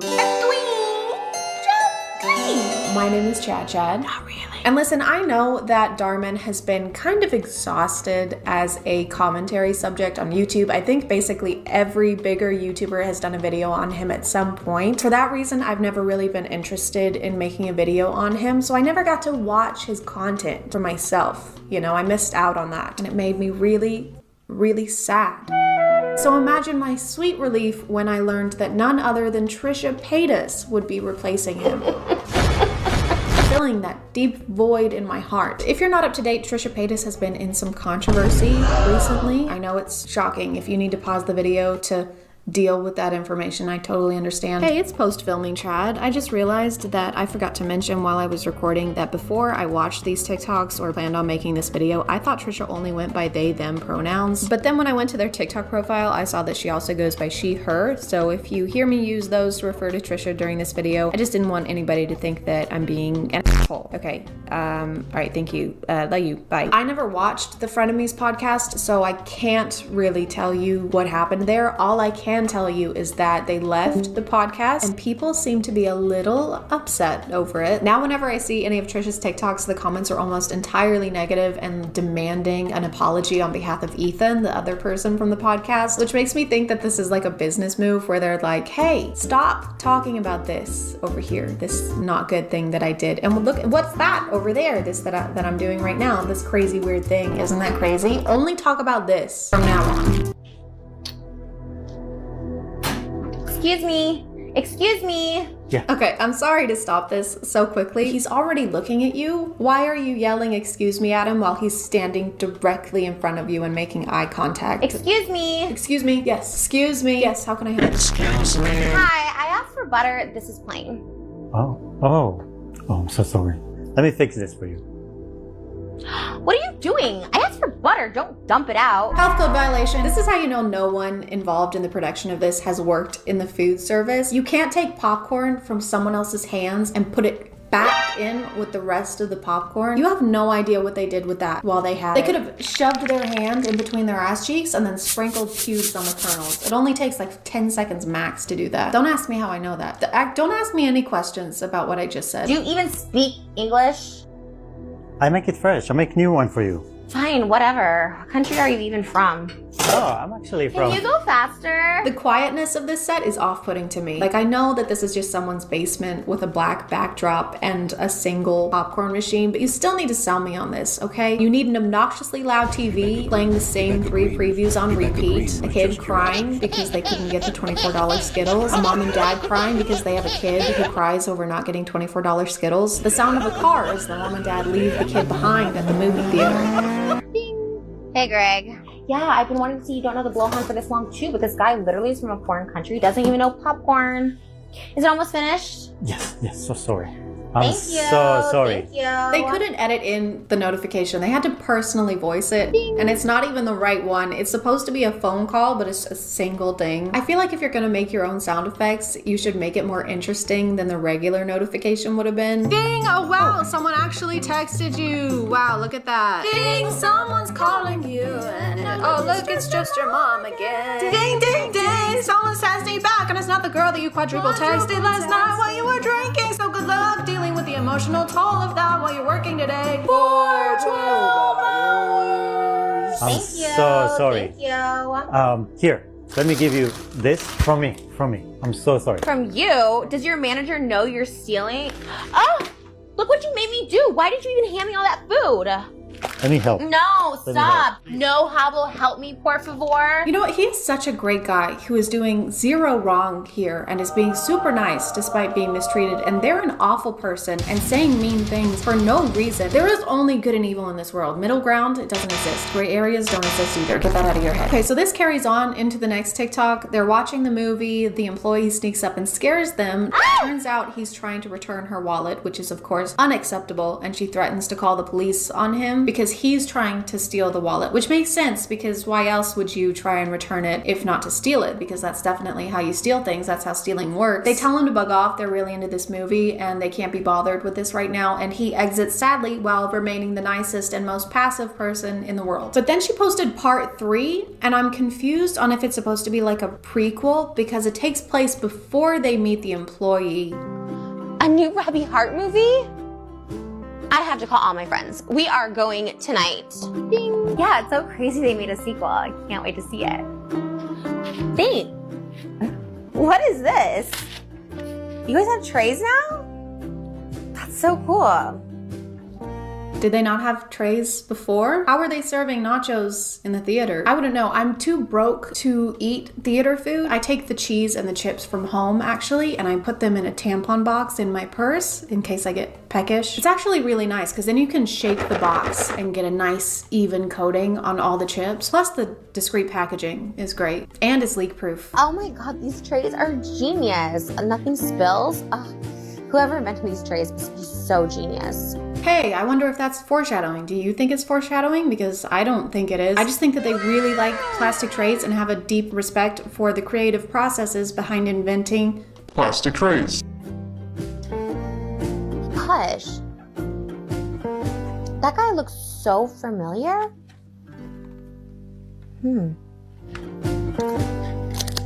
I'm really confused.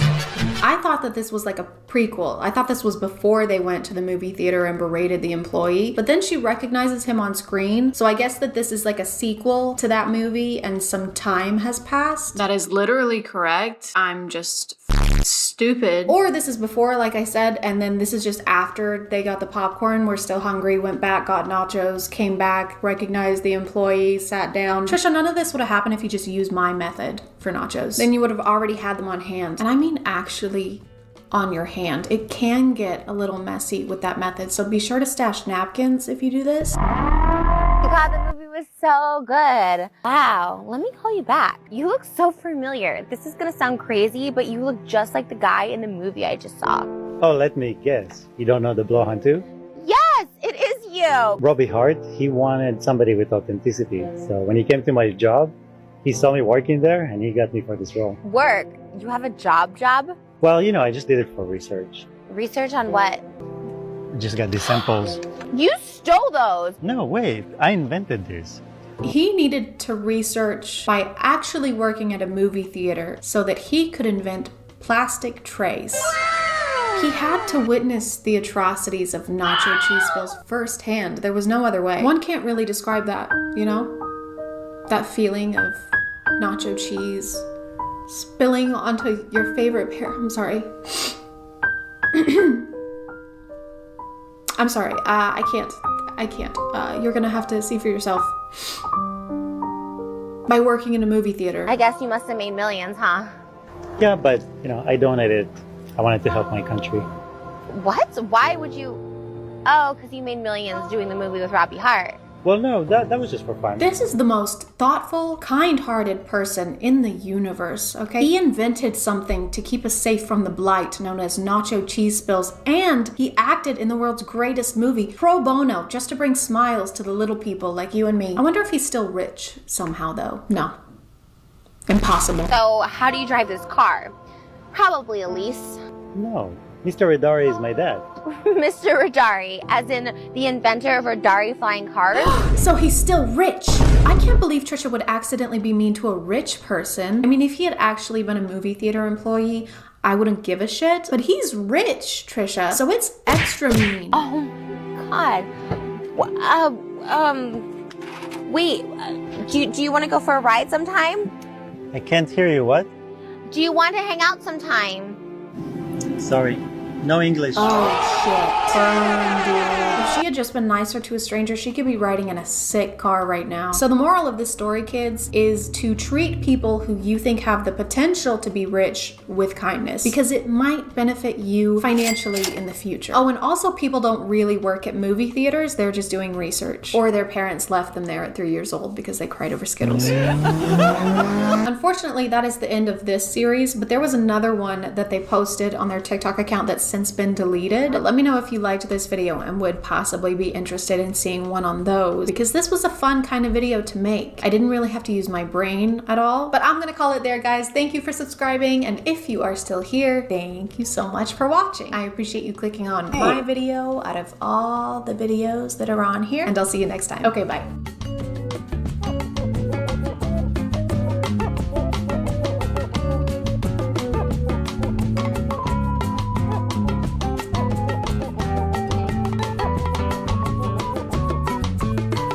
Hey guys, and welcome back to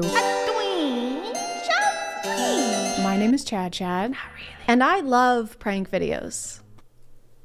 Not really. And we're not talking those harmless pranks that make people think that they're losing it for a split second in a playful way. No, we're talking throwing things at people's heads over store aisles. We're talking robbing bank pranks. We're talking destroying other people's property. We're talking full on crime. Prank videos have honestly become like the Raisinets of internet content. No one really likes them, but they're always there for some reason, or for some reason. I really thought that we had come close to ending the reign of pranksters on the internet whenever those twins got arrested very briefly, and everyone collectively online was like, hey, stop, maybe, because we're really tired of this. But no, prank videos are still here and they are not getting any better. I found this account, I found a couple like it, but I didn't document them or make any kind of note of it. I do this for a living, by the way. I'm a huge fan actually of how TikTok will delete funny videos for basically no reason, but will leave this up where these people are basically just flashing ass at the camera. That's perfectly okay, all right? Actually, that's what TikTok wants. Isn't that right, TikTok? So you guys heard it here first. Go forth and shake ass. This is Matt. As far as I can tell, he's the page owner since the women featured in these videos alternate a lot. How do you guys keep getting stuck in the car? I don't know. Oh my good. Well, good thing I have some scissors. Oh, save the day. I have a sneaking suspicion that I'm gonna have to blur out 90% of these videos. Matt's philosophy when it comes to making internet content seems to be, why make good content when you can simply not? When you cannot do that, do the opposite of that. Thank you. You're welcome. Have a good day. Do you think when he was a kid, this is what he dreamed of doing? Hey, Deborah, what do you want to be when you grow up? I think I'm going to be an astronaut. What about I want to film myself cutting clothing off of women and then post it to kids online? Or a dentist. I'm going to give you 10 seconds to guess what happens in this next prank video. It's a tough one. You might need more than 10 seconds, okay? I'll give you a hint. It has a common theme with the last video we watched.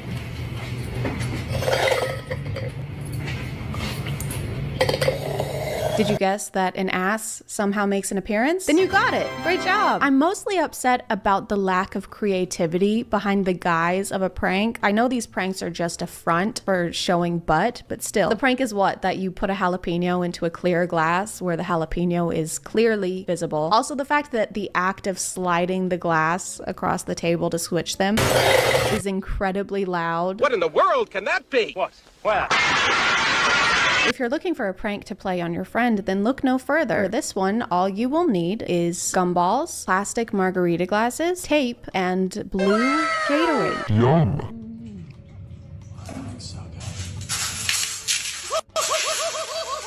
The fact that she didn't see the tape, this is staged. That's an astute observation. Another giveaway might be the fact that her headphones are plugged into absolutely nothing, but anyway. This prank is the same as the last one, except for this time he puts candy in the drink, and I was gonna make a comment on how that would not merit the same reaction as the jalapeno drink would, but then I saw that it's candy corn he's putting in there, so never mind. Oh, and there's also ass in this one. How many times can I say ass before I get demonetized? For this next one, you have to put rice in your window blinds.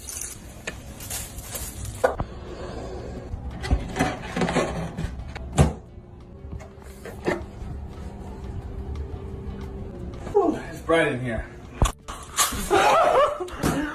If I want to scare my friends with this prank, which I do, this is terrifying, I really do I have to use the balloon? We've already got the rice. I feel like it just adds insult to injury. Rice in the blinds, there's a fucking balloon on the couch. It's traumatic. How do I ensure that my friend's ass, I have to stop saying ass, finds its way onto the balloon? Is the balloon, is it like a metal detector or like a butt magnet?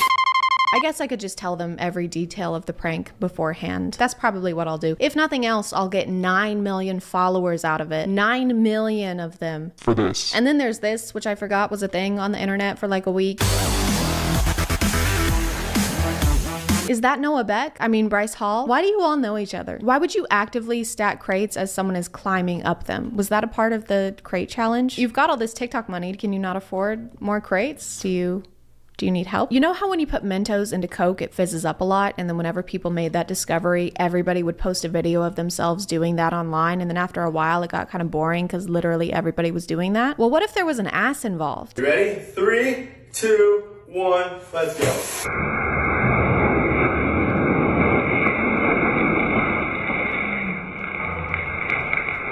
I mean, what were you expecting? An explosion? You can't have an explosion and ass, okay? Don't get greedy. Also, you're telling me you can afford all this soda, but not more crates? I think we should set up a GoFundMe just for the crates, guys. All right, here we go.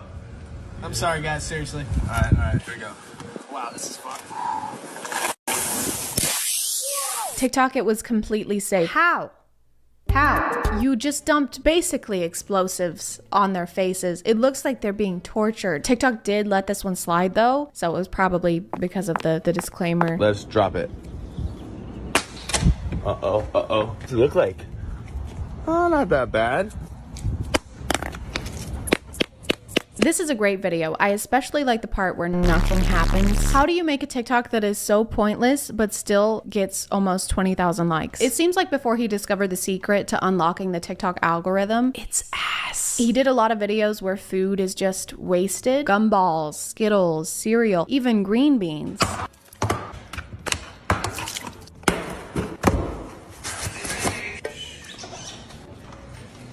Matt, where are the green beans? Bro, they're right there. Yeah, dude, where's my 5-gallon can of green beans that I keep in the fridge? I have zero questions about this person twerking on the counter. That's fine. The joke is just that the food gets dropped on the floor and then immediately thrown in the trash. And it's hilarious, guys. Come on. They also made another video like this. And if you're confused on what's happening here, don't worry. There's a caption to explain everything that's going on. So what he's doing is he's actually breaking a frozen water bottle on the ground. Do you want to watch it again or no? You've got it? Okay, good. Why? Come on, put it over your head. Higher, Emma. This is as high as I can go, Matt! No, it's not. Higher. Why? No, it's not. I like how in this universe people continue to do what he says no matter what, and at no point are they ever like, I don't know if I should hold this bag of flour above my head. Last time you told me to hold something above my head, it was a vat of acid, so I'm a little apprehensive.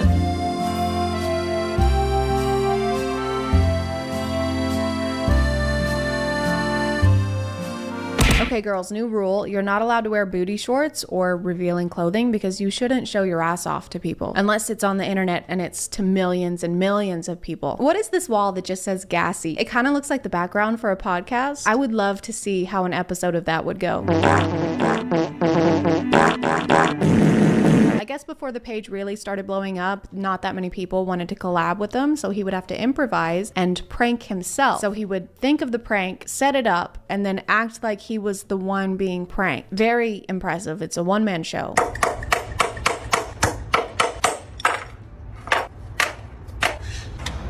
Woo, what a beautiful day for the park. Oh, I can't wait.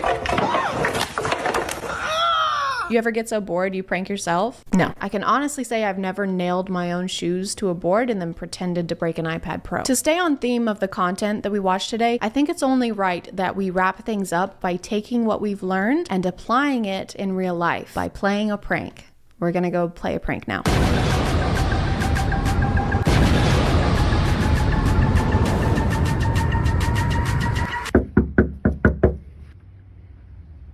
Hey.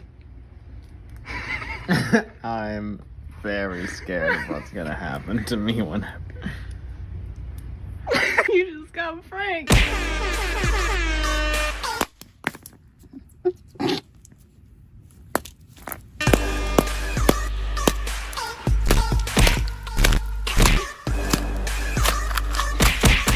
Alright. Get wrecked. I'm gonna call it there, guys. Thank you for subscribing, and if you are still here, thank you so much for watching. I appreciate you clicking on my video out of all the videos that are on here, and I'll see you next time. Okay, bye.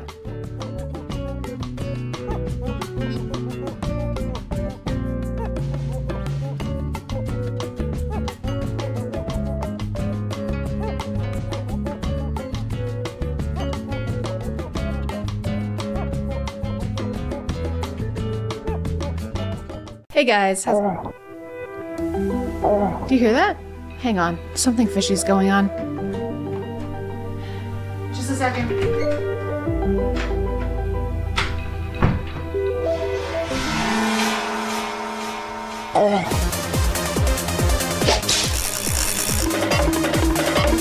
A clean challenge. My name is ChadChad. And today we're going to talk about conspiracies. Is the Earth flat? Was the moon landing faked? Is Florida a real place? These are just a number of things that we may never know the answer to. Whenever something happens to people that we think is weird or we can't really explain, we like to make it up because conspiracies are like hemorrhoids. We all got them, right? I think we all have hemorrhoids, okay? When I was a kid, I had a theory that all of my toys could walk around and even talk to each other. And it turns out I was a really stupid kid. But the thing about conspiracies is that you can't be wrong. If you say that you think the sky is actually red and orange, which it probably will be soon, no one can tell you that you're wrong. Conspiracies are kind of like lying, but without the consequences. Unless you're a big fan of conspiracies and you disagree with what I just said, in which case what I just said was a conspiracy. The internet has led to an endless sea of theories. The butterfly effect, the Mandalorian effect, the Mass Effect, and we're sick of those. There were literal UFOs flying around last week and nobody cared. We're tired of aliens. Alien? How about Ali out? Boo! Boo, boring, get the fuck out. Go. Leave. The best thing about TikTok and the worst thing about TikTok is that everyone has an opinion. So now that sea of theories, a conspiracy, if you will, has become a bigger, more confusing sea. I don't know if this is a conspiracy or not, but I heard there were a myriad of robots. The researchers were realizing that these things were getting way too smart. One of them somehow wasn't fully disabled, connects to a f***ing satellite, reassembles itself, starts telling its counterparts how to reassemble itself. The researchers come back in and these things killed all of them. Oh. It claimed like 15 or 20 lives before they were able to be dismantled and turned off by authorities, right? Have you guys heard of this new conspiracy? It's called something. It's Avengers Age of Ultron? I'm not sure why, but the person listening to this thinks it's hilarious. It claimed like 15 or 20 lives before they were able to be dismantled and turned off by authorities, right? It doesn't really match the tone of the story. And then the murderous robots burst through the door and slaughtered all of them. I know. The story always kills. Now that we've moved on from aliens, we finally have time to talk about more interesting things, like doors. If giants aren't real, who built this and why?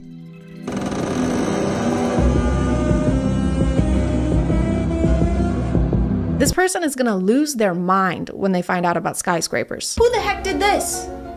This is too big. I like to imagine the creator of this TikTok doesn't really believe in giants, but is actually just the person who made this door. You notice that top latch?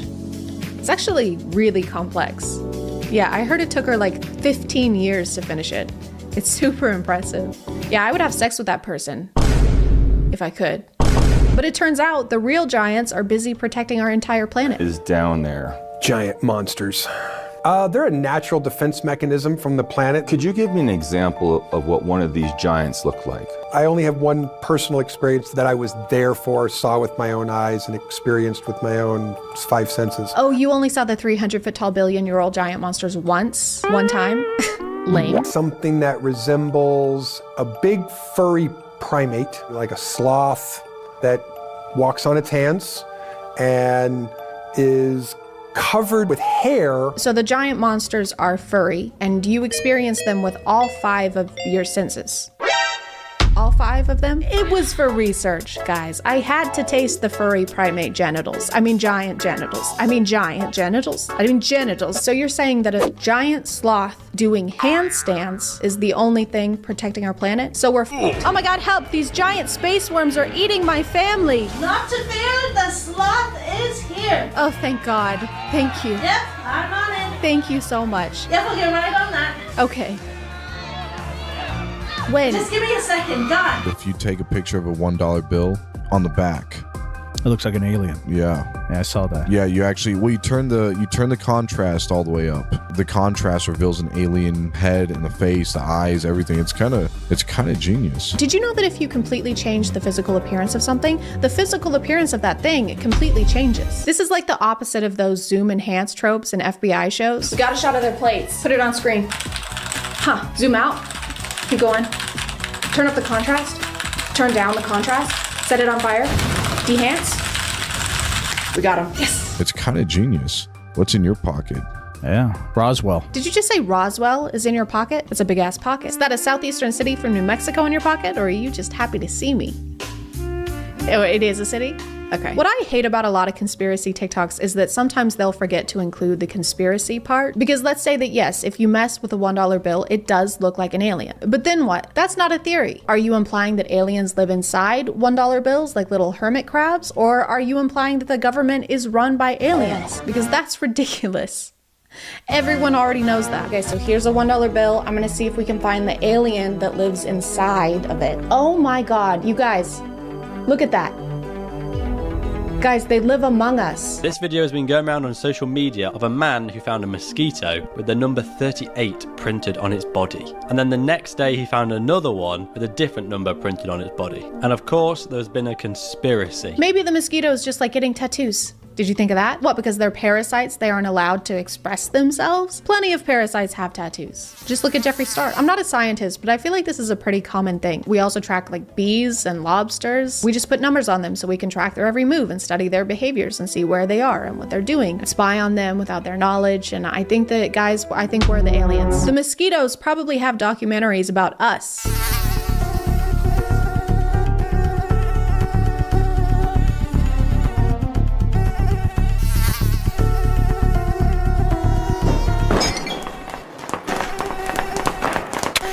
Y'all, I am freaking out right now. There's a lot of unexplained things going on in the ocean right now. Just watch this real quick for me.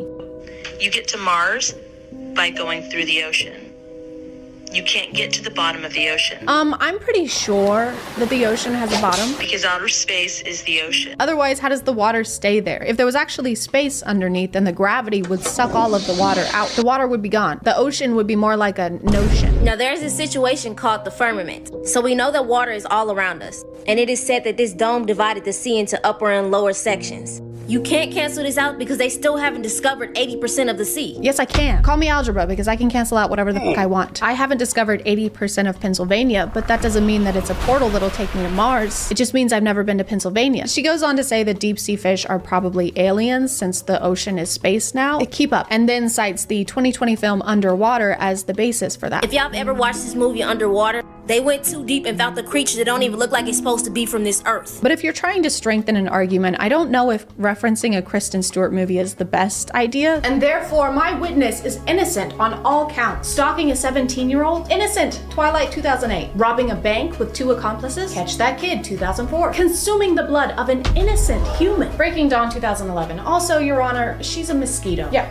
hi. And I still have malaria. Does anyone actually still watch the moon landing footage and think it's real? Okay, but whether you believe in the moon landing or not, you can do this to anything and then claim it's not real. You've made them look silly. Of course we don't believe them. Have you ever been to Pennsylvania? Yeah. Very fine grain as you get close to it. It's almost like a flower man. A conspiracy that stayed pretty consistent on TikTok is that all celebrities are lizard people. What that involves is usually pretty vague. It's just if they say something weird or if they do something lizard-like, it means that they eat children, like lizards do. I can say clone, I want to say clone. All right, so there's like a clone by Ang Lee. Right. When it comes out, let's get a selfie real quick. Let's hop in for a selfie. Of course, it's shown through the form of joking to make the average mind automatically assume it's a joke, even though it was never stated to be a joke or a lie. Reverse psychology. I don't think this is reverse psychology. Reverse psychology would be if Will Smith posted a TikTok like, "Hey guys, just want to let you know I am a reptilian shapeshifter. It's true. All of your theories are correct. I can control minds. Well, in fact, I'm doing it right now. Do not watch Gemini Man in theaters December 11th, 2019. That would be a terrible idea. In fact, I forbid you from seeing it. That is the worst thing you can do. If you leave your house on that day, you will die. I will kill you." These are disturbing facts about the Teletubbies. When I was little, I loved the Teletubby, but looking back, it was pretty creepy. The giant sun in the sky that has a baby's face, and the fact that their mom is a vacuum cleaner, and there are some conspiracies that think that the baby sun in the sky is actually a demon, and that the mom vacuum cleaner is actually one of Satan's helpers. That part is true. My cat also thinks that the vacuum cleaner is Satan's helper. I don't understand why out of all the shows from the 90s, the Teletubbies is the one we're worried about. Why? Because they're 10 feet tall and have Furby eyes? Giant suits made out of felt was just the formula for shows in the 90s, like Barney the Purple Dinosaur, aka the world's first furry. And do you remember Big Bird? That was 1000% a demon. What if we have a giant bird with dead eyes and a gaping mouth teach kids about the US Census? It'll be fun. How many people live in your home? Have you heard about the dark conspiracy theory that surrounds the Teletubbies? Well, it's First piece of evidence is that they have a female voice that seems to come from the ground, always telling them what to do. Like, who the does she think she is? And what's underground? I don't think anyone who made a conspiracy TikTok about the Teletubbies actually watched an episode of the Teletubbies first. All they do is eat toast and pudding and splash around in puddles. And the demon voice in the pipe, when it comes out of the ground, it makes a continuous wet fart sound. What's that, Satan? You want me to eat breakfast foods and frolic around in a field of flowers with 3 of my closest friends? Satan, that sounds like shit. I actually did watch an episode of Teletubbies for this video, and it was kind of weird. It wasn't really how I remembered it being, but here, I'll just show you.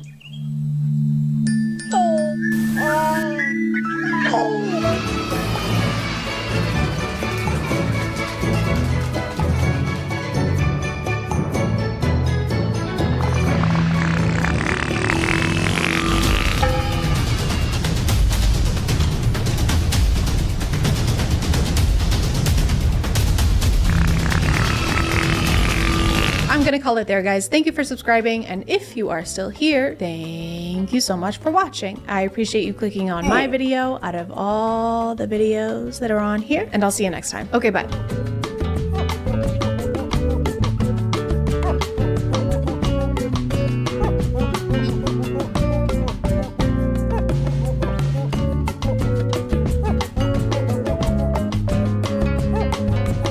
Hey guys, have you ever wondered what Love Island would be like if instead of an island, it was on a farm, and instead of doing nothing all day, they were picking up cow poop with their bare hands? Well, someone did, because this show exists. I've been watching a lot of reality TV lately because my body is like a Nature Valley bar in the bottom of your purse, falling apart and inedible. Unless you're like really brave. I watched the last season of Love Island. I watched Temptation Island. It's always on an island. I don't know why it can't be anywhere else, like a lagoon, since they're always lagooning. But the one I want to talk to y'all about is Farmer Wants a Wife. Farmer Wants a Wife is a reality TV show about astronauts who want a divorce. Just kidding, you know what it's about. It's literally in the title. It literally explains it. The show technically has been around since 2007, since it has a lot of variations in other countries, like Australia. That's a country, for example. But the US version actually just started in 2023, and just like everything else in this country, it's a fucking disaster. The problem that this show seeks to solve is how difficult it is for farmers to find someone to date. Is my life. They highlight how remote these farmers are and how much that limits their options, because it's not like they can date the pigs. Trust me, I've tried. This is one of the first pictures that pops up when you Google the show, by the way. You know, just a normal farming stance that you do on the farm. Me, when I have farm at 6 o'clock, and with great power comes great responsibility at 6:30. In episode 1, we meet the 4 farmers, and as they introduce themselves, every single one of them mentions that they're not the romantic type. I'm not your normal romantic. I would not consider myself a romantic. I'm usually pretty tight-lipped on things like feelings and emotions. And as we get to know them a little more, we realize that this was basically just their way of soft launching their avoidant attachment styles. Why did they edit it like that? To me, love is more of a feeling as opposed to others who consider it not a feeling. They say stuff like this so frequently that it kind of makes me wonder if anyone let them know they were going on a dating show. You know, a show where you're inevitably gonna need to be romantic and talk about feelings, maybe, probably. This is like going on Jeopardy and being like, yeah, I'm not the best at being asked questions. It's honestly pretty scary for me. Then why did you come here? Oh my God. Phew. You scared me. What's wrong with you? Ah, stop! During one of his first dates, Farmer Allen reveals that he just got out of a relationship 6 months ago, and that the relationship he just got out of was a marriage. Didn't I tell you I was married? You were married? Yeah, I was married to that woman. And his date, Cassidy Joe, has a very interesting response to this. You're divorced. Yes. I don't really believe in divorce. You don't believe in it? Like you just don't believe it exists? Like Santa Claus? Did you try? Absolutely. Yeah. I tried. Did you try is such a funny thing to say in response to someone doing something unsuccessfully. Hey, instead of getting a divorce, did you try having a happy marriage? Did you try that? Did you try having a wife that loved you and didn't fucking hate you? Did you try that? Did you think of that? Each of the farmers have to choose 5 women to come stay on their farms after a round of rapid fire dates with everyone, which are full of the guys reiterating that they are not romantic at all, and while looking like they would literally rather be anywhere. Was this a compliment even? This was more of an observation. He just observed something about her. You are wearing a dress. Thank you. That's fire. Thank you. You're on fire. Thank you. Your dress is on fire. Thank you. At the end of their quick dates, the producers will ask the guys their thoughts about each one, and they really don't like that. Just say that. You know, there's so much I can say about Lily. But I won't. After the contestants are chosen, they make their way to the farms they'll be living on for the next 6 weeks. A log cabin. Oh, wow. One of the farmers, Landon, has a decaying buck skull on his front porch because nothing says welcome like a visual reminder of your ability to kill. And the women on his farm walk in to realize that they'll be sleeping on bunk beds in his living room. Oh my gosh, the bunk beds! I think this is pretty funny because if you remove the novelty of farms from this situation, this is just where some guys live. Like, imagine sending 5 women to a guy's 450 square foot apartment where the only furniture is a bench press. The only food is protein powder. His mattress is on the floor. And the show is called Guy Wants a Girlfriend. Maybe, not really. He doesn't believe in labels. He just wants to see how things go, okay? Why are you rushing him? God, he's only 43. After the women arrive to their respective farms, they are immediately put to work. We're just gonna push those cows down into the pasture. It's important for me to see how the girls work in this environment. The main factor in their wife search for all these farmers seems to be how much farm work their potential wife will be able to do. I'm assuming you already gathered eggs and had breakfast ready? I don't need a ranch hand. I need someone who's willing to help me on the ranch. Every farmer consistently talks about needing to know which woman would fit his lifestyle best. And then the lifestyle they want them to fit into is being an unpaid ranch hand. An extra set of hands just make all the difference in the world. Yeah, I'm sure a free set of hands makes a lot of difference. It's basically like love and romance on this dating show are second-hand priorities, and the first-hand priority is finding second hands. A second pair of hands.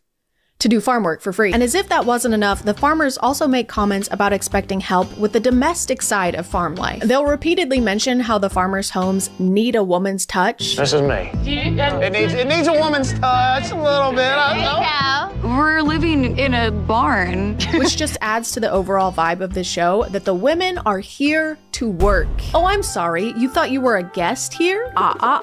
There's homes that need touching. Bless this house? No. Caress this house. The very first day the women get to Alan's farm, this guy, he has them doing this. It's almost like he was waiting for them to get there before he started this project. He doesn't actually want to date anyone. He just needed this tree cleared. He's probably still married. He has to be. Divorce isn't real. The women continue to do chores throughout the show, even if the farmers aren't around. Lift with your legs, ladies.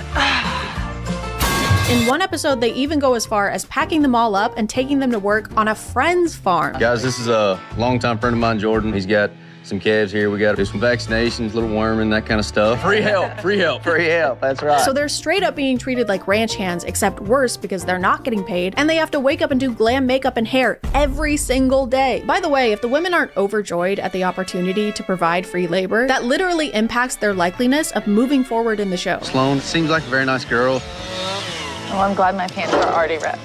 But she really didn't necessarily jump in there head first. Yeah, so Sloan actually didn't jump head first into a task she's unfamiliar with. She actually didn't smile enough while working for me for free. Something must be wrong with her. It seems less like Alan was expecting 5 women looking for love on his farm and more like he was expecting 5 Paul Bunyans. It just doesn't make sense because the entire entertaining appeal of this show is that it's a bunch of city girls trying out life on the farm. The farmers are upset when they don't immediately know how to farm.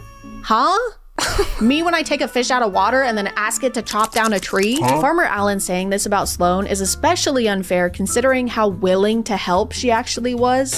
So fun. But it's okay, don't worry, things ultimately work out because he kicks her off the farm. I just don't feel that connection between us. I think it's time to send you home. And that's actually for the best because she deserves better. The women on Ryan's farm, this guy, spend their first evening there cooking an entire meal for everyone. I think I should slice up some grapes and pop them in here. Yeah, I think that'd be a nice touch. You know, you may have to spend hours mending a broken fence on the farm, but at least at the end of the day, you still have to cook a meal for a man you don't know. Later on in the show, they actually prep food, arrange tables, and set out all the dishes so that Ryan's friends can come hang out while he does this.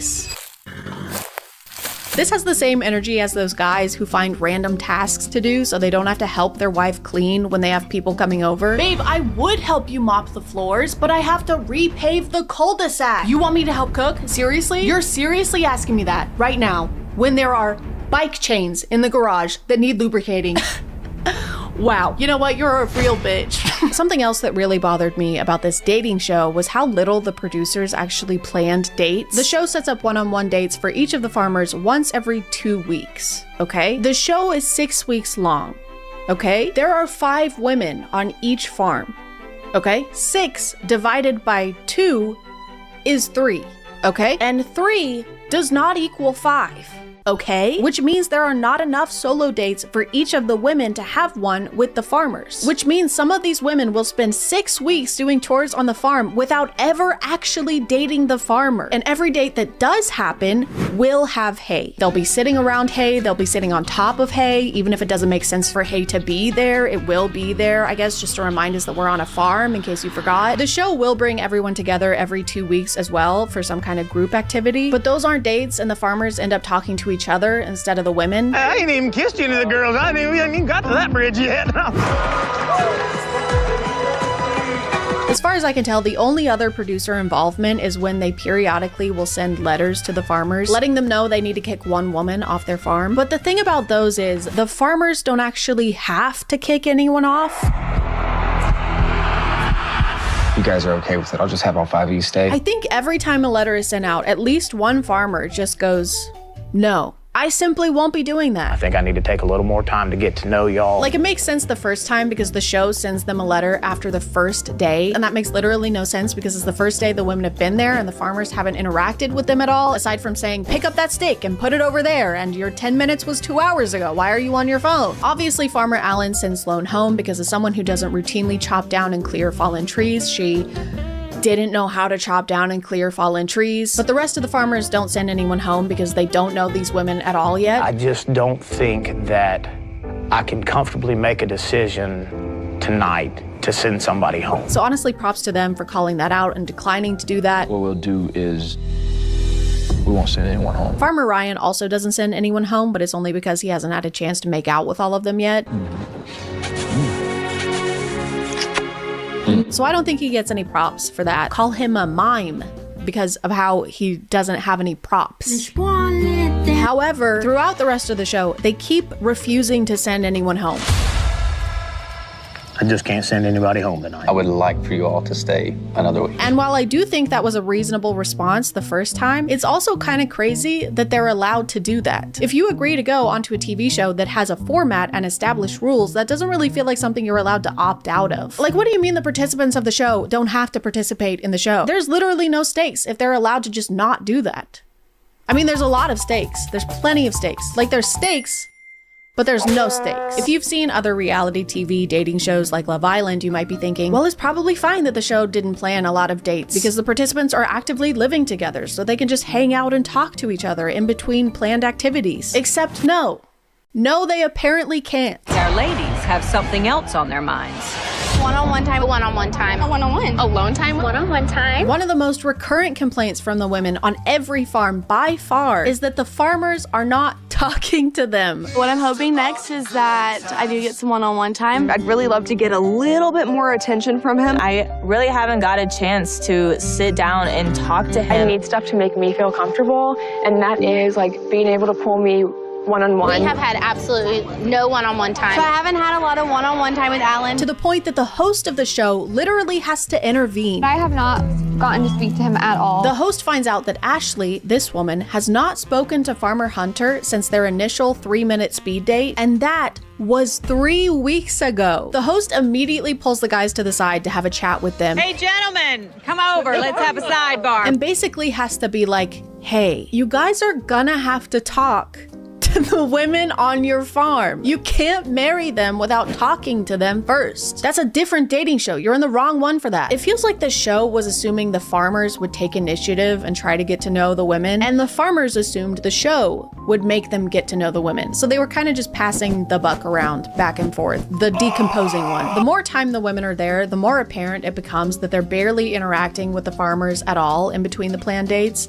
Aside from chores, don't worry, they're still doing unpaid labor. So many of them don't have any idea where they stand with the farmers, and it's probably because the show is happening at their place of work. Like, if you ask 4 farmers who have admitted multiple times to being inexperienced with dating to choose between dating women or farm, they're going to choose farm. But we have to take it easy on these guys, okay? We can't just expect them to suddenly start dating everyone when they have very little dating experience. That's like asking someone who's never done farm work to do farm work, and if they're not immediately good at it, kicking them off the show. Like, you would never do that. That's just unreasonable. The woman who doesn't believe in divorce, Cassidy Joe, this is her. Cassidy Joe starts complaining that she and Farmer Allen haven't kissed yet and that she needs that physical affection. I guess I wish we would have had a kiss. I think it's Okay, good. I know that I need that affection, right? Physical touch. Maybe she should go to Ryan's Ryan's farm. There's plenty of that to go around over there.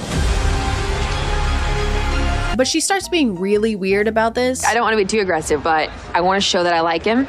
I want to kiss you. Even though Farmer Allen hasn't kissed any of the women on his farm and specifically set a boundary that he likes to move slowly. I understand it all, but it doesn't mean I want to have him, give him the space. I want to go, why don't you want to kiss me?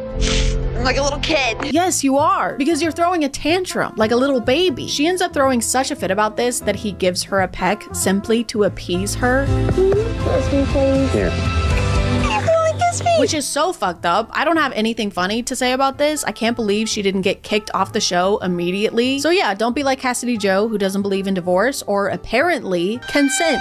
As I've already mentioned, Ryan has no problem showing the women on his farm physical affection. He also has no problem doing it in front of people.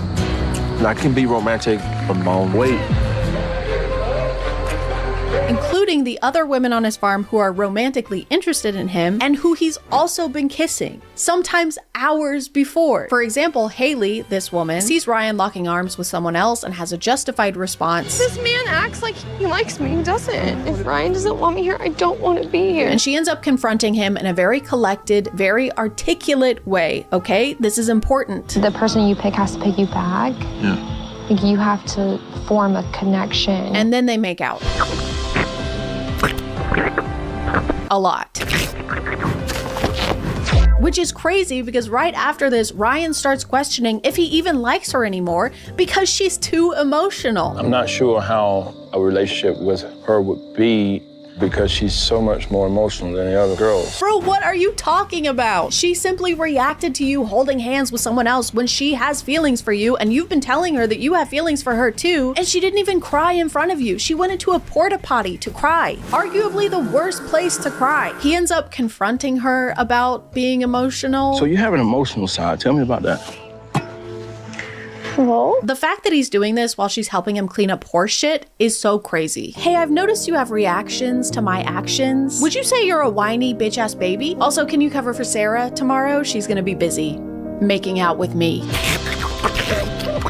So the next time the show sends an elimination letter, instead of just ignoring it, which everyone has still been doing by the way, he sends her home. Haley, I think you're gonna have to go home. I feel that we may have a disconnect, you know, with who I am as a person and who you are. I think we may just have a disconnect with who I am, normal, and who you are, a whiny bitch-ass baby. And I literally can't make this up, guys. He starts crying while he's kicking her off the show for crying. It's okay, don't be upset.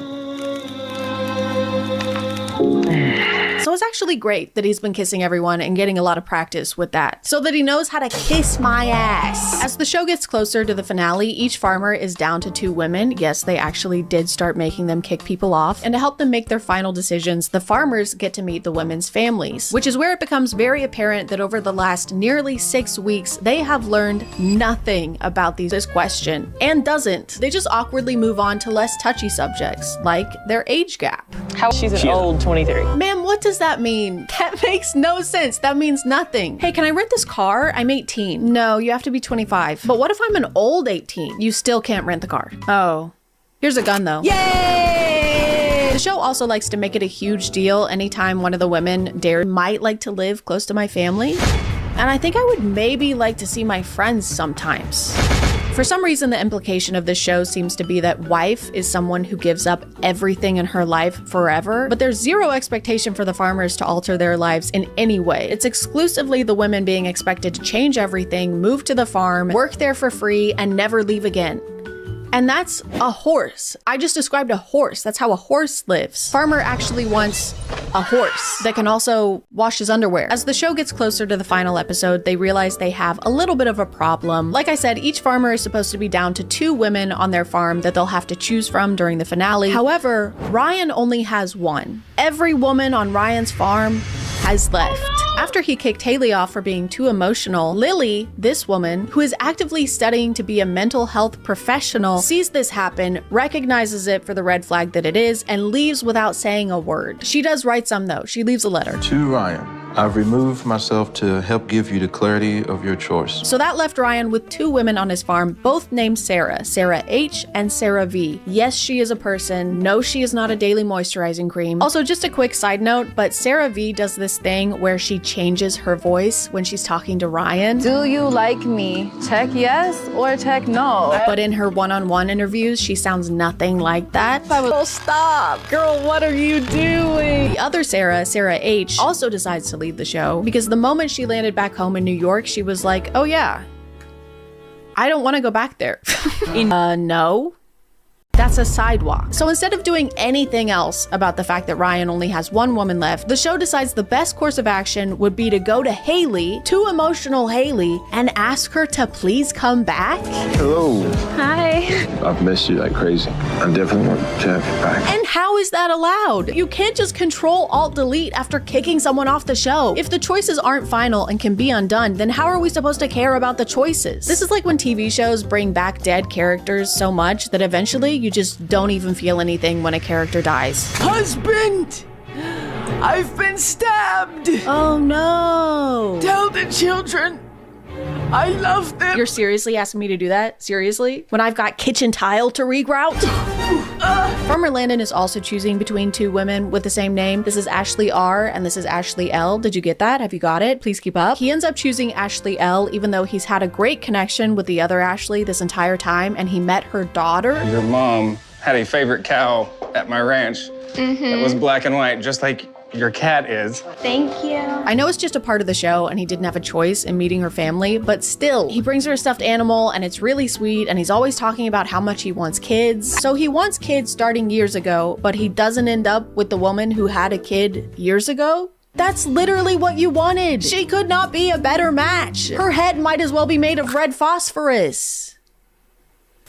The show continues to try and convince us that Ryan has a tough decision to make, even though there's still only 1 woman left on his farm. Ryan is still torn between his 2 final ladies. The decision is tough between the 2 girls. They keep referencing the 2 ladies he has to choose from. The 2 ladies that I have left. His 2 final ladies. Between the 2 girls. The 2 ladies that I have left. Haley, she's demanded that I be more vulnerable. You know, I don't know where she stands. I don't know if she's even gonna be here. No. No, she's not. The only couple that makes any sense is Hunter and Megan. They're really sweet together. You can tell they actually like each other. So at least one happy couple came out of this. I mean, at least Landon and Ashley. I mean, Alan and Kelsey. I mean, Ryan and Sarah V. I don't know if we're gonna be able to go further. I feel like this show's premise only exists because of how women are often expected to integrate into a man's life fully and sacrifice individuality after marriage, while also reinforcing the incorrect mindset that women's mental and physical labor is not fiscally valuable, but is something they just owe to husbands, or in this case, random farmers. It makes no sense to me that the women in the show are being asked to work on a farm, keep a house clean, cook all the meals, and give birth to children, while the guys are being asked to work on a farm. Just that one. That's the only one. Plus, there's no incentive to be on the show. There's no money for winning, and the contestants are barely being paid for their time, which means that the only prize is getting to marry the farmer. That's like if Wheel of Fortune ended with you getting to adopt a puppy. Like, sure, that's great if you wanted that, but you didn't really need to go on a show for it. And now you have to clean up after it and feed it, and it's gonna hump your leg. And a puppy would be a handful too. Anyway, guys, it's 6:30, so I gotta go. I have farm stuff to do.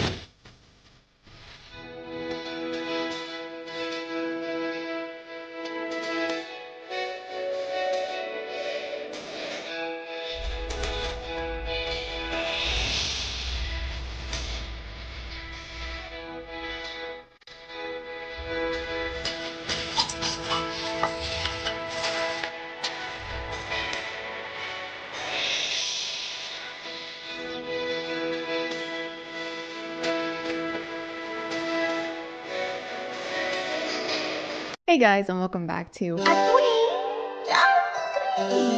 My name is ChadChad, and I believe in aliens. I never decided that. There was never a specific moment where I was like, you know what? I do believe in aliens. I do! Because I've always just assumed that, you know, in the endless universe, there are probably other places that can also support life. Like, there are a lot of ants in the world, but each ant probably thinks that their anthill is the only anthill in the world, but that's only because they haven't invented space travel yet. I've never met anyone who claimed to be abducted by aliens or who claims to have had some kind of extraterrestrial encounter. But I like to think that I'm an open-minded person and that I would hear them out, which is why today we're talking about Demi Lovato. Demi Lovato is a pretty well-known singer and was in a lot of Disney movies / TV shows. You've probably heard of them before, so I'm not going to dive too deep into their history. But there was a certain clip that caught my attention the other day. So I woke up in my room and there was like 3 beings. And they were like, do you want to see your planet? And I was like, oh, sorry. You were like, hell yeah. I was like, hell yeah, let's go. This is a pretty short clip, so I wanted to get the full context of what's happening here. Demi has a new show called Unidentified that's streaming on Peacock TV. We'll get into that later. So the reason for this interview is that Demi is promoting their new show, and this conversation takes place after Kelly shows a clip previewing it. Well, wait, in that clip we just saw you looking for aliens. So have you seen an alien? Have you ever had an experience? I have never seen an ET face to face. Oh, that's something else I should mention. Demi doesn't believe that we should call aliens. They say that that is offensive to aliens. Sorry, aliens. Sorry, aliens. Sorry. Demi Lovato has said referring to extraterrestrials as aliens is derogatory, and the word should no longer be used for potential otherworldly visitors. Speaking to E! News, Lovato explained their reasoning while responding to Span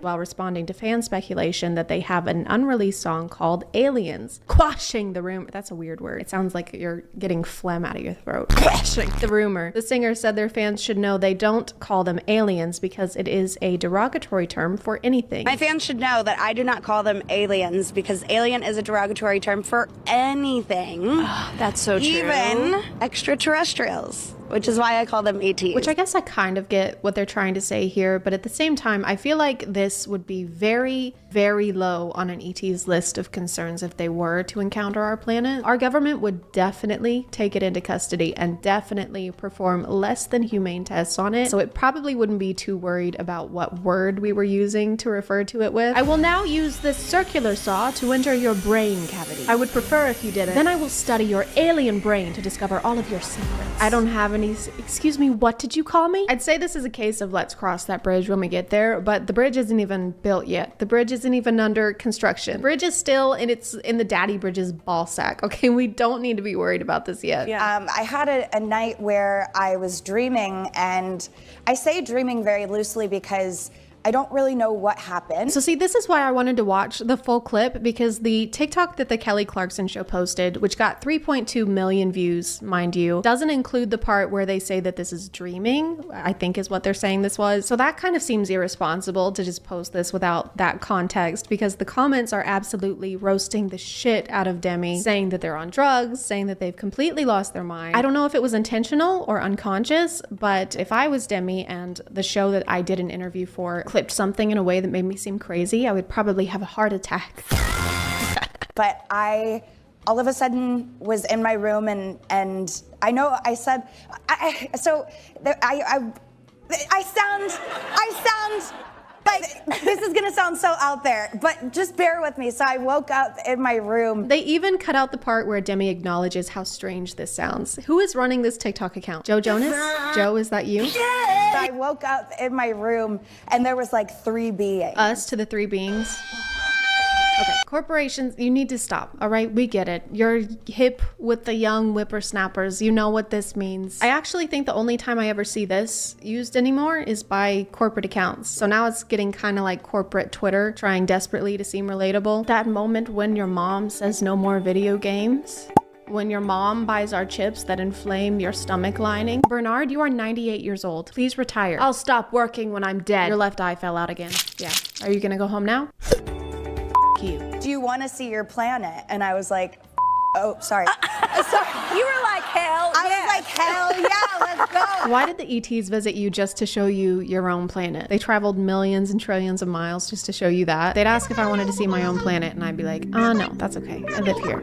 I live here. I like whooshed out of my room and was like hovering over the planet, and then all of a sudden they're like, "You want to see our planet?" And I was like, "Hell yeah!"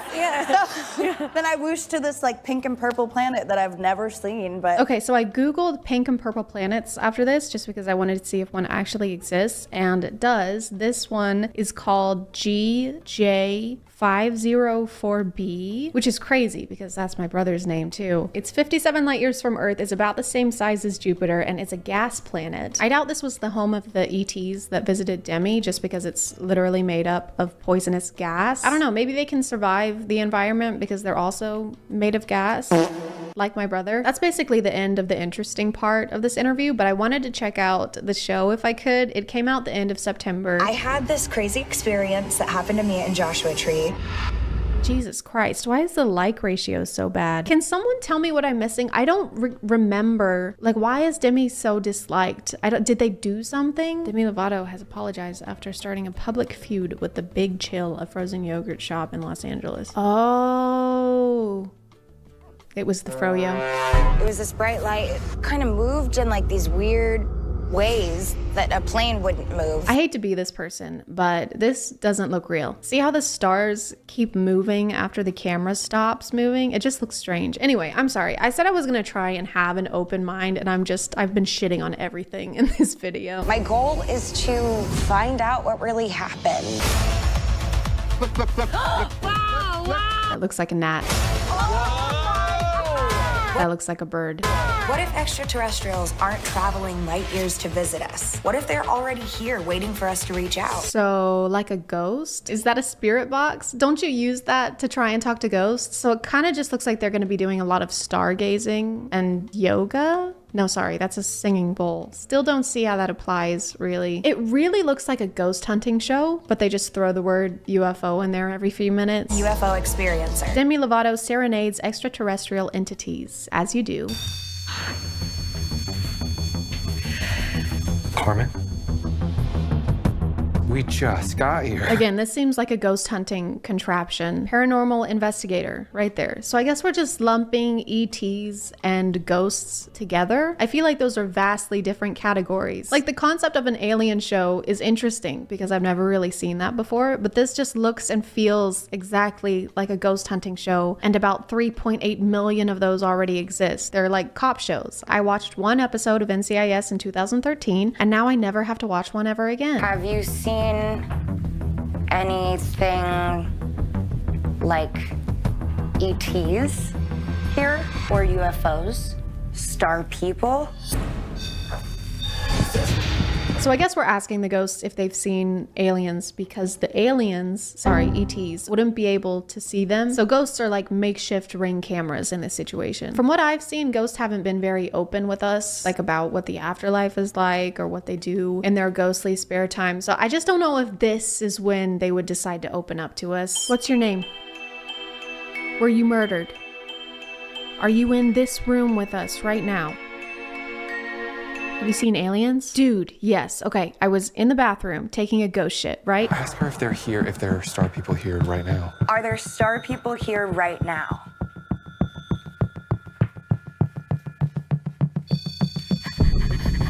They probably explain this in the full episode, but I'm trying to figure out what kind of equipment this is. This article just ominously calls it the radio, but it looks like it might be some kind of proximity detector based off of my extensive research on Google Images, which would mean that every time this goes off, it's just because the ghost is stepping closer to them and then stepping back. Are there any star people here right now? Are you a star people? Carmen, are you a star person?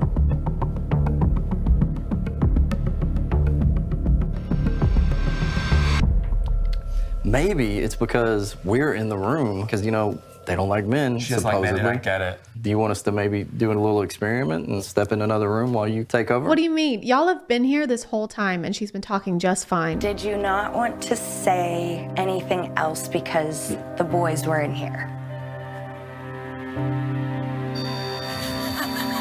The ghost is not saying yes. She's saying, okay, I can clearly see them right there. They just turned around the corner. I may be a ghost, but I'm not blind. Okay. She has trauma. She does? Okay. How do you know? And that's why she doesn't like men. Okay. I respect that. that. Totally. What are these reactions? Can you imagine like going on a third date with someone and you open up about your trauma and they're like, okay, I respect that. I do. Are you gonna pick up the check? I mean, I'm so sorry about that. That sucks, dude, but I don't get paid until Friday. Maybe if you sing a song as an offering, we could come back in the room. Oh, yeah. Okay. If I sing you a song, can my friends come back in the room? Okay, now y'all are just making up rules as you go. This is like trying to watch third graders play a game of tag. There you go. What the fuck is that? Is that a knife? Call the police, we're witnessing assault.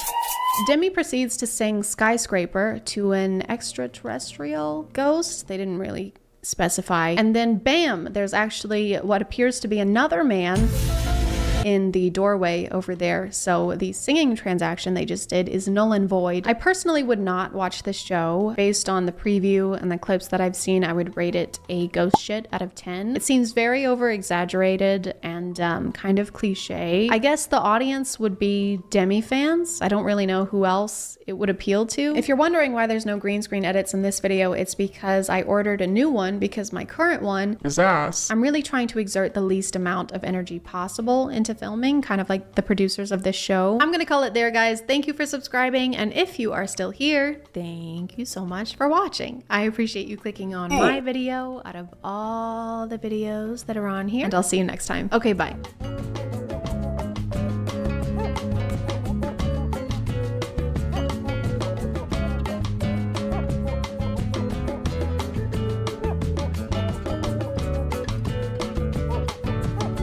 Hey guys, and welcome back to My name is ChadChad, and the internet is a dangerous place. You could be minding your own business, sleeping on a TikTok live stream when all of a sudden Siri doxes you, the FBI is at your door, you're getting dragged away in handcuffs while people keep throwing sunglasses and roses at you and spamming L, and being an L is the worst thing you can be. It's way too many nosebleeds. What's even more dangerous than that is the fact that people can challenge each other to do basically anything on the internet.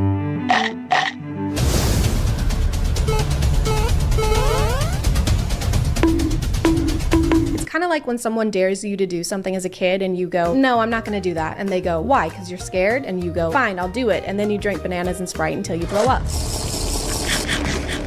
I think internet challenges started to become popular around 10 years ago. It's 2012. Everyone's ringtone is Gangnam Style. Your mom has died 5 times because you forgot to send that text message to 10 of your friends. And white people have just discovered spices and they're pumped. I mean, they are so excited that they're eating them by the spoonful.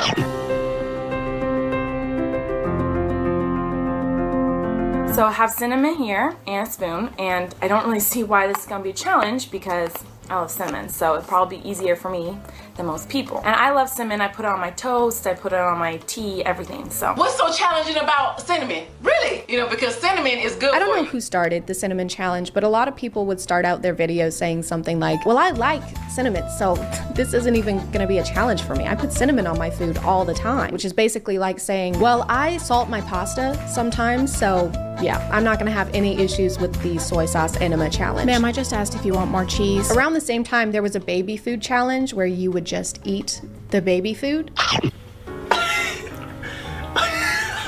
don't want to just, I don't know my spoon. So just take a spoon of it. It's not like it's inedible, like it's made for babies, so you'll probably be okay. If you were a few years younger, this would just be a food review. Today I will be reviewing this baby food because I'm a baby and I shit my pants. Gonna be trying this one, and this is the flavor spaghetti. Thank you to ExpressVPN for sponsoring today, and let's get back to the video. There was the Charlie Charlie challenge where you would communicate with a young ghost boy named Charlie Charlie. You have a piece of paper and it's a yes, yes, no, no, and you put 2 pencils on top of each other, and then you talk to Charlie Charlie. Are you there? Charlie, Charlie, can we play? Does my parents love me? Charlie, Charlie, do you want to hurt us? Oh my God. I don't know why his name is just a regular name twice. That's fucking stupid. Who does that? One of my favorite parts of internet challenges is how the news reports on them. Some challenges are really stupid and can get people hurt, obviously. Don't do those. But according to the news, if you do any kind of challenge, even the renegade, you will die.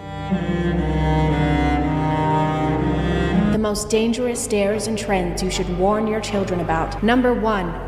The Charlie Challenge. The kids are using pencils and paper. Guys, someone get Vice News. This is a trend with demonic and supernatural undertones. If this is undertones, what's overtones? Hey guys, today I'm gonna do the internet challenge where I literally attempt to commune with the dead. Hey, I kind of feel like you're gonna try and commune with the dead. Yes. It just feels a little demonic. Well, it's a demon, so it's a lot demonic. I just get the feeling that this has some supernatural undertones. Charlie, possess my mortal shell to do your bidding and use me to fulfill your mission of causing a number 2 pencil shortage. I don't know, it just has evil connotations, you know? Understandably, people got bored of this and just eating things that you're already supposed to eat. So they moved on to destruction of property.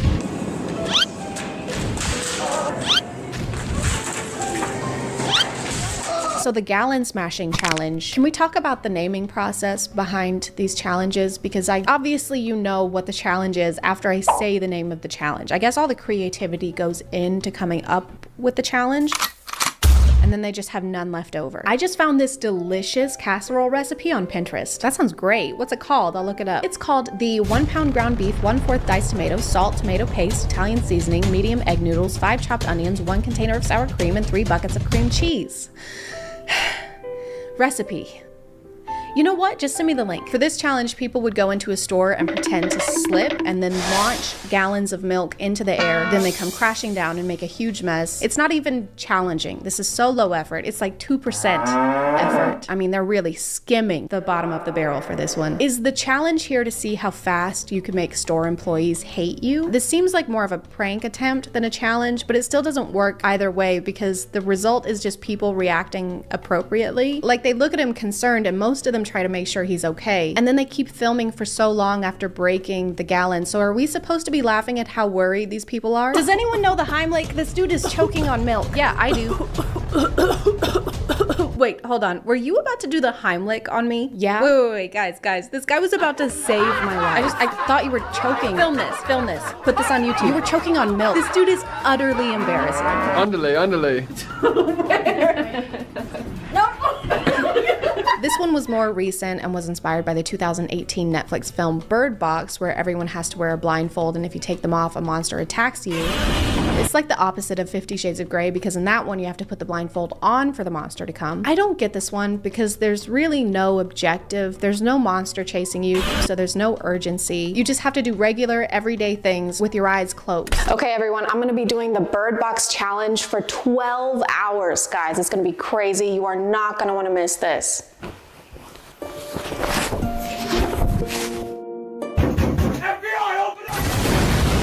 It's not a different day, I just got sour cream on my shirt. These were all kind of around before TikTok gained popularity, and then it did, and people realized that they could just do something they already want to do, but call it a challenge, and then it seems like someone else did it first, and you're just following a trend.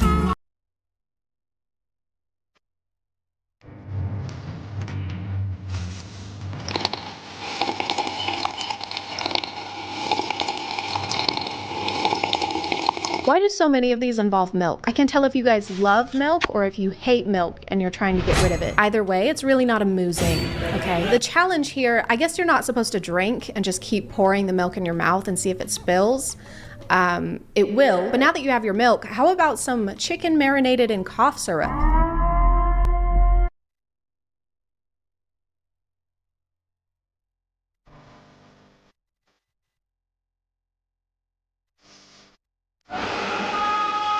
This is chicken for when you want to eat chicken and get the best sleep of your life. If you have to have poison control on the other line when you're trying out a new recipe, reconsider that recipe.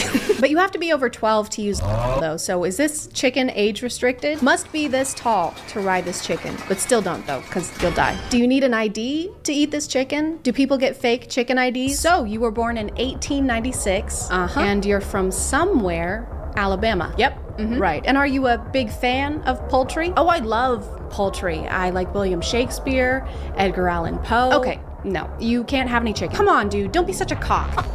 One of the most viral TikTok challenges so far was the devious or diabolical lick challenge. It started out with people taking something from their school bathroom, like a box of masks or a soap dispenser, but obviously it got worse.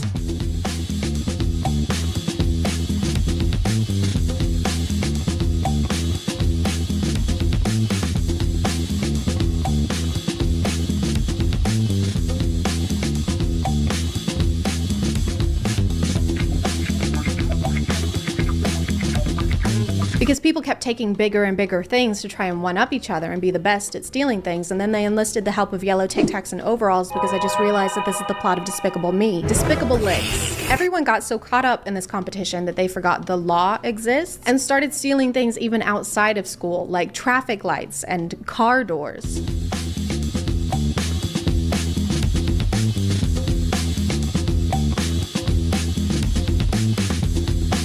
Honestly, I would rather you just take the whole car. Like, this is bad, but it's irritating also. Like, there's gonna be a draft. I have to work for UPS now. Just take the whole car at that point. Hey guys, my name is ChadChad, and today I'm gonna be jacking off this car. Send this video to 10 of your friends and challenge them to also jack off a car. Then we can jack off as a group. Some people think it takes a lot of skill to do this, but actually all you have to do is take a blindfold like this, and then the car basically jacks itself. Now it's important to put #challenge on this because then it's not admissible in a court of law. No, it definitely still is. Hey, can you get a shot from behind the car? Just like go behind this way. Perfect. I'm gonna call it there, guys. Thank you for subscribing, and if you are still here, thank you so much for watching. I appreciate you clicking on my video out of all the videos that are on here, and I'll see you next time. Okay, bye.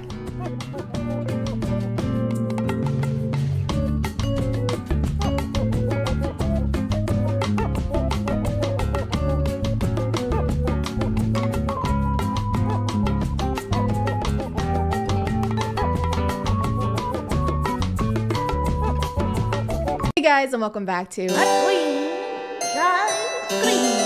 My name is ChadChad. Not really. And today we're gonna have a party. Not that kind of party, but don't worry, it'll still be a blast because instead of dancing or having fun, we're going to find out whether we're a fish he or a fish her. Gender reveal parties were birthed in 2008 by a blogger who decided to cut into her cake and let the color of frosting reveal her baby's gender. Little did she know she was starting a new custom involving family and celebration and wildfires.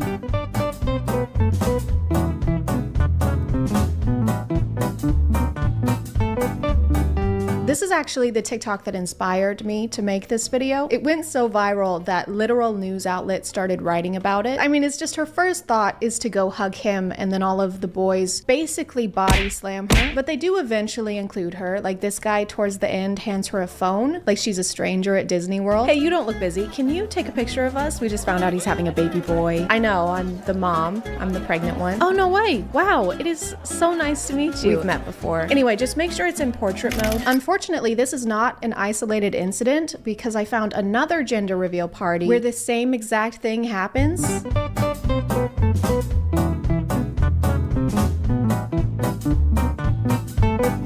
Even down to the same wardrobe. Everyone's sporting this fashion combo with the hat and the sunglasses that look like you're about to get your teeth whitened. So this is just a thing that happens regularly, I guess, where you forget about and exclude the person who's doing like 99.9% of the work. I didn't know that having a gender reveal party was so life-threatening. Do you think the invitations specify that the dress code is like combat casual? Just wear something that looks cute, but can also protect your ribs from potential trauma. And don't forget your insurance card. That's unrelated, but don't forget it. At least they have the good sense to have the mom throw the ball toward them from a distance. Otherwise, we'd have a real Thunderdome situation on our hands. Congratulations, you're having a boy. Oh my God, that's great. That's what I was hoping for. Good luck. What do you mean? Wait, no, what? Is that a whole baseball team? But it's apparently pretty common to ignore the mother of your child at these things and just sprint in the opposite direction. The gender will get revealed and the dad just starts running off on his own little side quest.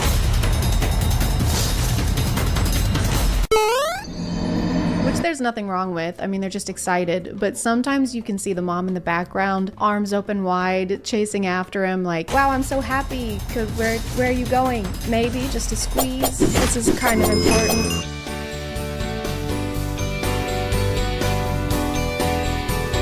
Will the baby have pink blood, or will they be a CBS show starring Tom Selleck? I'm not gonna pretend like this isn't a really creative way of doing this. It doesn't have the potential to cause physical injury to anyone or poison any aquatic life, which I can't say about all of these gender reveal parties. Like in this one, we're using a knife. We are using a knife to pop the balloon and pointing it towards the father in the general vicinity of the human that bleeds. And the baby is crying, obviously, because it just witnessed attempted manslaughter.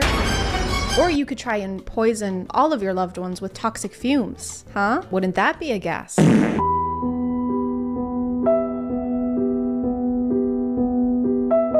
my god, I can't wait to find out what the baby is. Good. Wait, what do you mean?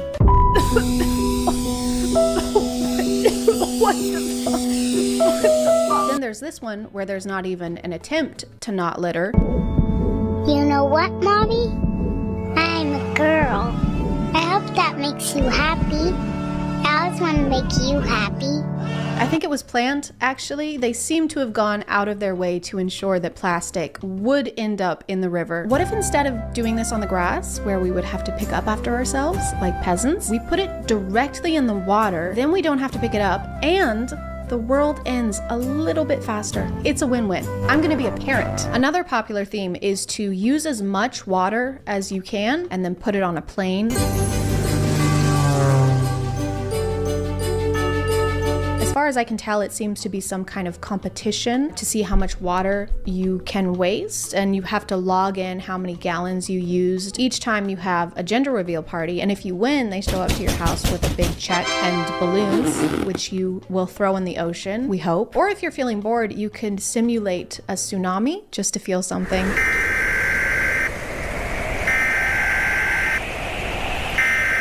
Just make sure you get the cake for a good bargain to make room in the budget for the lifeguard you're gonna need. So what's on the itinerary for the party? Drowning. Cool. Because who needs to conserve water, really, when you think about it? Water's infinite, just like awful movies starring Jared Leto. Some of these are also extremely complicated for no reason.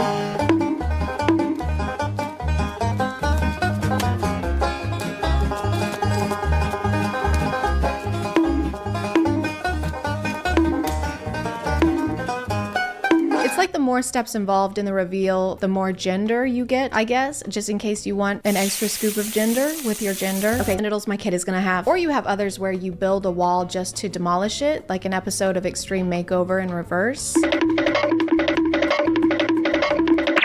I know this is probably the dad, but I like to think it's a service you can purchase. Like you can hire a guy on Craigslist just for this purpose. He has to email you a resume detailing his experience in breaking walls. From 2009 to 2012, I personally mediated and oversaw a team of one, just myself, having some pretty bad anger issues. Then 2012 to the present, I have been working as an understudy for the Kool-Aid Man. I guess this one isn't really a problem as long as we don't let him volunteer for Habitat for Humanity. You made me a house? Yes, I did. Thank you so much. This means a lot to me. You're so welcome. Why are you putting on a helmet? I'm sorry. My wife's pregnant. What does that have to do with Cannonball? For this next portion, I want to do a comparative study. I'm not going to say anything. I'm just going to show you 2 videos with 2 different outcomes and 2 different reactions and see if you can pick up on the slight difference in response. Are you ready? Put on your science goggles or you might miss it.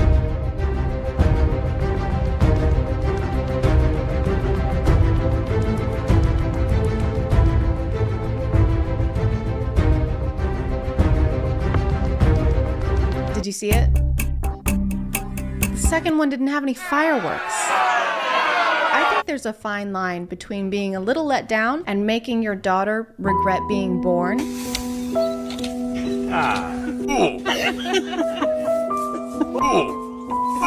Okay, the second and third time, did you really need to go on that long in front of your other children who are girls? I can't believe we have 3 daughters. God, girls are the worst. I hate them. Mommy, why is Dad so upset? Don't worry, honey. He What just doesn't like the way that you are. Girls can't play sports. These gender reveal parties can apparently cause not only marital drifts, but also tectonic ones. A family did their gender reveal party at a quarry with 80 pounds of tannerite, which is an explosive powder. When they detonated the explosion, it caused a small earthquake which rocked 2 states, causing lots of damage to nearby houses. I think we're almost at the point where we need to start adding these to the list of natural disasters. We got droughts, hurricanes, Everlay, Leelay's gender reveal. Can you imagine having to explain why you're in prison after this? I killed a man, and his mom, and his dad, and his entire family. Well, I made a girl bomb.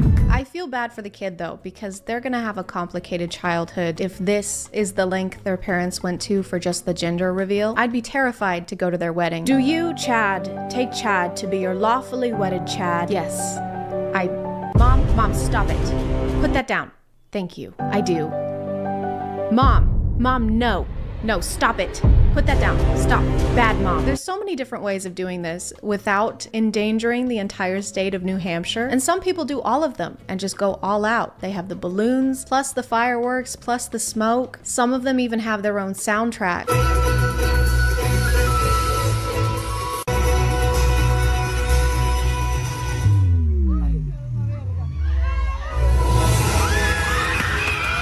And I honestly admire the setup. It's exciting. I feel like we're watching a movie and approaching the climax. After years of fighting and struggling and breaking walls, we've sacrificed much. Too much, but no more. Because today, everything we've worked for has paid off. And it's finally time to pop the balloon. Everyone do a countdown. 3, 2, 1. Oh my God, it's a pollution. Oh wow, I had a hunch. I just knew it. I had a feeling. I'm gonna call it there, guys. Thank you for subscribing, and if you are still here, thank you so much for watching. I appreciate you clicking on my video out of all the videos that are on here, and I'll see you next time. Okay, bye.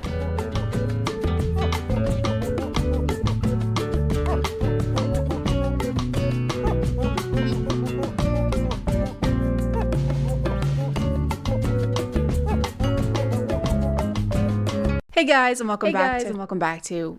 Oh, I'm so sorry. So sorry. I didn't realize you. No, you first. Go ahead. Oh no, please. That would be so rude and unladylike. I couldn't possibly. I insist. No, I insist. You go first. No, you. You're too kind. It's only polite. A twinge of cringe. My name is ChadChad. Not really. And today we're gonna become ladylike. So sit up straight. Close your legs. You're not a jar of peanut butter, so stop spreading. Being a lady of refinement is a lot of work. It's not something that just happens. It takes time and dedication. With a great lady comes great responsibility. It is exactly like being Spider-Man. You have to coordinate outfits and have good hand-eye reflexes so you can move gracefully. And then you have to watch your uncle die, and that's probably the worst one, I think. The hardest part though is all the people telling you how to be ladylike constantly. When I was growing up, being ladylike seemed less about becoming well-mannered and more about adults having an excuse to yell at you over things that boys could get away with. That's not ladylike was kind of like saying that's not very nice, but only directed towards girls for doing normal kid things. Now, Timothy, what did I tell you about cutting off your sister's hair and then burying her in the backyard? To not do that? Very good. And Rebecca, what did I tell you about getting dirt on your clothes? But it's from him. No buts, Rebecca. Go pack your bags. I never want to see your face again. But actual lady etiquette is super, super complex. I fell down this rabbit hole on TikTok a couple weeks ago, and it turns out I've been doing everything completely wrong. I'm gonna use the restroom. BRB. Okay, never say that when you are at the dinner table. It is bad manners and bad etiquette. You do not have to declare what you're doing, where you're going, or why, because you are not a child. You are a lady. A child wouldn't say, BRB, I have to use the restroom. It would be more like, Mom, hey Mom, I need to go to the poop room to use the poop seat. It's a big one. Bring your chicken parm, because it's gonna be a minute. The best thing to say is just, excuse me, I will be right back. You don't need to declare or give an explanation. Not specifying where you're going kind of draws more attention though. If you say you're going to the bathroom, I'm like, okay, they're going to the bathroom. If you say, pardon me, I'll be right back, I'm like, okay, they're doing drugs in the bathroom. I'm gonna have more questions if you're acting like the bathroom is an unspeakable thing. Excuse me, just a second. Where are you going? To the, over there? The bathroom?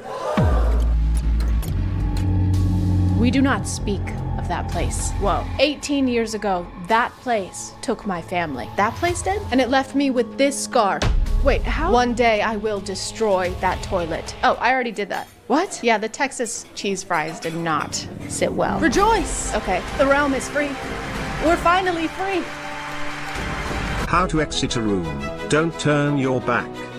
Say thank you, goodbye and smile. Back out slowly, facing the people in the room with confidence. Leave and keep eye contact until the door is closed again. Whenever you're leaving the room, make everyone feel a little distrusted. Just a tad. Make them feel like you suspect them of wrongdoing. Okay, I'm gonna head out now, guys. Okay, bye. Bye. See you later. Have a good one. See you tomorrow.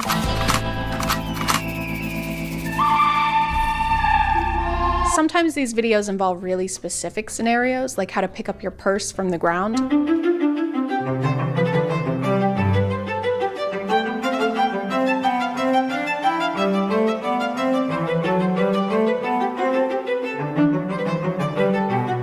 Or the most ladylike method, just leave it there. Don't even bend over, just cut your losses.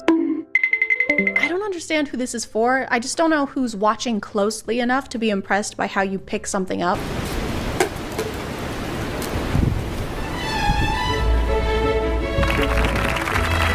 What I mostly don't understand about etiquette is when it extends beyond like the dinner table, because I understand classes where you go and they show you which fork to use or where to put your napkin, but some of these apply even when you're in your own home. 5 things elegant ladies never do at home. Eat in front of the television. Gulp out of bottles. Neglect your hygiene. Wear slobbish clothing.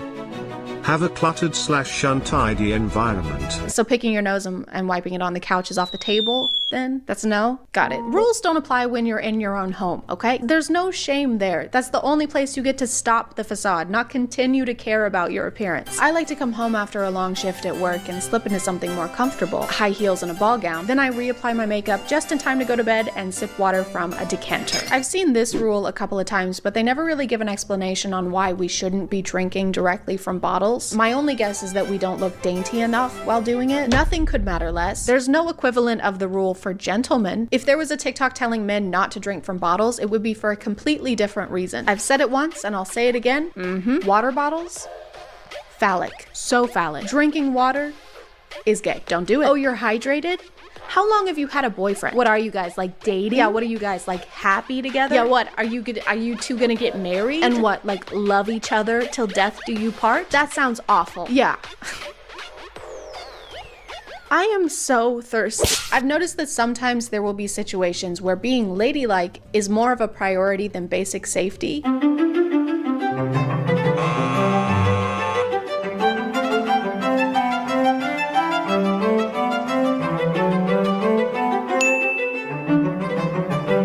I thought it was more of a posture thing, like just keep your head high, but it literally says not to look down. Ladies, your instinct may be to look down and make sure you don't tumble to your death, but your instinct is rude. This is kind of similar to how women weren't allowed to ride horses normally and had to suspend themselves from the side like a human picture frame because they thought riding a horse normal would make you lose your virginity.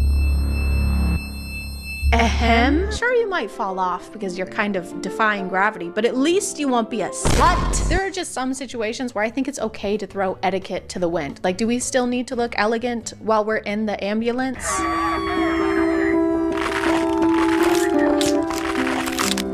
For some reason, most of these creators really hate athletic wear. Number 1 tip to look expensive and elegant every single day. Dress for the occasion, ladies. I see so many people shopping and traveling in yoga pants and sports trainers.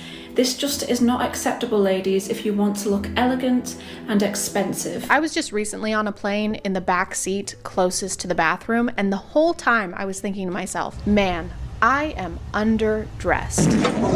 She says to dress for the occasion, but if you're wearing yoga pants and the occasion is Starbucks, then you are dressed for the occasion. I get etiquette as a hobby, like as something you're interested in, but this just has a lot of holier than thou energy. Not a lot of people have time to worry about looking classy at the grocery store, and they're not enforcing formal attire. Like the store greeters aren't there to make sure you fit the dress code. Hi, welcome to Kroger. Are those Crocs? Get the fuck out. Once your guests arrive, don't take them to the living room and offer them a seat before. Showing them the restroom first. How are we supposed to introduce them to the bathroom? I thought we weren't supposed to talk about it. Hey guys, come on in. This is the foyer. Oh, watch your step. And this is the... This is the... I think it might be a little awkward to show people the bathroom first. I just wait until people need it and then tell them, because otherwise it's like, here's the crapper in case you need it, in case you do. I know you will. So just if you need to take a massive, steaming, wet dump. No? Okay, let's see. You really can't catch a break with this stuff because even your hobbies need to be ladylike. Elegant hobbies. Equestrianism. Art enthusiast. Gardening. Ballet classes. Archery. Skiing. Polo. Baking. Isn't choosing a hobby based on what other people think of it kind of defeating the whole purpose of having a hobby? It's supposed to be a you thing, not a make other people think I'm fancy thing. So this is my scrapbook. I just like to work on it when I have some me time. Aw, that is so cute. Yeah, I guess. I like to make this when I have some free time. Wow. Yeah, this is way better than your scrapbook. Well, yeah, your scrapbook. Okay, shit on it. I'm gonna shit on your scrapbook. Please don't. So you can't take a break with your hobbies. You can't take a break in your own home. Do you ever get to pause being ladylike? Because it seems like it's almost a sport. It's like a competition that never ends. It's like the Hunger Games, but for elegant ladies.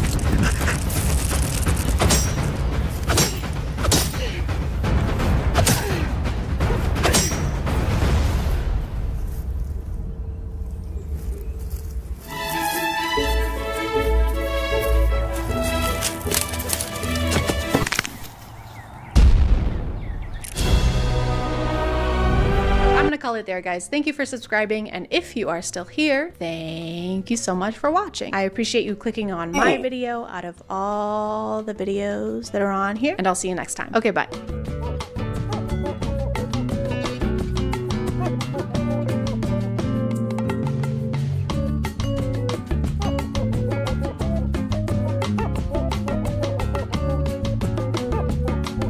Hey guys, my name is ChadChad. Not really. Do y'all remember when people lost their minds over the limited launch of Valentine's Day themed Stanley Cups and would do anything to get one, including waiting in line overnight or even starting group-wide fights? Get him! Get him! Stop him! Stop him! That was crazy. Thank God in 2025 we've learned from our mistakes and nothing like that will ever happen again.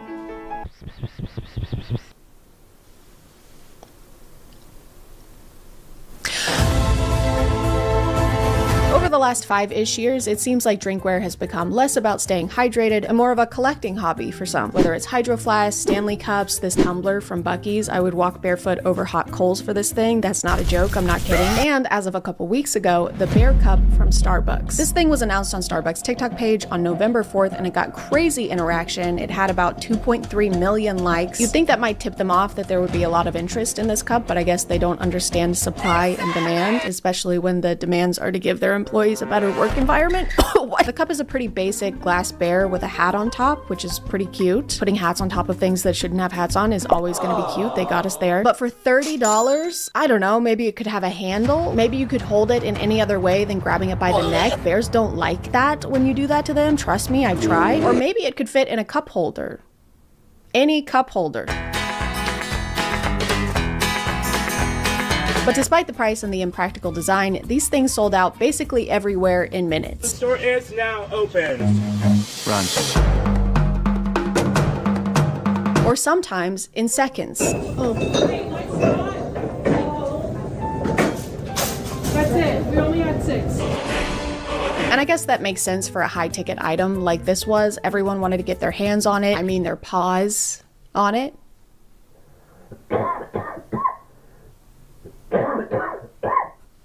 But I don't think that's the only reason they sold out so quickly. I think it probably had to do with Starbucks putting an average of 3 cups in each location. I don't know what the fuck is wrong with you. Have the things in the cup. I hope that makes you feel better. Thank you for hitting me.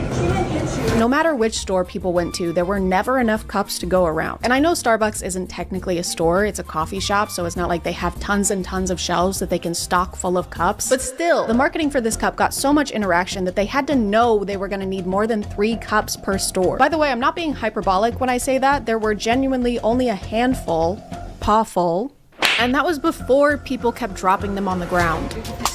All right, folks, now we gotta leave some space so that I can sweep this mat. Please leave a path to get to the register.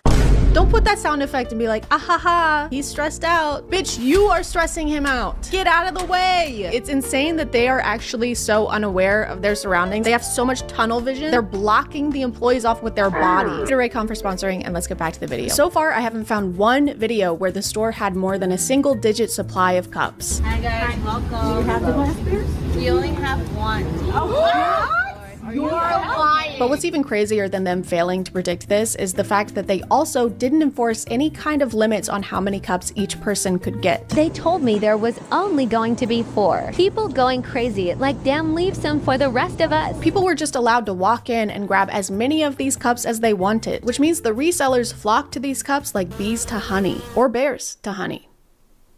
Or flies to honey. Everyone likes honey. And now if I look up Bear Cup Starbucks, the first things I see are people relisting the Bear Cups on Etsy, on eBay. This one is for $300 on Mercari. This one is listed for $2.5 million.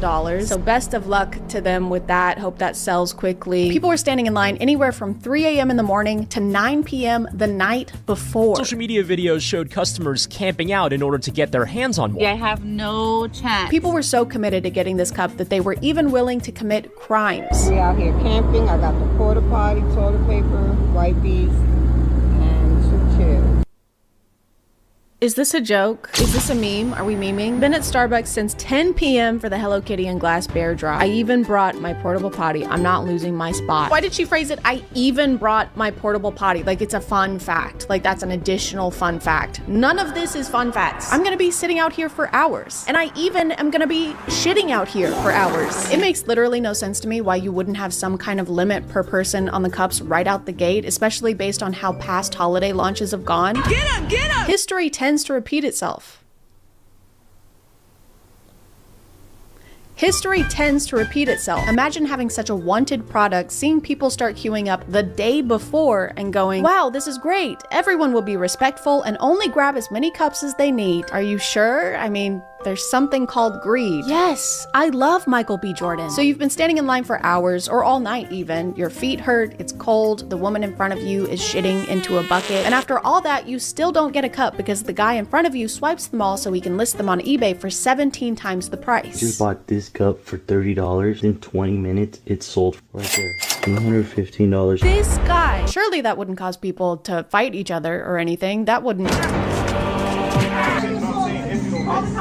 Okay, this is literally the second TikTok I'm watching about this, and the first words are, okay, fine, call the cops on me. I don't care, call the cops on me. But some people didn't even have to go to eBay to turn a profit on this because they started getting offers for the cup right there in line. And I walk in and some girl is checking out with it. So I go up to her and I'm like, can I please buy that off of you? I've been looking for this cup. I will do anything. I have $1,000 in my car cash I can give you. Hang on a second, pause. That is crazy. Why would you spend that much money on something as trivial as a cup just because you want that specific one? That would be like spending thousands of dollars on a piece of cardboard. Oh my God, Bill!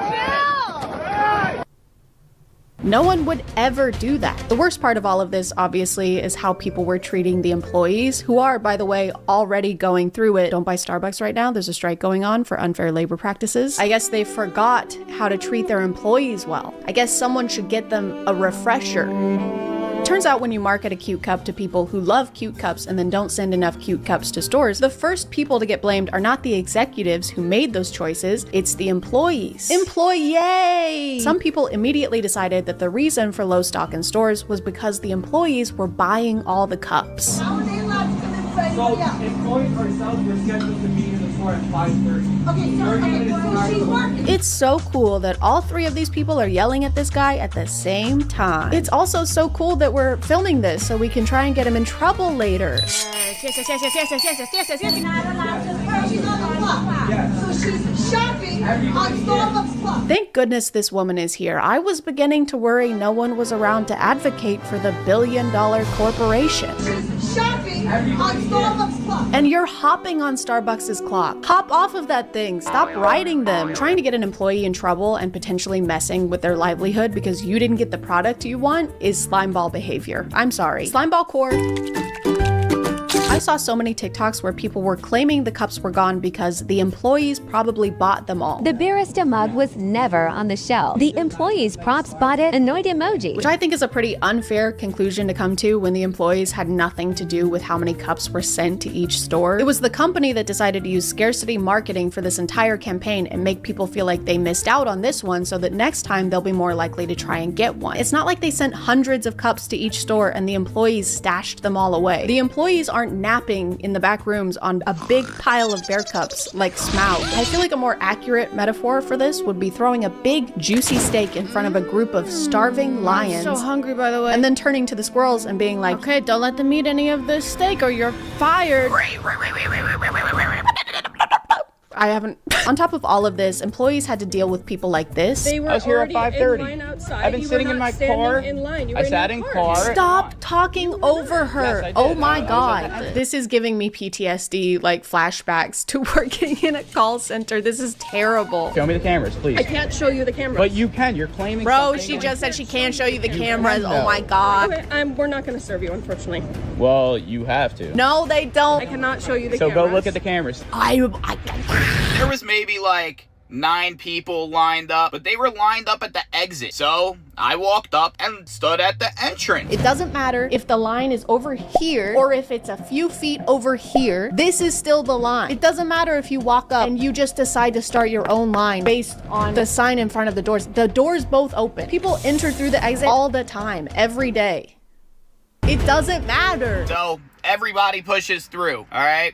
I was one of those people, but I was in the front. You were in the front because you created your own line. I'm on his side. Who forms a line at an exit? And then he replied to that comment and said, people that use a lot of pronouns. How, I'm sorry, but if they lined up at the wrong spot, he's right. No, he's not. What is, I'm so angry. It looks like they're not going to be restocking the bear cup because, like I said, they're trying to make you feel like you missed out so that next time you get in line a week before launch. That's a lot of poop buckets. Things are going to get pretty grisly. I do feel kind of bad for the people who really wanted a bear cup but couldn't get one, so I decided to recreate it right here in my home so that I can have it, not you. You still don't have one. Hey guys. Hi. We have 10 minutes to make a bear cup from scratch. Also, we weren't allowed to make a plan before this, so we're going into this blind. Call us mice with no tails because that guy's wife cut them off with a farmer's knife. Start the timer. 3, 2, 1, go. Okay, we have 10 minutes. Okay, 10 minutes to make a bear cup is easy. Here's That's the 9 plan. minutes. Hold on. We're Okay. going over here, actually. This is what Minto does to all of her toys. She tears them up and she rips everything out of them. So I think we can use something like this and we can put the cup inside. Wait, okay, so look, here's one with a hole in the top. This already. kind of feels like really This promising. is basically a bear if you take away the P and the inguin. Wait, okay, so here's a squid. Okay. Wait, this is like a perfect hole in the top, like that. It is, but does it resemble a bear enough? If you take away the S and the quid. Yeah. Me when I'm British and I'm robbing you. Take away the quid. Take away the quid. Take away the quid. Sorry. There has to be something This one. bearish. This simply won't. Me when I'm a stockbroker and I'm looking at the S&P 500. Wait. That's a log. Yeah, but it's close. Wait. It's close to color. Whoa. That's a monkey. Okay. Well, this is a bear. Okay, actually we could use this. Now that I'm thinking about it, this is a bear. We have 5 minutes Okay, go, left. go. We have to go. This has a hat on it. I feel like we could use the hat. That's important. All right. Can we get the bill? This is very wait, hold on. Me when I'm trying to decide who's paying the check at dinner. Don't film her for this part. We have 2 minutes and 12 seconds. Okay. There's like a label on the bear cup. We need to put our brand label on the bear cup. Okay, all right, what's our label? Bear CUP. Bear, I'm assuming the letters. Boy is drinking water to show solidarity. Okay, 5 seconds. 4, 3, 2, 1.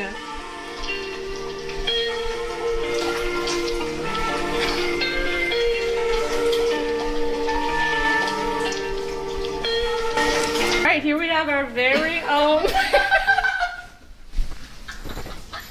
As you can see, we have all the basic functions that Bro. I'll take over from here. Bro. This is our bear cup. Bro. Decked out in all of the bear necessities. Bye guys. Here's my password. Oh, thanks. I just found it.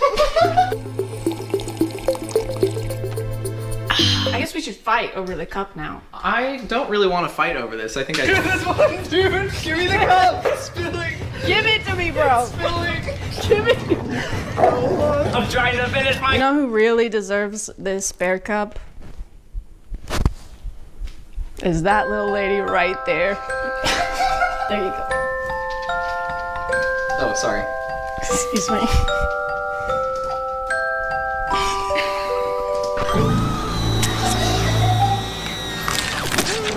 I'm gonna call it there, guys. Thank you for subscribing, and if you are still here, thank you so much for watching. I appreciate you clicking on my video out of all the videos that are on here, and I'll see you next time. Okay, bear.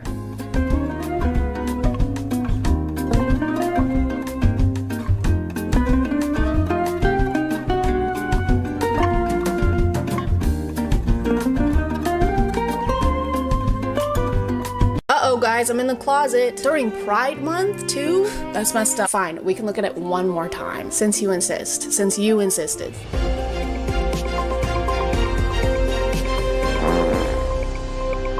Hey guys, today we're talking about men who kick balls and men whose balls we'd like to kick. A twinge of cringe. My name is ChadChad. Not really. And imagine you're a hardworking woman. If you're already a hardworking woman, you can just sit there. You've done enough. Now imagine you've dedicated years to your education, countless sleepless nights and energy drinks, all while working a job, or 2 maybe, or maybe even 3. Who knows? Everything sucks right now, but it was all worth it because today it's finally over. You've done it. Your friends and family surround you, beaming with pride as you toss your cap in the air and celebrate one of the biggest achievements of your life. And then a guy gets on stage and says this. I think it is you, the women, who have had the most diabolical lies told to you. How many of you are sitting here now, about to cross this stage, and are thinking about all the promotions and titles you are going to get in your career? Some of you may go on to lead successful careers in the world, but I would venture to guess that the majority of you are most excited about your marriage and the children you will bring into this world. If you don't know who this is, lucky, this is Harrison Butker, and he is a kicker for the Kansas City Chiefs. More like Kansas Shitty Chiefs, am I right? Haha, good one, ChadChad. Up top. Oh god, ChadChad. No, don't. If you don't know who they are Taylor Swift's football team, and if you don't know what football is, figure it out. I can't hold your hand through all of this. Harrison was invited to be the speaker at a graduation ceremony where he decided not to stick to the status quo. No, no, no. No, no, no. Stick to the status quo. Did you hear that run? I've got runs. I have the runs. Instead of using his time to inspire graduates or congratulate them on all their hard work, Harrison decided to use his time to complain about things that bother him. And the first thing that bothers him, apparently, is women having careers. And thank goodness he was here to save these women from the diabolical lies such as, hey, if you want to have a job, you can. The true diabolical lies at college are typically more like, this will get you a higher paying salary. You're gonna remember a single vocab word from your 4 semesters of Spanish. Harrison took this opportunity to address women and women only. He doesn't mention the importance of child rearing to the male graduates and brushes off their achievements as being kind of a pit stop on their way to becoming wives. And this might be one of the most inappropriate places to do that ever. The best time to try and tell women what they should be doing with their lives is never, but the worst time is when they're actively doing what they want to do with their lives. They're currently making an achievement toward their career, and you chose this one right now to talk about how they should be getting married. Maybe take a break from the balls and kick rocks for a minute instead, maybe. No, this is not a meet and greet. Everybody's got to come in and say hi. Unless you have anything to say. I'll talk to Harrison all year long, man. I just let him do his thing. I'll talk to him. Go say hello. It's not like in the lunchroom. You say hi in the lunchroom? No, we sit right beside each other in team meeting, and I don't say one word to him, only before the season and after the season. That's the only time I talk to him. I think this is just a variation of the podcast effect where something takes hold of some guys the second they touch a microphone. It's like they've never spoken out loud before and they need to get it all out in that moment while they have the opportunity. All right, thank you. Thank you all for being here at my wedding or baby shower, I don't know. Anyway, this reminds me of how much I hate chunky peanut butter. If I wanted to eat peanuts, I just eat peanuts. Honey, could you talk about our love, maybe? This reminds me of how much I would love for women to never speak again. He makes a comment about how his wife's life didn't begin until she married him. I can tell you that my beautiful wife, Isabel, would be the first to say that her life truly started when she began living her vocation as a wife and as a mother. Which makes it sound like women are mindless NPCs just hovering in a market somewhere until you propose to them with a mermaid pendant. I need Harrison Butker to know that I love my kids, I love my husband, but my life ended when I had them. It's pretty conceited, I think, to imply that your wife's life didn't exist until she was legally bound to you. Before we got married, before my wife had the opportunity of marrying me, she was hovering in this dark plane of incommunicable nothingness. Oh, where is my husband? Won't anyone wed me so I can see the skibbity toilet and taste the watermelon ice disposable vape? I'm beyond blessed with the many talents God has given me, but it cannot be overstated that all of my success is made possible because a girl I met in band class back in middle school would convert to the faith, become my wife, and embrace one of the most important titles of all, homemaker. After telling us how talented he is, he attributes his success to the fact that his wife is a homemaker and primary educator of their children. Oh, hell no, man. What the fuck? It's fine, I don't care. And I've noticed that a lot of husbands like this don't bring up being a homemaker unless it has to do with them and their own success. It's almost as if what they appreciate most about their wife's hard work is the fact that it's helping them do the actually important hard work. The important man job, career man, work stuff, sport stuff. Important stuff. Well, I've just gone and had a little observe of his Instagram, and are you noticing anything? And when I say anything, particularly, are you noticing said wife, mother of his children in a single post? It's not so much I'm proud of her for what she's accomplishing, it's more I'm proud of her for what she's helping me accomplish. Me, the man who does the man job, sports stuff, work stuff, important stuff. But what she's doing is also work. You two just have different jobs. Except hers is raising future members of society and yours is kicking a ball between two sticks. Sometimes, in Harrison's case. And Butker is hooking and hits the post for the lead. No good. He doesn't stop there, though. He goes on to bring up every political qualm he has, such as reproductive rights, IVF, and degenerate cultural values. I wonder what cultural values he's talking about. Probably objectively bad ones. Probably, right? Probably bad ones. I am certain the reporters at the AP could not have imagined that their attempt to rebuke and embarrass places and people like those here at Benedictine wouldn't be met with anger, but instead met with excitement and pride. Not the deadly sin sort of pride that has an entire month dedicated to it. And during Pride Month, Mr. Butt? During Pride Month, Mr. Posterior? I'm just kidding, I'm behind, so this actually happened last month in May, which makes it perfectly fine. I kind of get it, though. He and a group of very sweaty men do play with balls every day, so he has to take a solid stance. Homophobia is the only option. I'm always saying this. I've always said that about homophobia, and that I've always said that about that stuff, and I always will. The thing is, he doesn't even go into detail about pride or what he finds wrong with it. He just throws it in there to make sure we know he doesn't like it. Just a quick little on the way kind of thing. All right, can I get you any extra sauce? You're gonna burn in hell for all of eternity. You know that? So that's a no on the sauce then? No. Can I get some honey mustard, please? Here you go. Thank you.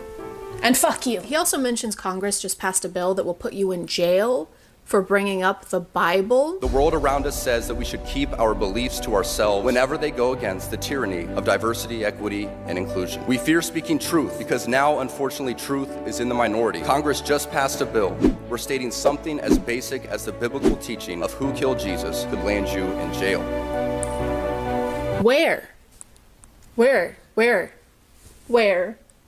where, guys, we're in the minority. Guys, they want to put us rich white men in jail. Nobody likes rich white men anymore, guys. What are we gonna do? This entire speech feels like he doesn't know where he was gonna be giving it. It's like someone told him he was preparing for a presidential debate or something. And for my first act as president, I'll be making every man grow a beard like this, like I have. And you can't tell men what to do with their face. That's ridiculous. Well, can I at least tell women what to do with their ovaries? Oh, yeah, that's fine. My name is Mr. Butt, and I approve that your speech by letting us know how unqualified you are to be giving it doesn't exactly instill confidence. I'm no professional doctor. I'm no professional nurse either, all right? I'm no registered anything. I'm not registered or qualified to do anything, just so you know, just putting that out there. Maybe someone else should do my catheter insertion then? Once clips of the speech got out, people started sharing their thoughts about it on TikTok. It is a crazy day when a football player that kicks a ball for a living is saying a speech at a college and telling women, you mean nothing?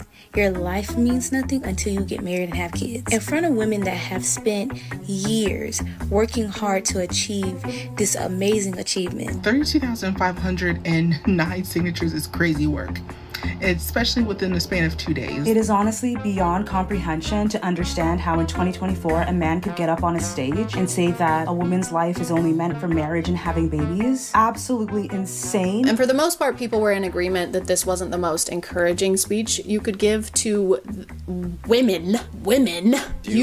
The women. But of course, you know what they say, behind every loud-spoken misogynistic man, there is a loud-spoken misogynistic Brett Cooper. With a college degree and a career and no children yet, I can confidently say that Harrison Butker is right.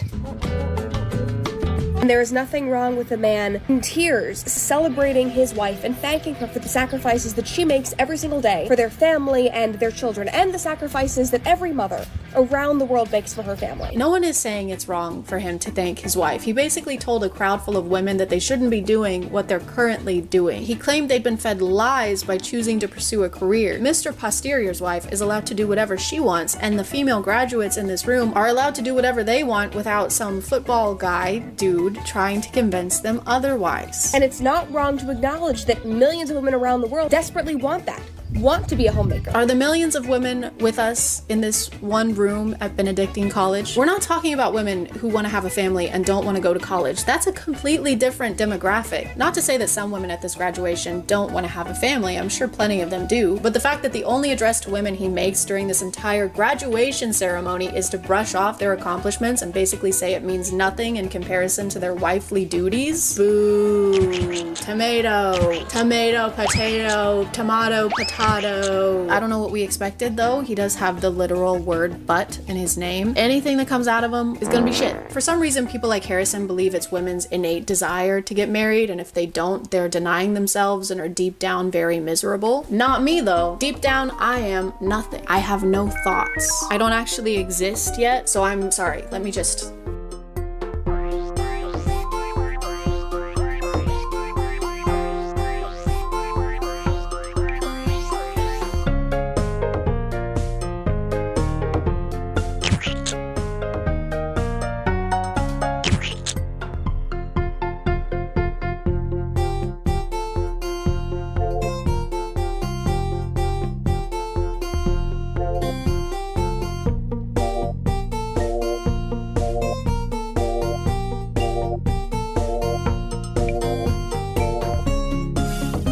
Hey guys, and welcome back to Cringe.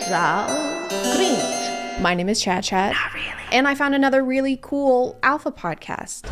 It's my alpha podcast. Every week, I'm going to blame 100% of my problems on 50% of the population, say a bunch of words that I think make me sound smarter, but in reality have as much meaning as the final paragraph in a research paper. Basically, the more partners a woman has, the less likely she is to have a happy marriage. And so I think that's why historically we've always protected women and tell them to not be outside of marriage, because the bond is so strong for women during sex. We release a hormone during that men don't. In conclusion, do not engage in the dirty and squirty. A study found that 169% of women that did the dirty and squirty before wedlock were 420% more sad, mostly because during the act, women secrete hormones glue that bonds them to their partner. It is a huge mess, so ladies, stop being such sluts. I'm just kidding. I don't have a podcast yet, but this person does. And this time it's a little different because the alpha in question is a woman. Your thoughts on Andrew Tate? I think he's speaks a lot of truth, and a lot of women don't want to hear it. Oh, if you sleep around, that that is not attractive to guys. They don't want you to know that you age out of the dating marketplace. So we have friendly fire. There's some espionage. It's kind of a Benedict Arnold situation. Guys, is it just me, or are the British kind of slaying right now? You're right, they're slaughtering us out there. No, I mean, they're killing it. Yes, we've lost half our men. I'm gonna switch teams. Wait, are you betraying us? Losing a war is so beta. I've been shot 5 times. I'm not gonna be on the same side as a bunch of soy boys. I've seen a bunch of stitches to her videos this past week, but had a lot of trouble finding her TikTok because apparently they keep deleting it. They banned account number 3, but you can't get rid of me, baby! You can't get rid of me, baby! Account number 4! Account number 4! But her YouTube is still up and she goes by Just Pearly Things, which is kind of a weird contradiction. Imagine you're strolling on the beach with the waves crashing gently. You find a clam and you pry it open to find a beautiful, sparkling pearl. And then it starts spewing misogyny at you. You would look so much better if you smiled more. Don't be such a beach. The reason that I think feminism is a hate group is because oftentimes the things that they advocate for are at the cost of men. I saw a lot of people this week labeling her as a pick-me. And to everyone calling me a pick-me, I'd rather be a pick-me than a skip-me. So yeah. If you want to call me a pick-me, call me a pick-me. Bye. Which, if you don't know what that means, it's basically a woman who tries to separate herself and make it clear that she's not like other girls. Because other girls suck. They wear short skirts, I wear t-shirts. And then they say mean things to me, like you can't only wear t-shirts and your genitals are showing. Like, what? If you'll look at these titles, most of them reference modern women a lot and in a negative way. Because as we all know, modern women want rights and stuff, and that's bad. Modern women blame everyone but themselves. Modern women cannot be helped. These women put men in jeopardy. Just come with me right over here. Where are you taking me? In jeopardy. What is jeopardy? Correct. The only women we like are old-fashioned ones that don't show their ankles and churn butter. She wears long skirts. I wear long skirts because it's 1775. T-shirts haven't been invented yet. Thank you to Raycon for sponsoring today, and let's get back to the video. In all of our other alpha podcasts, there's usually one who does all the talking, and then there's the other guy who's mostly there to just agree with everything the other one says. You know, like a true alpha. Yeah. Pearl is kind of different because she's the one who mediates this podcast, but she still manages to be a yes person somehow. That whether a boy or girl, it's 100% your responsibility what happens in your life. I think it's more on the girl because we have more power. Right. We have more power than men do in every instance. But it doesn't. Yeah. But no. Okay. That's terrible. No, sorry. You're right. You're right. Actually, you're correct. You're correct. She'll say something and then look around, waiting for everyone else to agree and encourage her to go on. It's like a handshake. and that's what I mean. Kind of like a child who forgot their lines at a Christmas play. And on that night, there were 3 wise men. There were 3 wise men. And then Mary gave birth to baby Jesus. Good, yes, go on. And because Mary got pregnant out of wedlock, you're doing great. She has 0 societal value because men don't want females with a body count. I'm so proud of you. We do need men, though. We do. We don't need them. We do. Who do you call to get your car fixed? A man or a woman? I fix my own car. Only men can be mechanics, everyone. Sorry. Just do a woman job, like read from iPad or be named after slimy thing a mollusk makes. I can do. I'm most mechanics. Your power supply. Who runs it? Who runs the infrastructure of society? Men or women? So essentially, what she's saying is that we need the patriarchy because the patriarchy said we need the patriarchy, guys. And I mean, look at him. He seems trustworthy. Put the rights in the bag. Who runs the infrastructure of society? Men or women? We know who's in charge of more things and who has been historically. That's kind of the problem. Just because you're named after the byproduct of an oyster doesn't mean you have to have the same thought process as one. Pearl initially blew up because of this TikTok, which I'm going to put a big old warning and timestamp over because if you don't want to watch this garbage, I don't blame you. Name one girl that looks good at 300 pounds. Name I don't one. know what 300 pounds is. Do you think you want to keep them fat so you don't have to compete with them?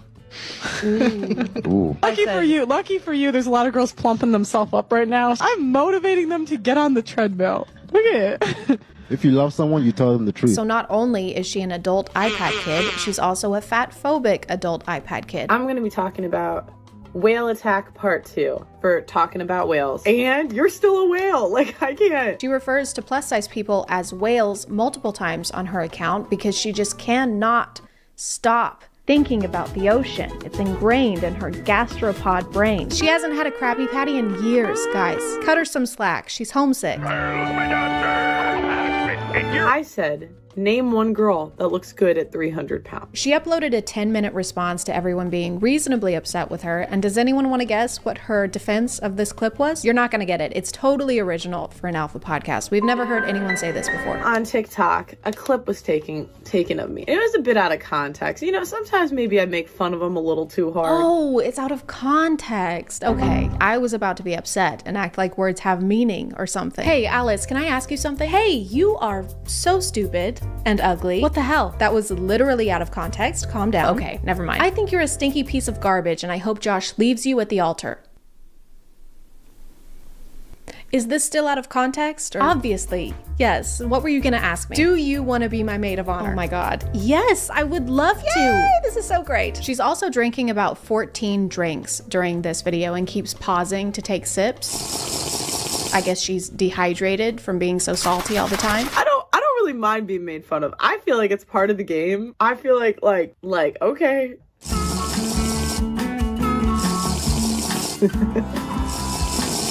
I don't know if they're supposed to make this seem like more of a casual little vlog, but it's not translating that way. I know you're all insulting me because I insulted you first, but I could not care less.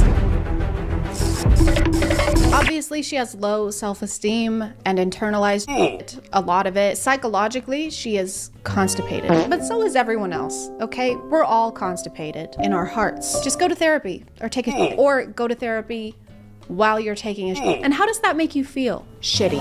Like, I think if a woman cheats, she's trying to leave you. If a man cheats, yes. he's just like it's like a handshake. Yeah.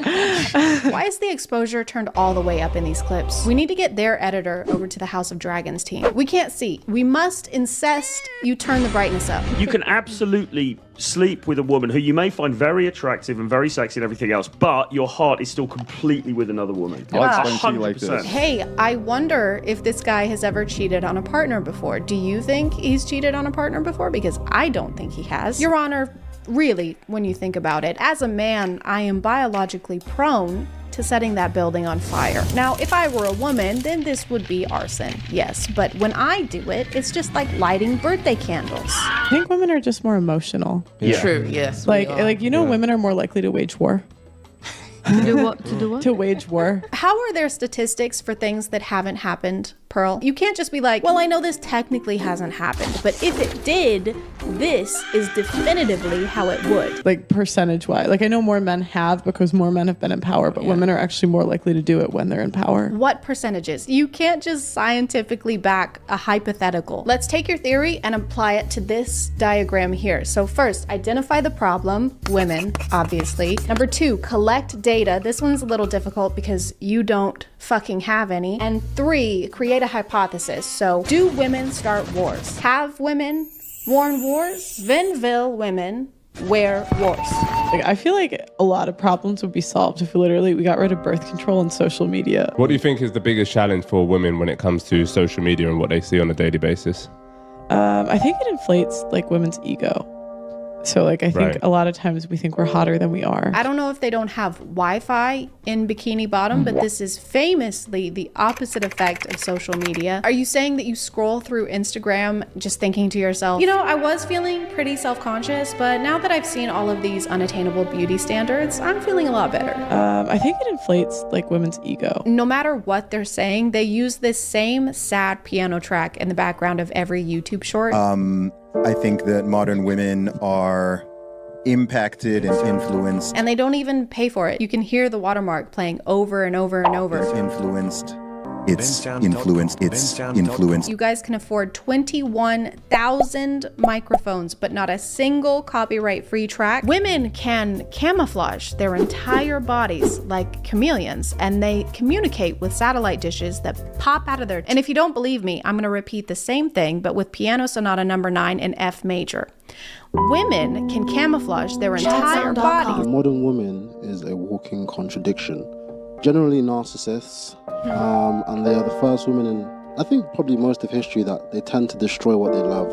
and chase what they hate. Are we certain that you're describing women and not one of the villains from Scooby-Doo? And I would have gotten away with it too if it wasn't for those meddling alphas with their sure SM7Bs. Fuck you. They have a number of things they want, but generally I think the modern woman doesn't want to love. I think the modern woman wants to feel more than anything. She doesn't want to love, she wants to feel, because love isn't a feeling anymore, I guess. I like how they talk about women as if they're an entirely different species. Even Pearl, they act like they have women in glass cages that they've been studying. Test subject 3008 is still maintaining the sleep schedule of an anxious barn owl.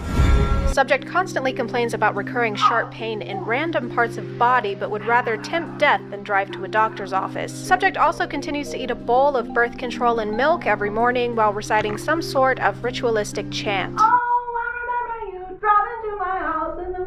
I mean, virtually all women in the Western world now, under a certain age, are modern women to various degrees. Modern women are feminists. I guess he's explaining how women are feminists. Some adopt it all wholesale, some are more resistant, but overall, it's influenced and permeated through society over the last few decades. Did you say permeated? Are you making mead? Virtually all women in society are women in society to various degrees. And I tend to believe that women are kind of fermented in their spirits. And keeping this in mind as such. Is this a filibuster? Guys, no. Come on. I hardly know her. He's happier in his relationship when he's had 8 or 9. Yeah, I attest to that. I think the more women I'm with, the more I've worked out what it is I want and what I don't want. It left me in a position where I knew exactly what I wanted, what was completely non-negotiable. So essentially you have a love life and it helps you understand what you like or don't like in bed, and eventually it helps you understand what you're looking for in a partner and leads to long-term happiness in a relationship.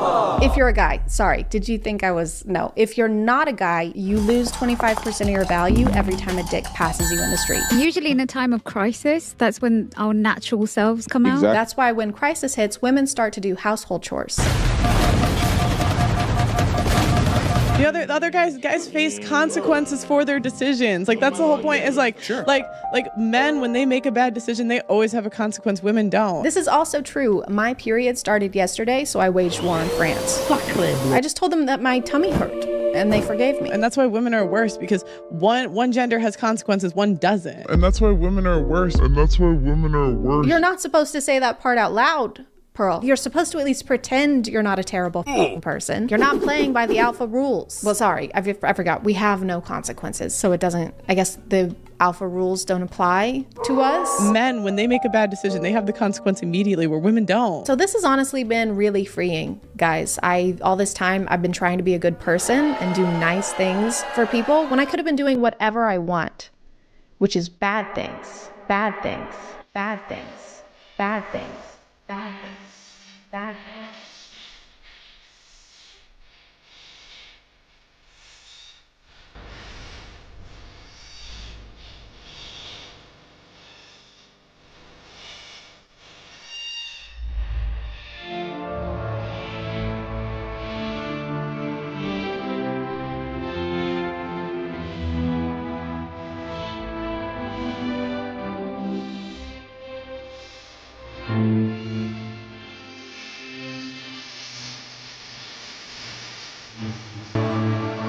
I'm gonna call it there, guys. Thank you for subscribing, and if you are still here, thank you so much for watching. I appreciate you clicking on my video out of all the videos that are on here, and I'll see you next time. Okay, bye.